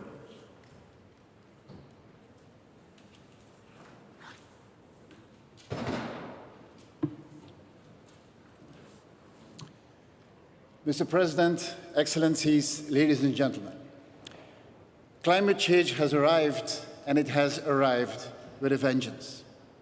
Firestorms that rage through our forests, heat waves that kill our crops and vaporize our drinking water supplies, the floods in our villages, the 41 people who died in such floods in my country last July, the first Belgian citizens who fell victim to climate change. Other countries and other continents already paid a much higher price.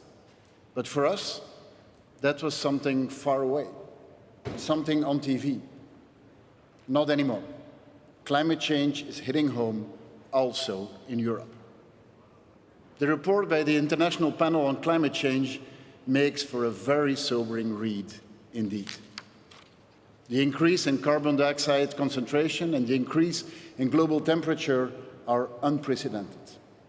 The report leaves us with one conclusion only. We need a rapid and large-scale reduction of CO2 emissions to bring the 1.5 degrees goal within reach. There is no time to lose. We are behind schedule and we need to pick up the pace. So we need to do more, and it needs to happen here in Glasgow. We simply cannot afford not to act.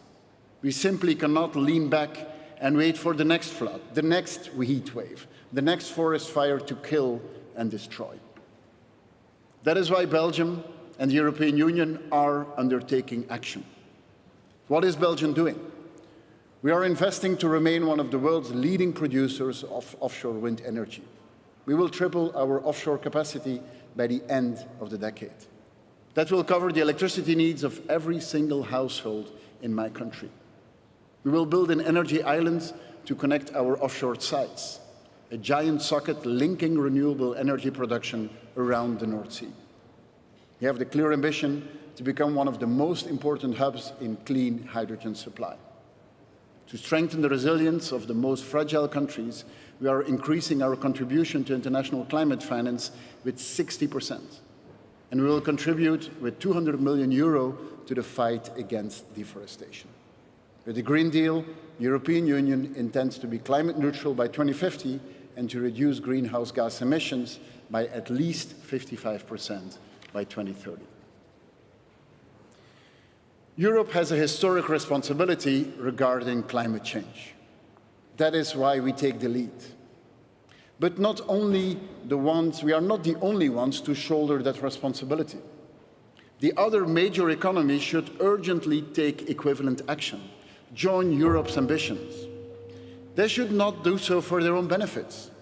Because sustainability is not only a matter of saving lives, it is also about protecting livelihoods, about building a new economy, creating new jobs, reconnecting with green economic growth, leveraging the innovative strengths of our companies for a more sustainable future.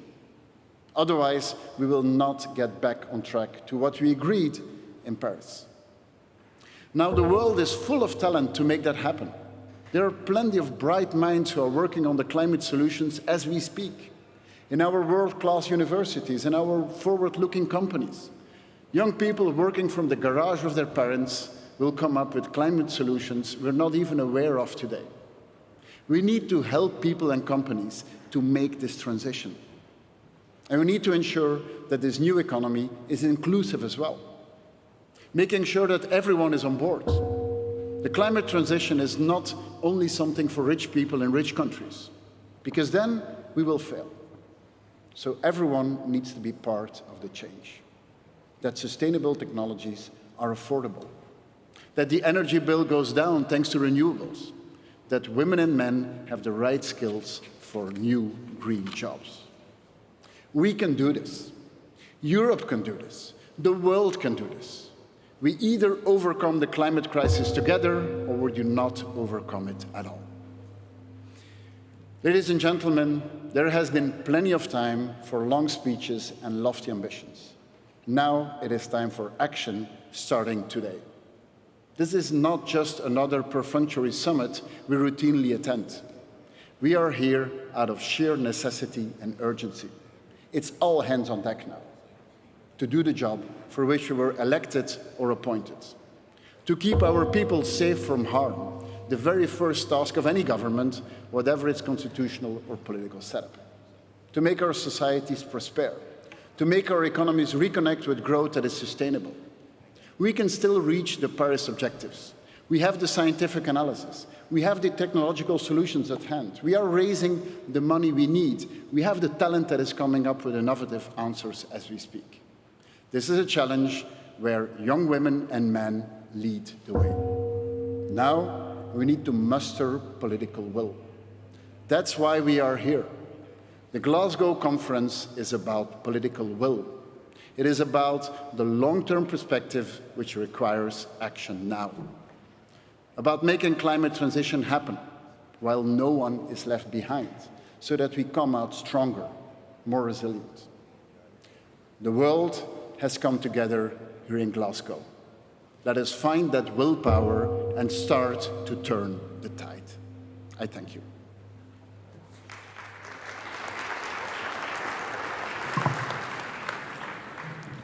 Thank you, Your Excellency. It is my pleasure to welcome His Excellency Mr. Philippe Pierre, Prime Minister of St. Lucia. Your Excellency, you have the floor.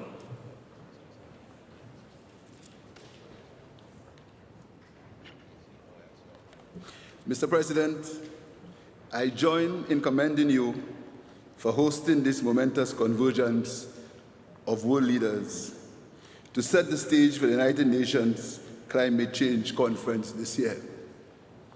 As we grapple with the global pandemic, I believe our presence here is testimony to our recognition that we are at a critical juncture, a tipping point. This is the last decade, 2020 to 2040, the last chance to set the world on track to 1.5 degrees. The question is, will we rise to the challenge? Will our moral conscience prevail? Small island developing states, as my country, St. Lucia, whose special circumstances and needs were settled in Paris, are in the midst of a crisis for humanity. The UN Secretary General described the IPCC Working Group 1 report as a code red for humanity. Undeniably, certain changes such as sea level rise and ocean acidification are already locked in with dire consequences for SIDS and low-lying states. But we know that 1.5 degrees Celsius is still within our reach. To achieve it, we must act, and act now. Countries must urgently bring forward the NDCs with 2030 targets consistent with 1.5-degree temperature goal, supported by credible net zero by 2050 long-term strategies. We must support wind, solar, and other renewable energy investments. The power to turn things around lies in our collective hands. We must be focused and resolute. We cannot waver on matters of human survival. In this regard, world leaders must deliver on the long-term climate finance goal that was promised, supporting not only mitigation, but also adaptation. We must also raise the profile of and mainstream loss and damage as a distinct pillar of climate action and support. It is high time that we complete the Paris Rulebook. When we bring to fruition that vital work, we can strengthen accountability and enable the highest possible ambition while ensuring transparency and environmental integrity. Colleagues, friends, we in the developing world are on the front lines, exposed. Our poor, vulnerable citizens have limited ability to respond to climate change effects, and so the quality of life is significantly diminished. As responsible leaders, can we in good conscience sacrifice humanity for industry? Will we continue to ignore the science, to gamble with the future of our youth, women, private sector and NGOs? What are the prospects for countries like Taiwan, yet to be recognized, but also confronting climate change while supporting SIDS? The young people who will inherit this planet are watching. We cannot fail them. Let us not be that generation of leaders who had the last chance to set the world on track, but choose not to put people first. I thank you.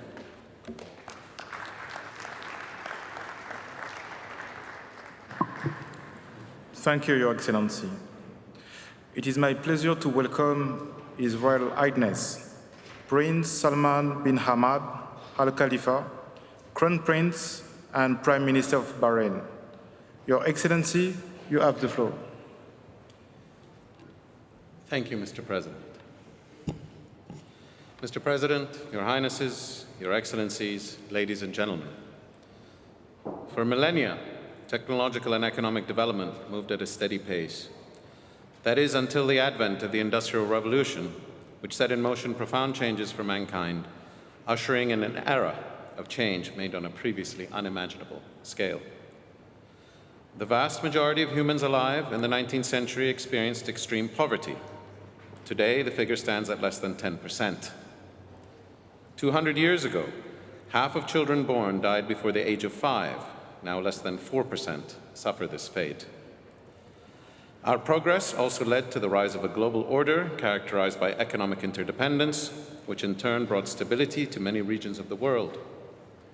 Sadly, these feats, however impressive, came at a price for our planet, and our collective duty is to ensure that they do not cost us the Earth. In doing so, we must harness our productive potential with the same drive that greeted the dawn of the industrial age, marshalling the might and innovation and human ingenuity to propel a greener and more prosperous world. Emissions reductions through investment in renewable energy is certainly a central feature of this approach. But even as we increase renewable energy's share of global demand, carbon will remain a fixture of the global energy mix for many years to come. This means that billions of tons of carbon will need to be removed and sequestered each year if we are to arrive at net zero and limit warming to 1.5 degrees Celsius.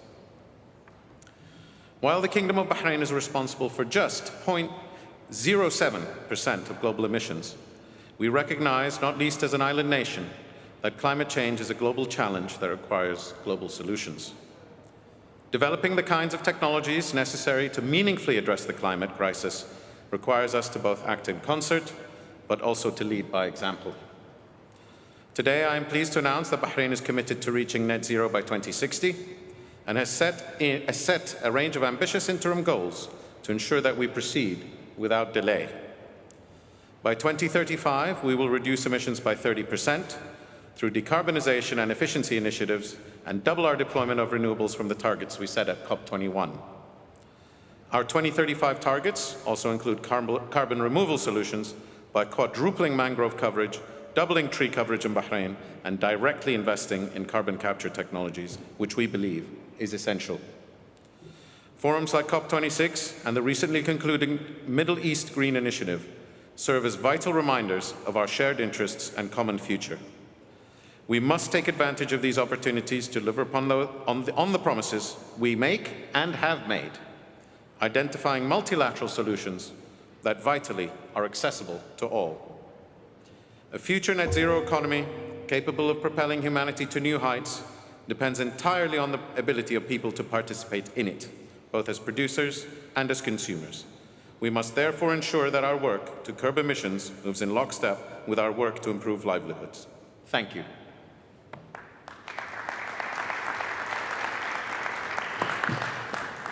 Thank you, Your Excellency.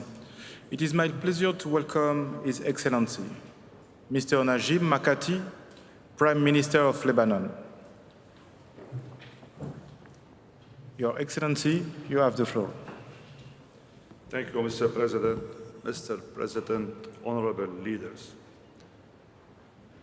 It is with great urgency that I am addressing you today, as the world is experiencing increased impacts from climate change. The track at which climate action is moving is simply unbalanced to the climate impacts to come, which is why it is crucial to act on all fronts as per Article 3 of the Convention and Article 2 of the Paris Agreement, while ensuring the delivery of the necessary means of implementation and support for developing countries to effectively participate in the race against climate change. I am also addressing you today as Lebanon is facing many challenges, including social, economic, banking, financial, and monetary crisis, coupled with the COVID-19 pandemic, the August 4 port explosion, and the impact of Syrian refugees. Adverse climate impacts will add an additional layer of challenges and set back any improvement in Lebanese socio-economic status. Temperatures will increase, leading to long periods of drought and substantial reduction of snow cover. Sea levels will gradually rise, expected to cause massive damage to coastal infrastructure and associated economic losses. National studies estimate losses of approximately $1.4 billion by 2040 associated with the rising sea levels. Another report by UNDP points out that the total cost of climate change on the Lebanese economy is estimated to be $16 billion by 2040. Distinguished participants and colleagues, Lebanon has responded to the global call for ambition and believes in fighting the climate crisis through adopting a pathway towards sustainable development. Lebanon crisis have put us in a position of choice pertaining to the way we will recover. The key concepts which should be at the core of this recovery are sustainability and resilience. And it just so happens that these concepts are embedded in climate action and consequently Lebanon's updated nationally determined contribution. Lebanon has enhanced the ambition of its NDC by increasing its unconditional renewable energy target by 15 to 18% by year 2030, which will lead to at least an additional 25% emission reduction compared to Lebanon's 2015 NDC. Lebanon's update NDC is an important milestone for ambitious climate action in the country, with clear implications for the implementation of Agenda 2030 for Sustainable Development particularly in relation to green economic growth, affordable and clean energy, food security, improved air quality, and gender equality. In this sense, these climate pledges, priorities, and organizers constitute a critical roadmap for implementation and support. We are increasing our readiness to absorb that support, to accelerate the NDC implementation, as well as mainstream the concept of green economy. We call on all international partners to positively engage with its dedicated facility to secure a greener transition in Lebanon. Lebanon will also submit a 2050 long-term strategy for low-emission and resilient development strategies, which prioritize as a green and circular economy, a decoupling of economic growth and greenhouse gas emissions. This strategy also aims to explore how Lebanon can achieve a net zero emissions economy. Lebanon is at the forefront of countries seeking to achieve human and environmental sustainability and a supportive partner for regional and international efforts to combat climate change. Our national vision believes that the future of humanity lies in green solutions, wise management of environmental assets, and the importance of coordination between national, regional, and international green initiatives. Lebanon's beautiful nature is our most important asset, and we will act to protect and preserve our green Lebanon. Therefore, Lebanon highly appreciates the effort of the Kingdom of Saudi Arabia and the set of initiatives it has put forward to protect the environment and tackle the climate change challenges. Its keenness to launch the Green Middle East Initiative, which will benefit all the Middle East region. Lebanon is ready to cooperate and positively engage for such initiatives and stand ready to play a regional role, potentially becoming a hub in sharing its experience among the regional partners. We are encouraged to see that we are not alone in tackling the climate change challenges. Inclusive and sustainable green recovery will put the world on a path to reach climate neutrality by 2050, and with it a wealth of solutions to poverty, inequality, and pollution. Thank you, Mr. President.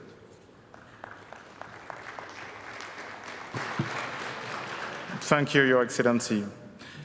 It is my pleasure to welcome His Excellency, Mr. Sauli Niinisto, President of Finland.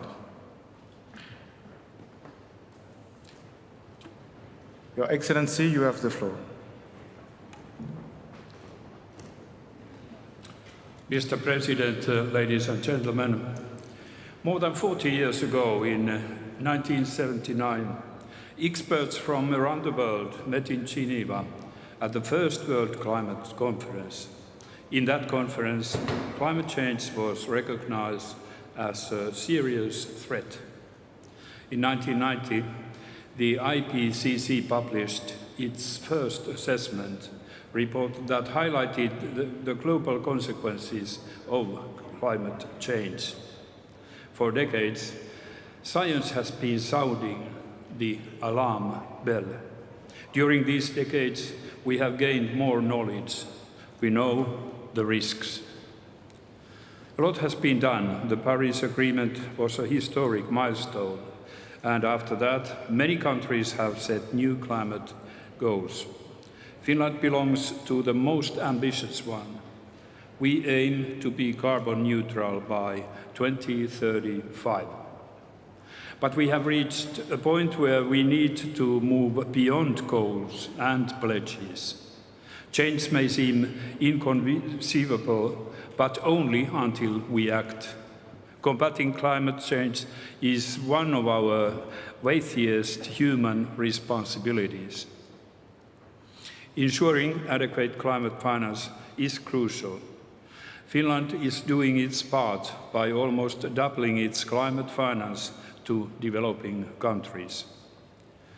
By co-chairing the Coalition of Finance Ministers for Climate Action, we also encourage the integration of climate action into national budgeting.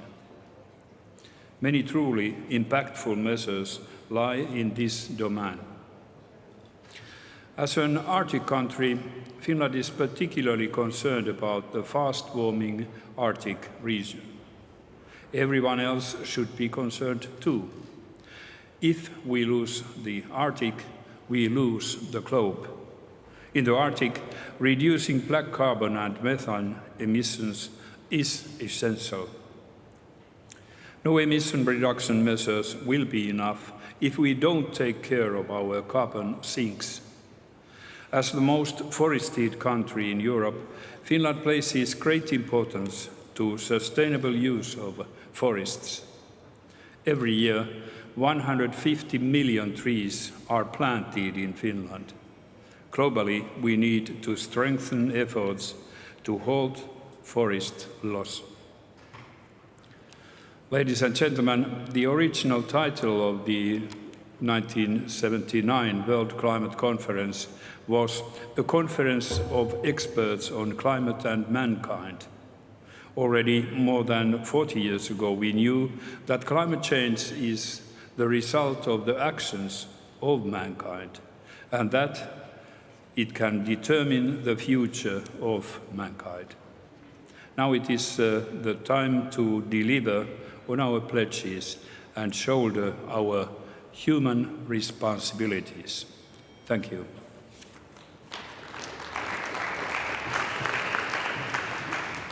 Thank you, Your Excellency. It is my pleasure to welcome His Excellency, Mr. Cleopas Dlamini, Prime Minister of Eswatini. Your Excellency, you have the floor.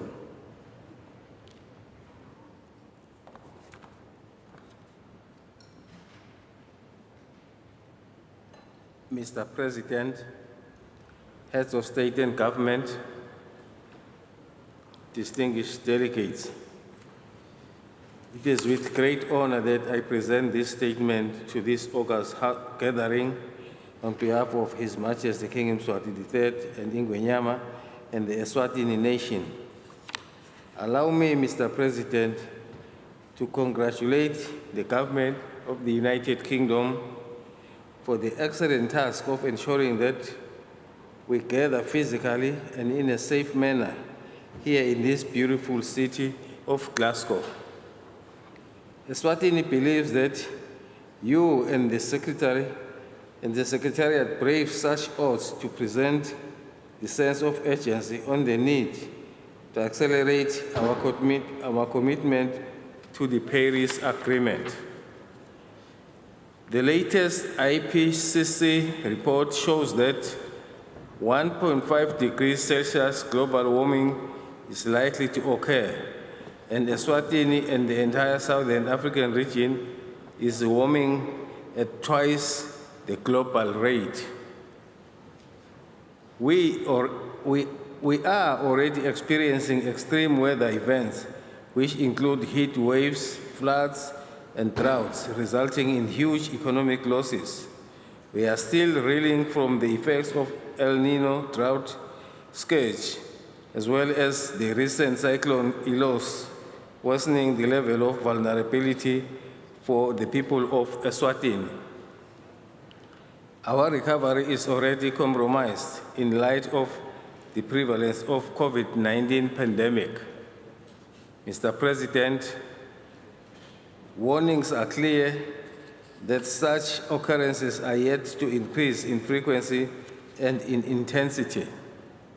This should be, to all of us, a clear call for raising ambition and fast-tracking climate action. Developing countries, including African nations, are ready to transform their economies to be low carbon and climate resilience. However, without the much needed adequate, predictable, and accessible financial support, this remains an impossible task. We therefore emphasize the importance of the delivery of support for developing countries, especially through the fulfillment of the developed country commitment of jointly mobilizing $100 billion per year by 2020. The urgency of agreeing on a post-2025 finance regime that is in line with adaptation gap report cannot be overemphasized. Mr. President, Eswatini fully supports the effective implementation of the Paris Agreement, despite contributing as little as 0.007% of the global emissions. We have submitted an enhanced and ambitious NDC focusing on all sectors. We look forward to a global pathway towards the net zero emission in order to keep within the targeted 1.5 degrees Celsius objective. In so doing, we plead that we keep to all the universal values, in particular the UN Sustainable Development Agenda 2030 principle of leaving no one behind, and include the Republic of China, Taiwan in these matters. We pledge our support to you, and my delegation is committed to participating in all deliberations to ensure a successful outcome of this conference, including the completion of the rules governing the implementation of the Paris Agreement. I thank you, Mr. President. May God Almighty bless us all.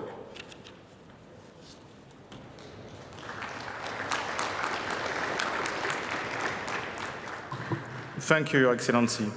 It is my pleasure to welcome His Excellency, Mr. Michael Martin, Prime Minister of Ireland. Your Excellency, you have the floor.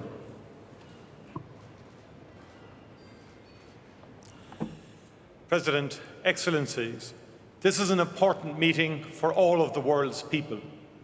We come here as leaders, and it is vital that we offer the leadership the world now urgently needs. Climate change is real. We are seeing its serious impacts already. The IPCC report in August confirmed to us that it is widespread, it is rapid, and it is intensifying. The scale of this change is unprecedented. But as the report made clear, it is not too late. Human actions still have the potential to determine the future course of climate, the very future of our planet. To achieve our Paris goals, immediate, large-scale reductions in greenhouse gas emissions are essential. Unless we act now, we will not keep the possibility of limiting warming to 1.5 degrees alive.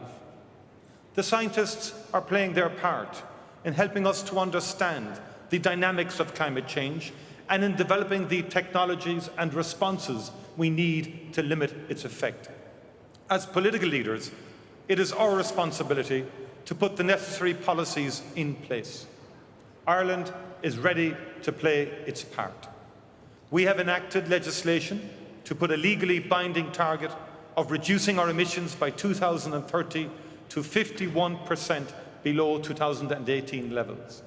We will reach climate neutrality by 2050. We are working closely with our European Union partners in the green transition that will make Europe the first climate-neutral continent. We're implementing a statutory system of carbon budgeting and emissions ceilings for each sector of our economy. We are working at the United Nations Security Council to put the destabilizing impacts of climate change firmly on the agenda. We do not believe or accept, as some would have it, that it is too late, that the transition will be too costly, that it is inevitable that we will leave people behind, that someone else should shoulder the load.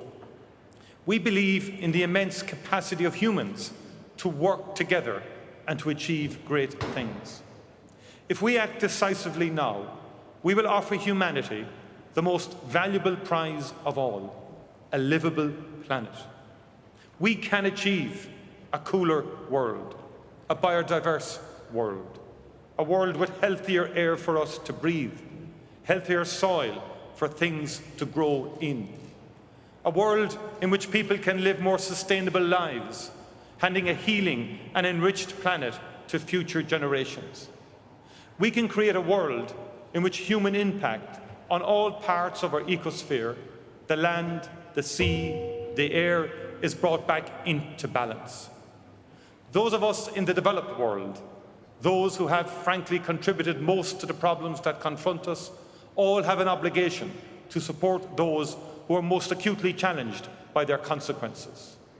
Ireland accepts that obligation, and in support of achieving the 100 billion target, I'm therefore pleased to announce today that Ireland will more than double its contribution to developing countries so that we are delivering at least 225 million a year by 2025.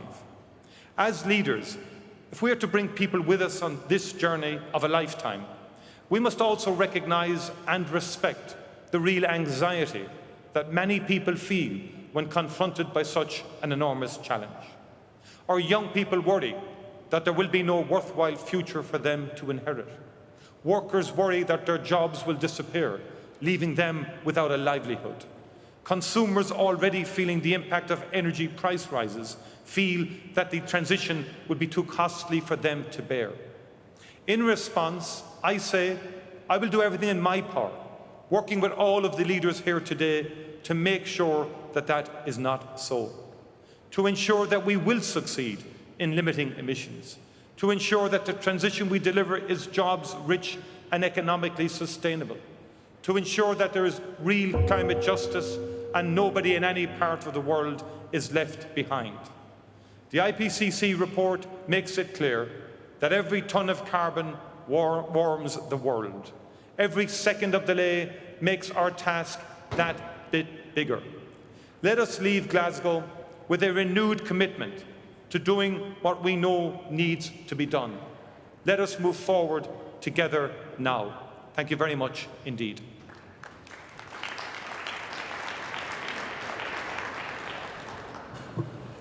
Thank you, Your Excellency. It is my pleasure to welcome His Excellency, Mr. Andrej Plenković, Prime Minister of Croatia.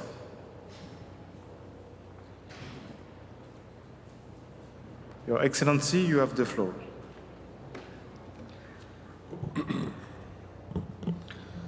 Your Excellencies, Mr. President, climate challenge is the greatest challenge of our lifetime and this century.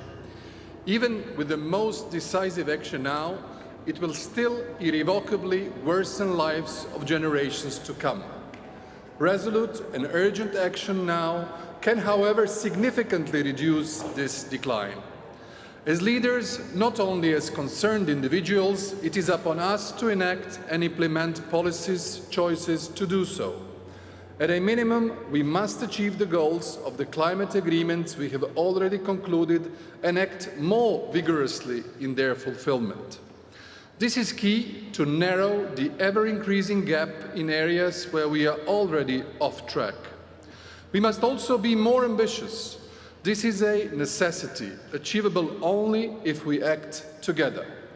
Joint action is possible only with the engagement of businesses and industries, valuable contribution of the civil society, and the overall support of our citizens. Their proper understanding of effects of climate change through raising awareness and education is crucial for winning this battle. Ladies and gentlemen, Croatia takes nature protection seriously. We have the 4th lowest carbon footprint per capita in the European Union. Croatia's forestry has centuries-long tradition of sustainable management. With 93% of certified forests, our CO2 absorption rate per capita is twice the EU average. Our Plitvice Lakes National Park are in the top 5 UNESCO World Heritage Sites, ranked by the size of the net carbon sink. Altogether, 38% of our land is under protection, with 2 strict reserves, 8 national parks and 12 nature parks. We are a country blessed with immense biodiversity. To show our continued dedication, I wish to lay out a few of our commitments. Croatia will participate with, for us, highly aspiring 45% in the EU's ambitious goal of 55% reduction in CO2 emissions by 2030. Our coal phase-out year is 2033, but we will push to do it even earlier. With its 2030 target for renewables amounting to just above 39% in final consumption, Croatia surpasses Europe's goal of 32%. We aim to have more than 65% of renewables and 100% low carbon in final production. Croatia sees clean mobility and innovative technologies as an opportunity, all the more so that one of the world's leading companies for the development of e-mobility and self-driving vehicles, Rimac Automobili, comes from Croatia. As a country of 1,000 islands, Croatia intends to contribute to the global goal of ocean protection by having 30% of sea within national jurisdiction under protection. As a highly popular tourist destination, Croatia intends to compensate the impact of tourists on CO2 emissions by planting more than 1 million additional trees annually by 2030. We are enhancing resilience and increasing our aerial firefighting capabilities by establishing a regional center in Zadar, Dalmatia. Its active capabilities will be to benefit of the Mediterranean climatological hotspot, in the vein of what we provided this summer to fight fires in Bosnia and Herzegovina, Greece and Turkey. Ladies and gentlemen, we must all bear our share of responsibility. Fighting climate change requires challenging adaptation and enormous efforts by economies and societies worldwide. The cost of not doing so will be immeasurably greater. We can act willingly or end up being forced to act. Any delay will make the process infinitely more painful. Let us work together to attain our common objectives through the United Nations framework. Thank you.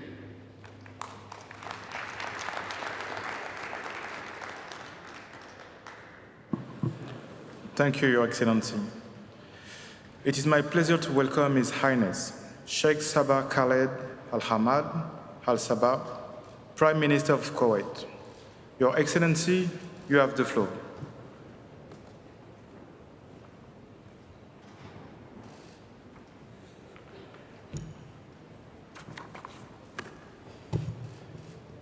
شكرا سيد الرئيس.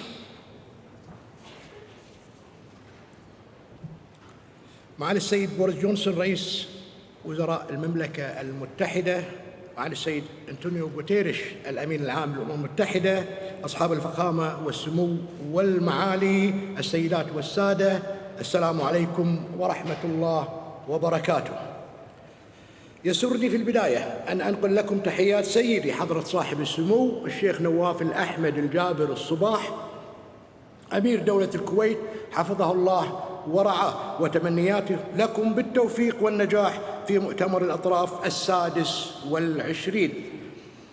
أصحاب الفخامة والسمو والمعالي، إن ظاهرة تغير المناخ تعد إحدى التحديات الخطيرة التي باتت تواجه المجتمع الدولي في عصرنا هذا، وأصبحت مكافحتها أولوية لكل دول العالم، انطلاقاً من شعورها بالمسؤولية الجماعية، حيث أضحت أبعادها السلبية تشكل تهديداً ليس للبيئة فقط، إنما لكافة مناحي الحياة الأخرى، منها السياسية والاقتصادية والاجتماعية، مما يتطلب منا جميعاً تضافر الجهود لمواجهتها والحد من آثارها والعمل سوياً من أجل تحقيق أهداف التنمية المستدامة وأهداف اتفاقية الأمم المتحدة الإطارية لتغير المناخ وتنفيذ اتفاق باريس. إن دولة الكويت وامتثالاً منها لبنود اتفاق باريس للمناخ قامت بتحديث وثيقة مساهماتها المحددة وطنياً في 12 من أكتوبر 2021، حيث تساهم دولة الكويت بحزمة من المشاريع التنموية مبنية على رؤية من شأنها تجنب ازدياد غازات الدفيئة بما يعادل 7.4% من إجمالي انبعاثاتها حتى عام 2035، حيث تم إقرار خطط وبرامج التنمية المستدامة على المستوى الوطني من أجل الانتقال إلى نظام اقتصادي منخفض الانبعاثات من الكربون المكافئ بناء على توقعات انبعاثاتها المستقبلية في أنماط العمل المعتادة للفترة ما بين 2015 إلى 2035، حيث تولي دولة الكويت اهتماما كبيرا بتنويع مصادر إنتاج الطاقة في البلاد من خلال إدخال الطاقات المتجددة واستبدال الوقود الأحفوري بالغاز المسال لضمان استدامة إمدادات الطاقة للأجيال القادمة. وقد قطعنا شوطا كبيرا وبشكل طوعي ومدروس وبحسب الإمكانات المتاحة لنا لإعادة تأهيل منشآتنا النفطية والصناعية والتوجه إلى مصافي تكرير النفط الحديثة لإنتاج الوقود البيئي النظيف. السيدات والسادة، تسعى دولة الكويت لتبني استراتيجية وطنية خفيضة الكربون حتى عام 2050 مبنية على مبادئ الاقتصاد الدائري للكربون والعمل على تعزيز الحد والتخلص وإعادة الاستخدام وإعادة تدوير غازات الدفيئة، بالإضافة إلى سن التشريعات والقوانين ذات العلاقة بالحد من الانبعاثات والتكيف مع آثارها السلبية على المستوى الوطني، وذلك تمشياً مع الالتزامات البيئية المحلية والإقليمية والدولية. كما أولت الدولة اهتماماً كبيراً بزيادة المحميات الطبيعية لتصل إلى ما يزيد عن 15% من إجمالي مساحة الدولة، بالإضافة إلى زراعة نباتات المانجروف في السواحل والجزر الشمالية من دولة الكويت بهدف حجز وتخزين الكربون. إن دولة الكويت شاركت بفعالية في برنامج آلية التنمية النظيفة ضمن بروتوكول كيوتو، ونتطلع للمشاركة في آليات المادة السادسة ضمن اتفاق باريس للمناخ المتعلقة بالآليات السوقية وغير السوقية والتعاون المشترك لتعزيز التنمية المستدامة والسلامة البيئية، والتي نأمل إقرار مبادئها التوجيهية في هذا المؤتمر، على أن تكون المنهجيات والمبادئ التوجيهية متماشية مع متطلبات الدول النامية وتساهم في تنفيذ مساهماتها الوطنية المستقبلية بما يحقق أهدافها للتنمية المستدامة. إن لدولة الكويت إسهامات مميزة إقليمياً ودولياً للحفاظ على البيئة والموارد الطبيعية في العالم، فقد قام الصندوق الكويتي للتنمية الاقتصادية العربية بتخفيف التداعيات البيئية الناجمة عن انحسار بحر آرال الواقع في آسيا الوسطى وبحيرة كورلي في جمهورية غانا، والحد من الإشعاعات الناجمة عن انفجار مفاعل تشيرنوبل والتي امتدت آثارها إلى جميع مناطق العالم ومنها دولة الكويت. ومؤخراً ساهم صندوق التنمية الكويتي من بين الجهود الإقليمية والدولية لتنفيذ مشروع للحد من ظاهرة الغبار والعواصف الرملية والأتربة العابرة للحدود بين دولة الكويت وجمهورية العراق، بهدف تخفيض ما يقارب 40% من فرص حدوثها، الأمر الذي تعاني منه دول الإقليم كافة ومنها دولة الكويت. شكرا لكم السيد الرئيس، والسلام عليكم ورحمة الله وبركاته.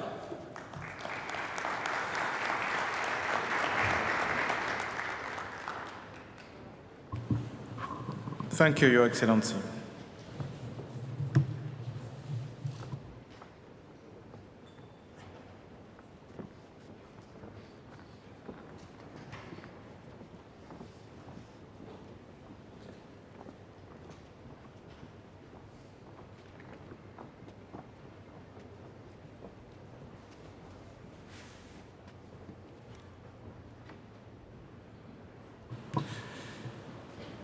It is my pleasure to welcome His Excellency Mr. Kosi Anatano, Prime Minister of Tuvalu. Your Excellency, you have the floor.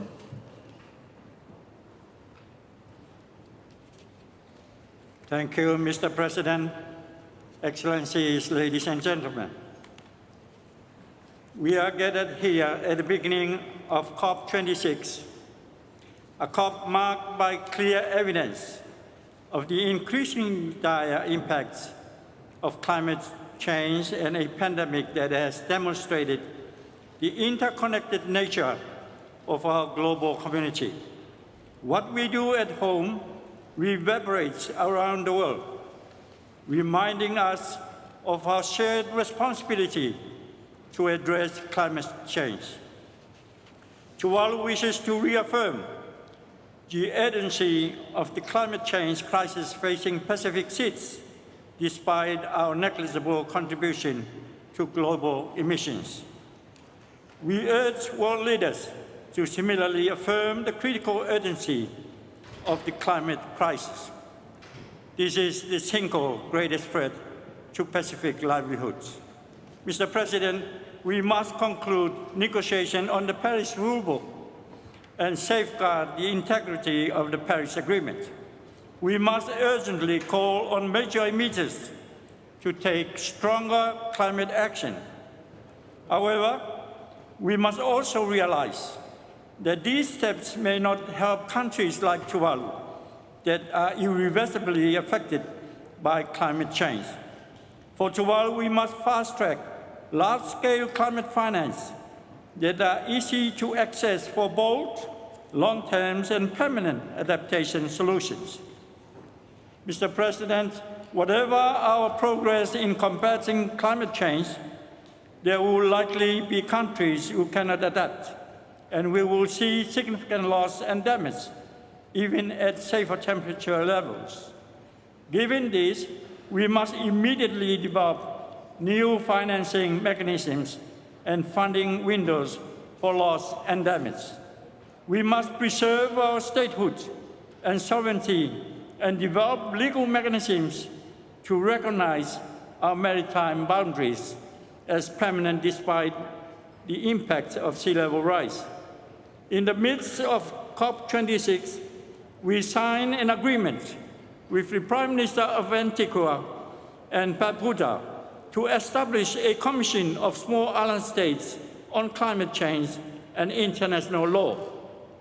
The commission is obliged to request advisory opinions from the International Tribunal for the Law of the Sea on the legal responsibility of states for carbon emissions, marine pollution, and rising sea levels.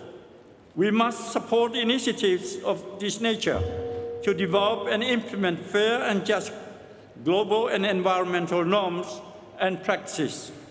For atoll nations, the ravages of sea level rise are now unalterable, and emission restrictions will no longer help us. For Tuvalu, we urgently require the means to build raised reclamation land to save ourselves. We must take bold, alternative actions today to secure tomorrow.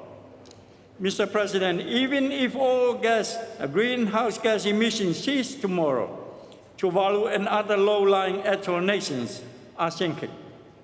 Right now, 40% of the central district of Tuvalu's capital, Funafuti, is already below sea level at highest tide measures. We acknowledge plans by countries, but for Tuvalu, our existence has already been threatened, and it is already too late for Tuvalu and SIDS.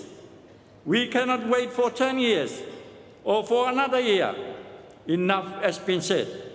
We must take action now to save and secure our future.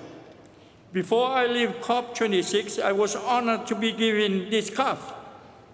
Just yesterday, a gift from the Aboriginal women of Australia. It displays the color of global warming with the strong message to stay safe in the blue areas. And I wear it today for them and our people in Tuvalu. I thank you, Mr. President.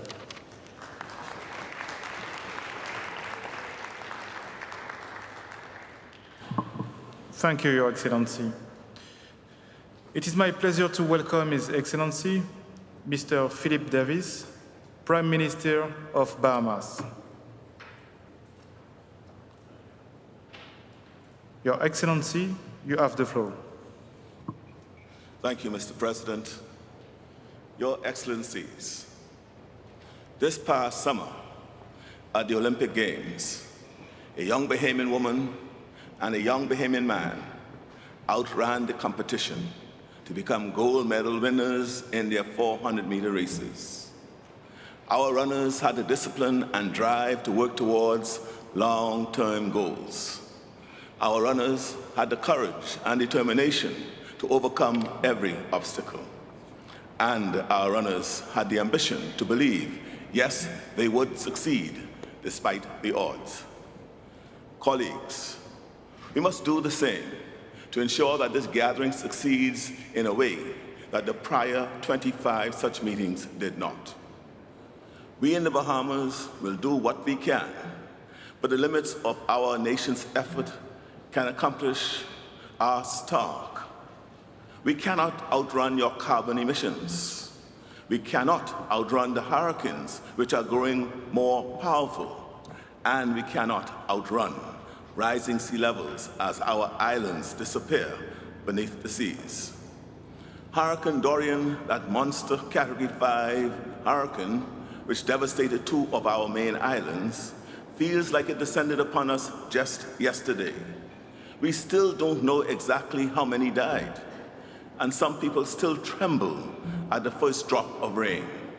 But every day, our yesterday is already becoming your todays, and fast becoming all of our tomorrows. But today we can still do something. As I said to the General Assembly of the United Nations in September, you will only be safe when we are all safe. We are out of time, colleagues. A recent study declared that the Bahamas had the cleanest air in the world. Other studies have shown that our distinctive, beautiful aquamarine seas are a magnificent carbon sink. Our seas reduce the amount of carbon in the atmosphere. The Bahamas is not now and never has been the problem, but yet we are forced to pay the price. We are among the top 10 most vulnerable islands, nation-states in the world. And the question I have for my colleagues today is, are we brave enough for this moment?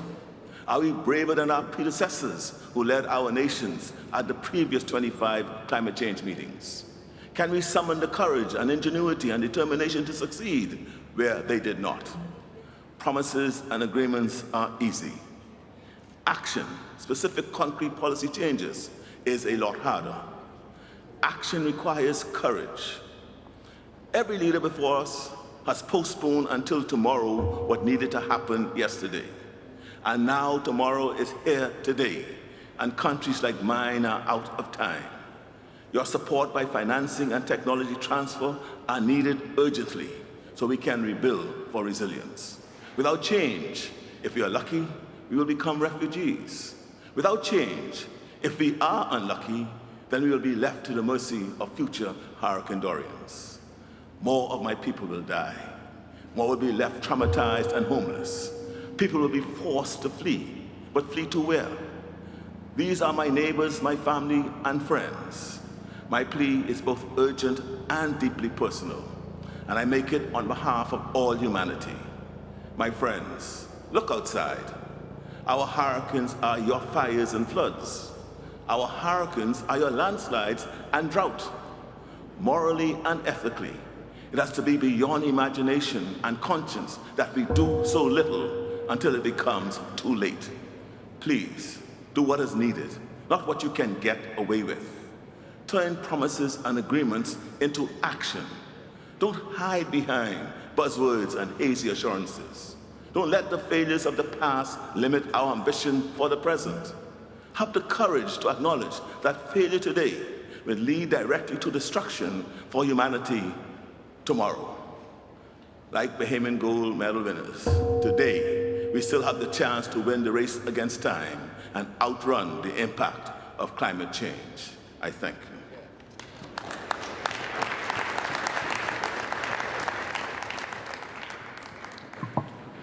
Thank you, Your Excellency.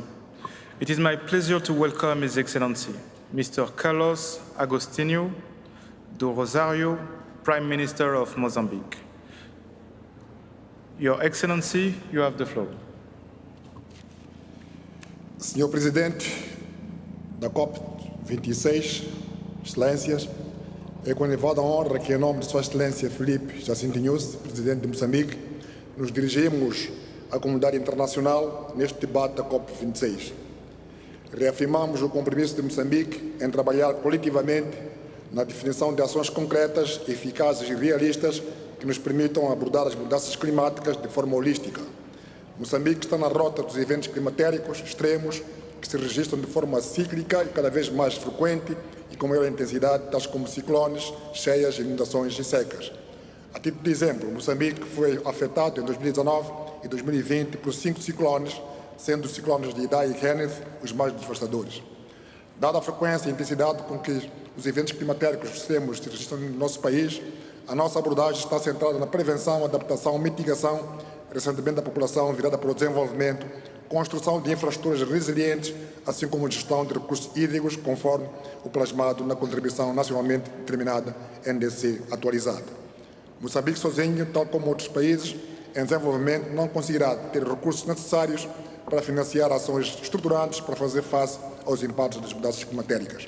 Por isso, apelamos à mobilização de mais recursos, à suavização de critérios de acesso aos mesmos e transferência de tecnologias.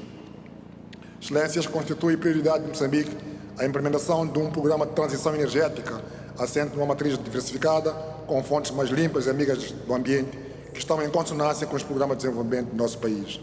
Contudo, Moçambique defende uma transição energética para energias mais limpas e amigas do ambiente, que seja gradual, faseada, de modo a minimizar o impacto do processo de desenvolvimento do nosso país.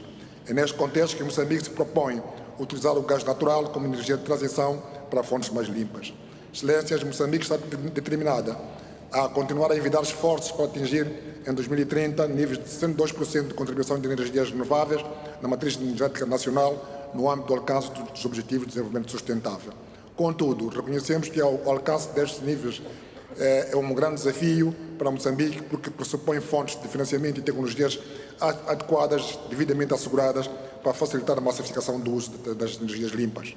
Por isso, convidamos a todos para se juntar aos esforços de Moçambique na mobilização dos recursos e tecnologias necessários para a implementação de um programa de transição energética que inclui fontes mais limpas e amigas do ambiente, sem, contudo, comprometer o processo de desenvolvimento socioeconómico do nosso país. Excelências, Moçambique tem estado a apostar nas oportunidades no mercado voluntário de carbono para promover a gestão sustentável das florestas. Por isso, Moçambique apoia a declaração sobre florestas e o uso de terra. Excelências, Moçambique, ao candidatar-se a membro não permanente do Conselho de Segurança das Nações Unidas para o período de 2023-2024, quer acrescentar a sua voz na agenda sobre mudanças climáticas. Moçambique apoia a candidatura do Egito para acolher o Cop26, 27 em 2022. Termino convidado a todas as partes a assumirem o compromisso de proteger o sistema climático do mundo. Muito obrigado.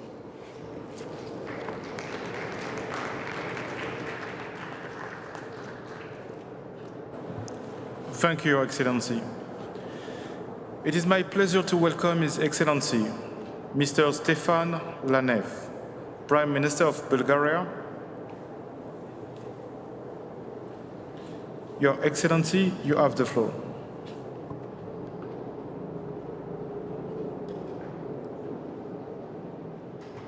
Thank you, Mr. President. Mr. President, ladies and gentlemen,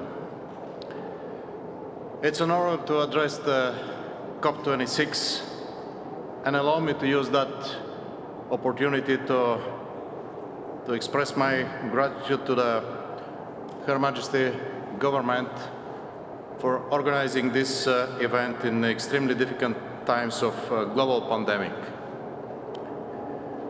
Needless to say that the last IPCC report contains scientific evidence that the more frequent extreme weather events we are witnessing across the planet are a clear sign that the planetary warming is accelerating. It is already affecting our many aspects of lives, economies, and ecosystems. Our presence here today means that we realize how important it is to work together and that more credible actions are needed by all countries and by every one of us to limit the temperature rising. In this context, Bulgaria is completely determined to fulfill its commitment to the Paris Agreement. Along with the other European Union member states, Bulgaria will work for reaching the goal of climate neutrality by 2050 and for the more ambitious goal of 55% of reduction of greenhouse gas emissions by 2030, which is enshrined in EU legislation. At a national level, we have developed an entirely new set of measures in our recovery and resilience plan. It will become a new roadmap for decarbonization of the Bulgarian industry and for reaching economical growth within a sustainable and preserved environment, which includes phasing out of coal use by 2038-2040. Our efforts are focused on the three main goals: accelerated further development of renewable energy sources and hydrogen, increase of the energy efficiency of the economy, and sustainable mobility. All the measures that will lead to the green transition are carried out in the economic reality of today, the reality of an unprecedented pandemic and rising energy prices. Our main concern is the risk of job losses and the energy security of our country, as we believe that only a performing and a vital economy can be transformed.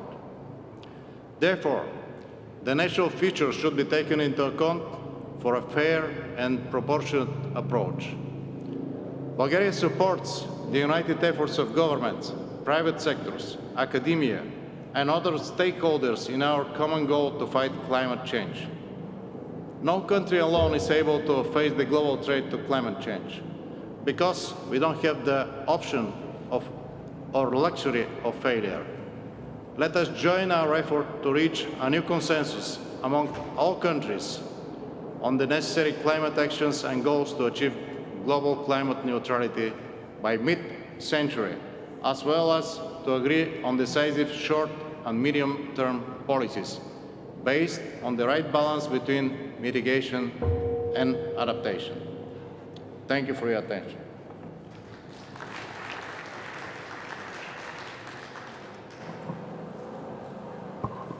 Thank you, Your Excellency. It is my pleasure to welcome His Excellency, Mr. Robert Abela, Prime Minister of Malta.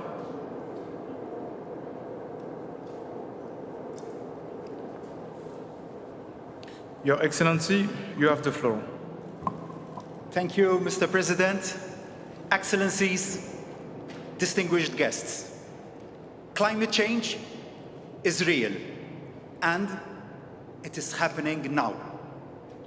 And it is having devastating impacts. This means that we need to work quickly and effectively to mitigate these impacts.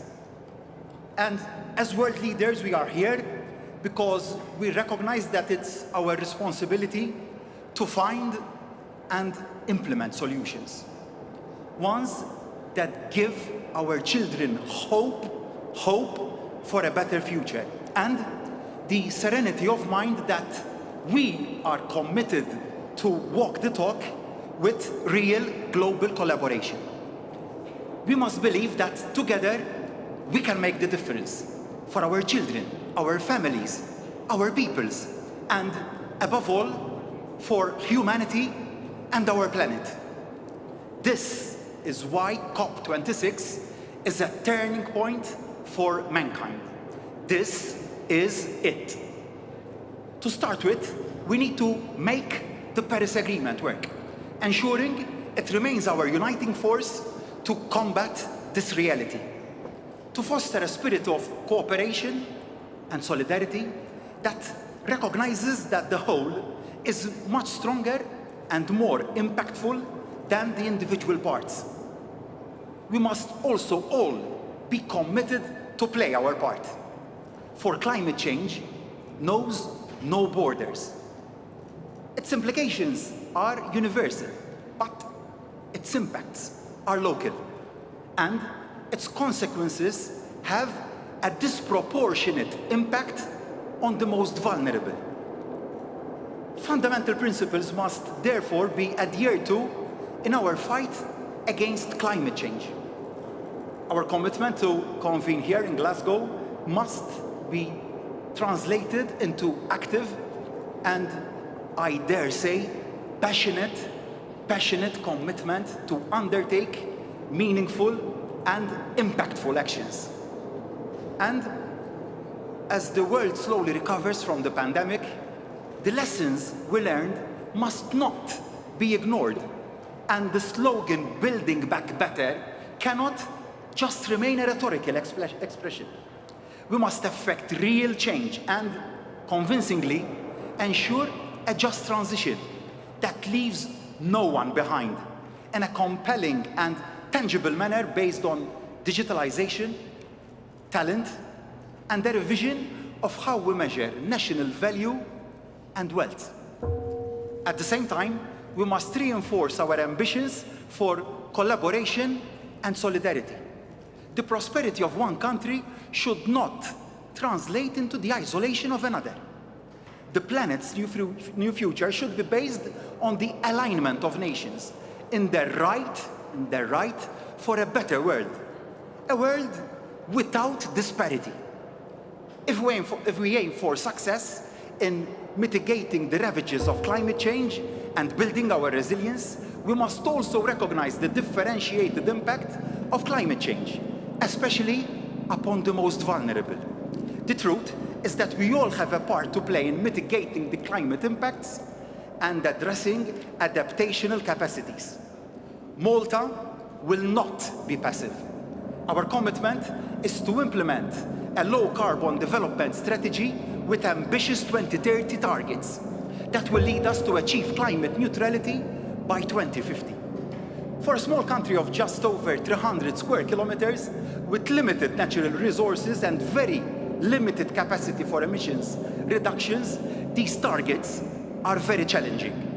But Malta was the country that brought climate change to the attention of the United Nations General Assembly in 1988, and we want to live up to that legacy. Also, because we understand the threat that climate change poses to small island states that are increasingly being battered by climatic extremes, from rising sea levels to devastating storms, from drought to sudden precipitations, from import dependency to intermittent isolation caused by heavy storms. Small island states are currently in grave danger, and we all have a duty to ensure that no coastal state loses any of its rights due to climate change.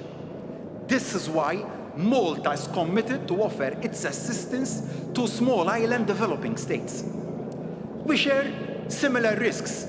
We live common circumstances, and because sharing experiences and transferring knowledge are key components of climate action, we wish to share with small island developing states our experiences and our lessons learned for a fair and successful decarbonized economy. On a concluding note, transformation, infrastructure, and adaptation capabilities need financing. It must therefore be ensured that funds are channeled to where they are most needed. Recognizing that developing countries are facing major challenges, Malta is committing to immediately double its contribution to the Green Climate Fund as of now. Ladies and gentlemen, I would like to make one final appeal. Let's rise to the occasion. Together, we will defeat this global existential threat to give our children what they truly deserve, a better future. Thank you.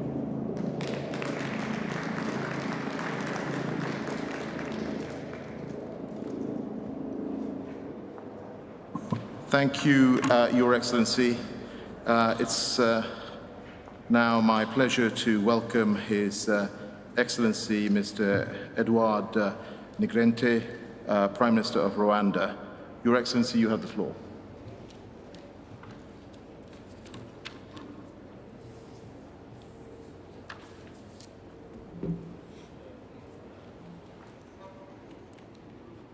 Thank you so much.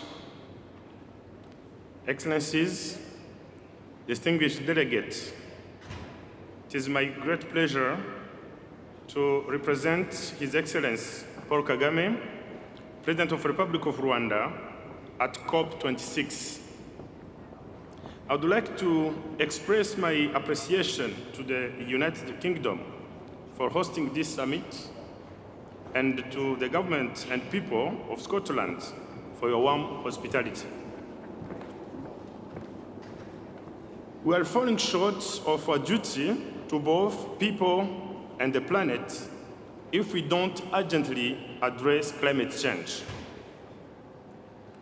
To cut temperatures to below 1.5 degrees, a 45% reduction of emission is required.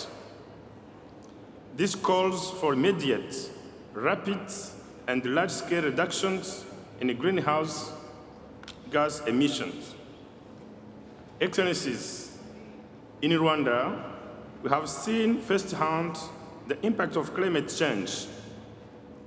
Floods, droughts, and landslides have damaged livelihoods and property and tragically cost too many lives. That is why Rwanda is committed to reducing emissions by 38% in the next decade and reach net zero by 2050. Rwanda looks forward to working with partner states and institutions to ensure our mitigation and adaptation plans can be effectively implemented and make impactful contribution to global efforts. I take this opportunity to thank every country that has ratified the Kigali amendment to the Montreal Protocol and encourage all remaining parties to do so. If implemented fully, the amendment could avoid to 0.4 degrees Celsius of warming by the end of the century. It is also time for us to come together to realize the potential of the Paris Agreement.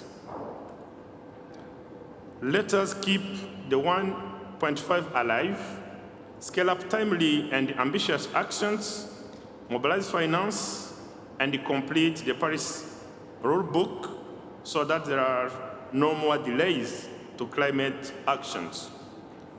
Rwanda pledges its full support for inclusive and transparent negotiations and for collaboration and dialogue between partners around the world. I thank you so much for your kind attention.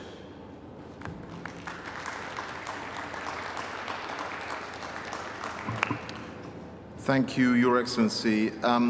It is now my pleasure to welcome His Excellency, Mr. José Ulises de Pina Correia y Silva, Prime Minister of Cabo Verde. Your Excellency, you have the floor.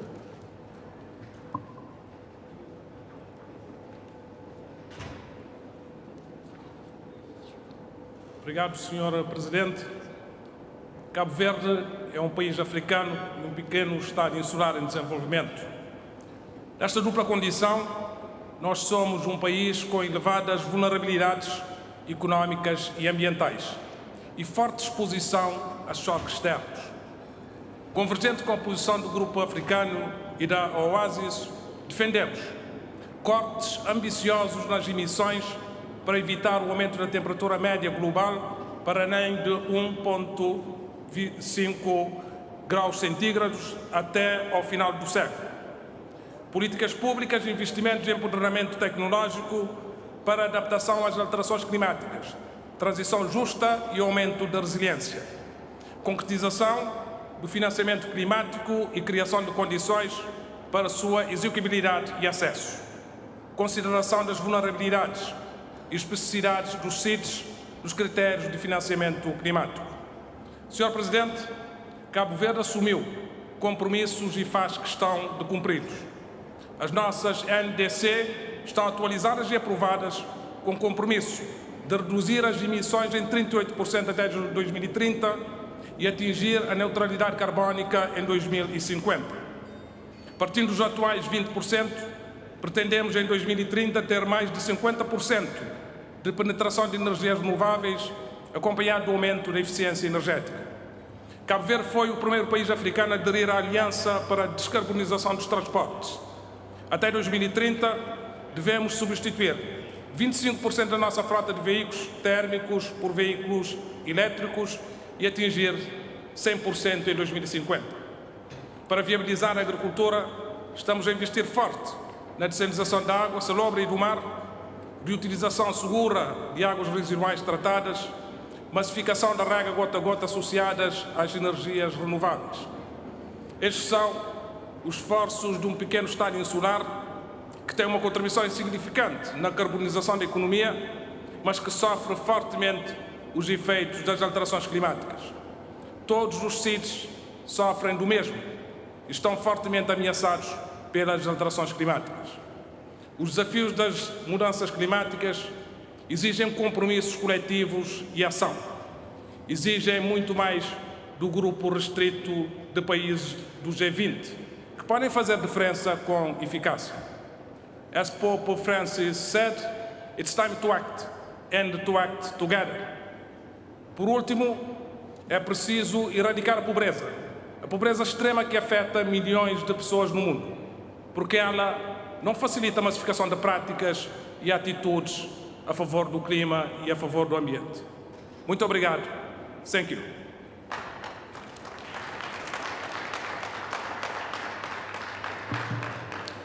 Thank you, Your Excellency. It is my pleasure now to welcome His Eminence, Cardinal Pietro Parolin, Secretary of State of the Holy See. Your Excellency, you have the floor.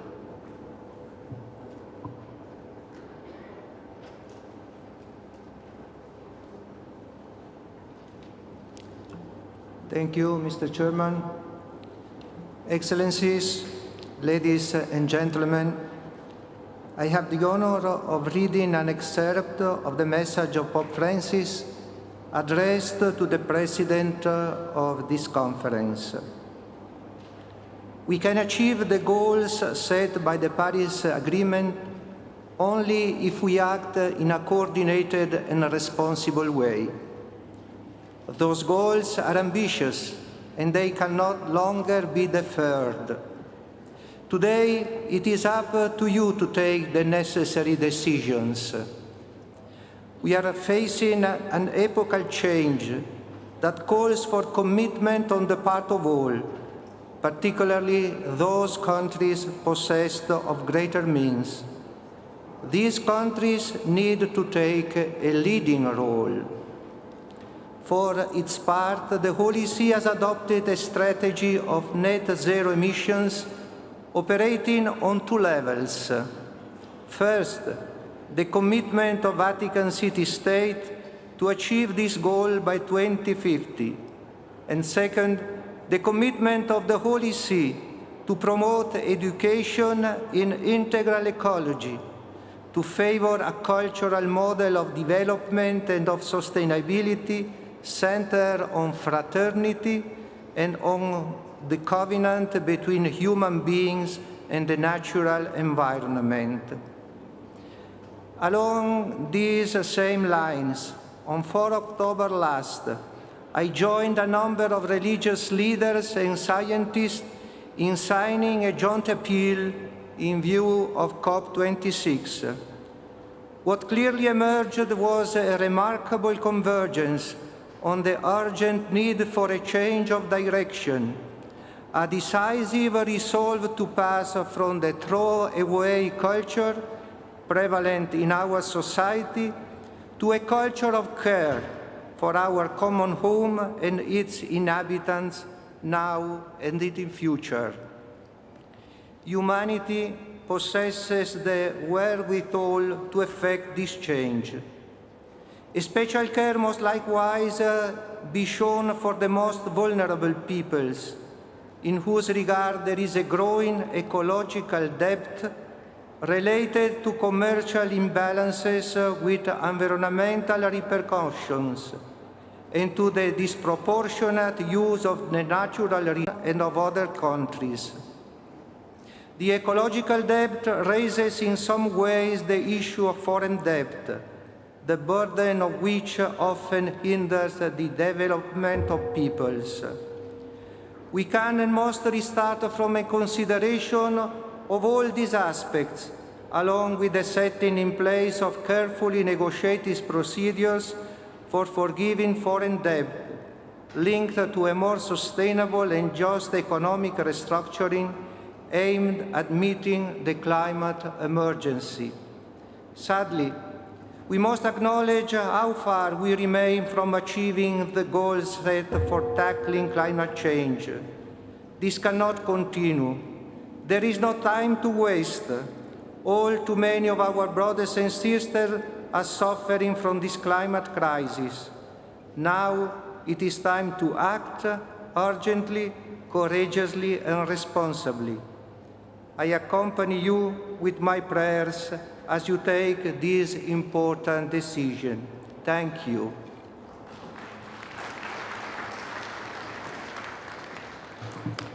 Thank you, Your Excellency. Excellencies, friends, it is of course a pleasure to be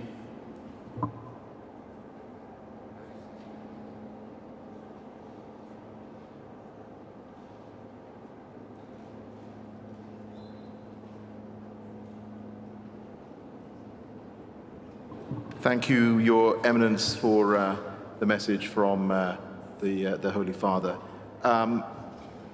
Friends, ladies and gentlemen, as I was saying, it's a pleasure to be with you today as we close now the World Leaders Summit. And over the past 2 days, leaders have been clear. This COP must deliver our shared goal of pursuing efforts to keep 1.5 degrees within reach, including through the negotiations. And we have made progress. The Paris Agreement is working. We are bending the emissions curve downwards. We are becoming more resilient to climate change. And we've heard some good announcements on mitigation, adaptation, and finance over the past 2 days. But positive though all this is, we know that it is not enough. Over these 2 days, we've heard that clearly from very many leaders. A chasm still remains between the words and the actions. And we've heard clearly about the stark reality that many face. Yesterday, Prime Minister Mia Mottley of Barbados told us, and I quote, 1.5 is what we need to survive. 2 degrees is a death sentence. And so we have less than a decade left to keep our shared goals, the goals of the Paris Agreement, within reach and limit the rise in global temperatures to well below 2 degrees, pursuing efforts to 1.5. And yesterday, His Excellency Carlos Alvarado Quesada of Costa Rica told us that he'd explained his departure to Glasgow to his very concerned 8-year-old. And he said to his son, I have to go because we need to fix this. And we all know that he's right. The events over the coming days will continue to drive action. But the fate of the Paris Agreement rests on whether or not we can agree how to accelerate progress to 2030. And so our negotiated outcome must launch a decade of ever-increasing ambition and action, or we will put our Paris goals in serious jeopardy. Over these 2 days, leaders have made clear why such an outcome is needed. And ministers expressed in principle support at the pre-COP in Milan and the London ministerial that I convened in July. And we've heard different proposals. But the time for proposals and agreement in principle has passed. Now is the time for decision, for consensus. So I ask all world leaders to make clear to your ministers and negotiators that you expect this COP to produce resolution. And please tell them to come with a currency of compromise to these negotiations. And tell them that in 2 weeks' time, when Glasgow is behind us, we will all want to be able to look our people in the eye and be able to say that we played our part in keeping 1.5 alive. And success depends on all of us, but particularly our leaders. A crisis of such gravity and urgency requires direction from the top. Let's be frank, the history books will not relay the names of the officials stuck in the negotiating rooms. They will tell of world leaders and the course that they set at this critical juncture. So it is up to you, to world leaders, to ensure that the power of your words on this stage translates into actions and decisions from your ministers and negotiators. The world is watching, and it's time to deliver. This brings us to the end of our national statements in this plenary for today. Distinguished heads of state and government, the opening of the second part of the high-level segment will be held on Tuesday, the 9th of November at 10 a.m. in this plenary. With that, I declare this joint meeting of the COP, CMP and the CMA adjourned.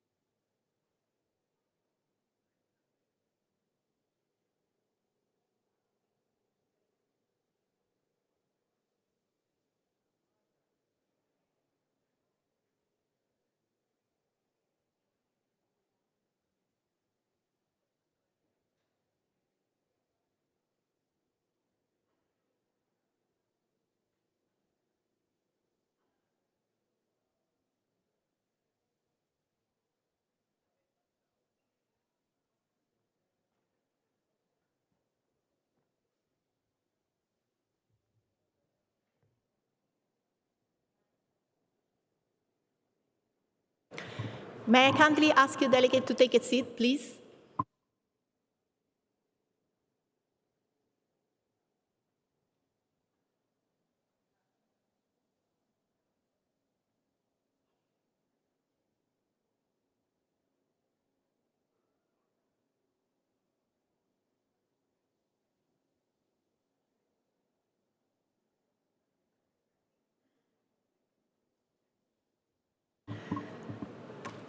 I now declare open the 6th meeting of the Conference of the Party at its 26th session. The order in which the agenda items will be taken up is posted on the screen.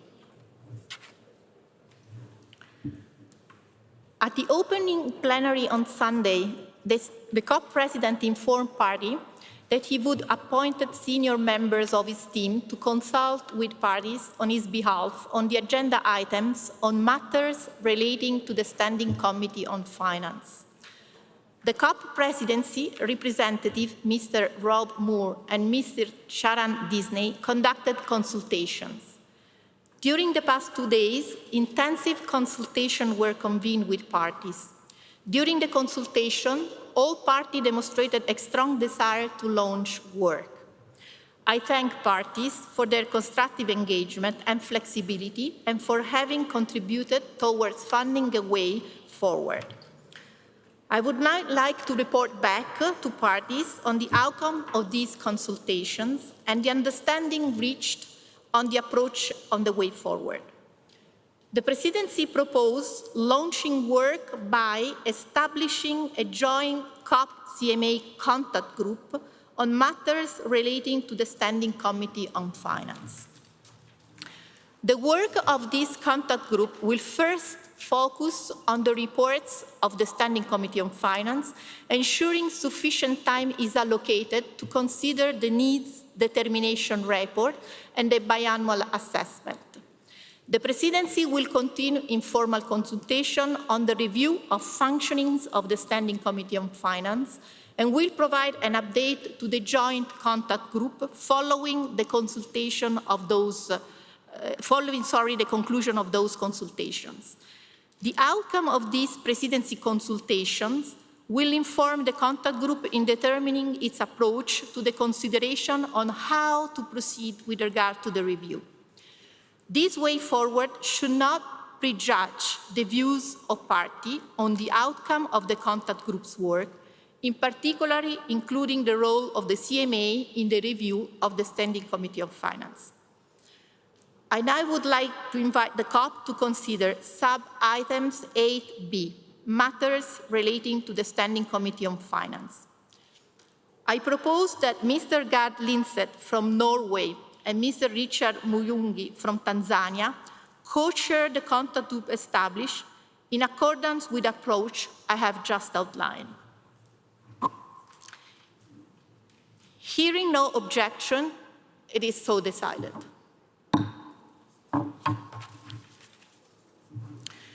Delegates, this brings us to the end of the 6th meeting of the COP. The meeting of the COP is now adjourned.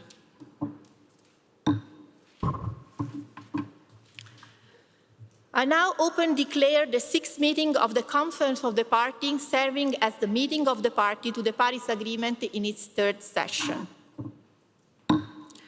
The order in which the agenda items will be taken is posted on the screen.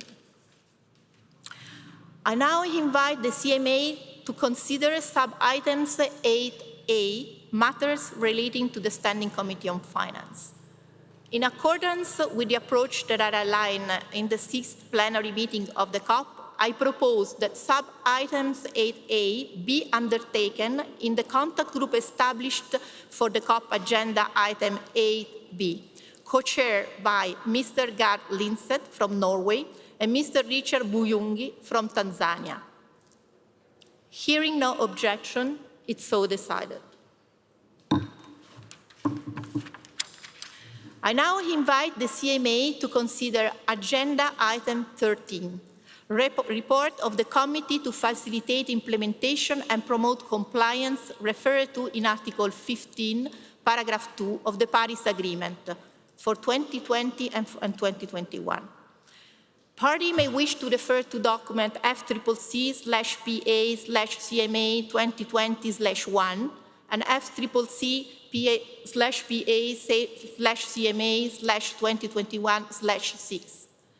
I would like to thank the co-chair of the Paris Agreement Implementation and Compliance Committee, Mr. Asib Gohar of Pakistan and Mrs. Christina Voigt of Norway, for their leadership, and the members and alternate members of the committee for their hard work.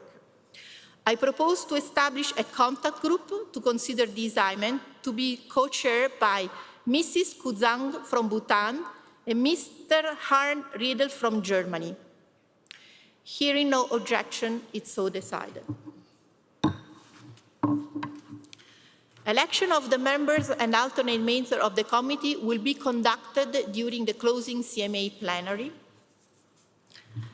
Delegates, this brings us to the end of the 6th meeting of the CMA. The meeting of the CMA is now adjourned.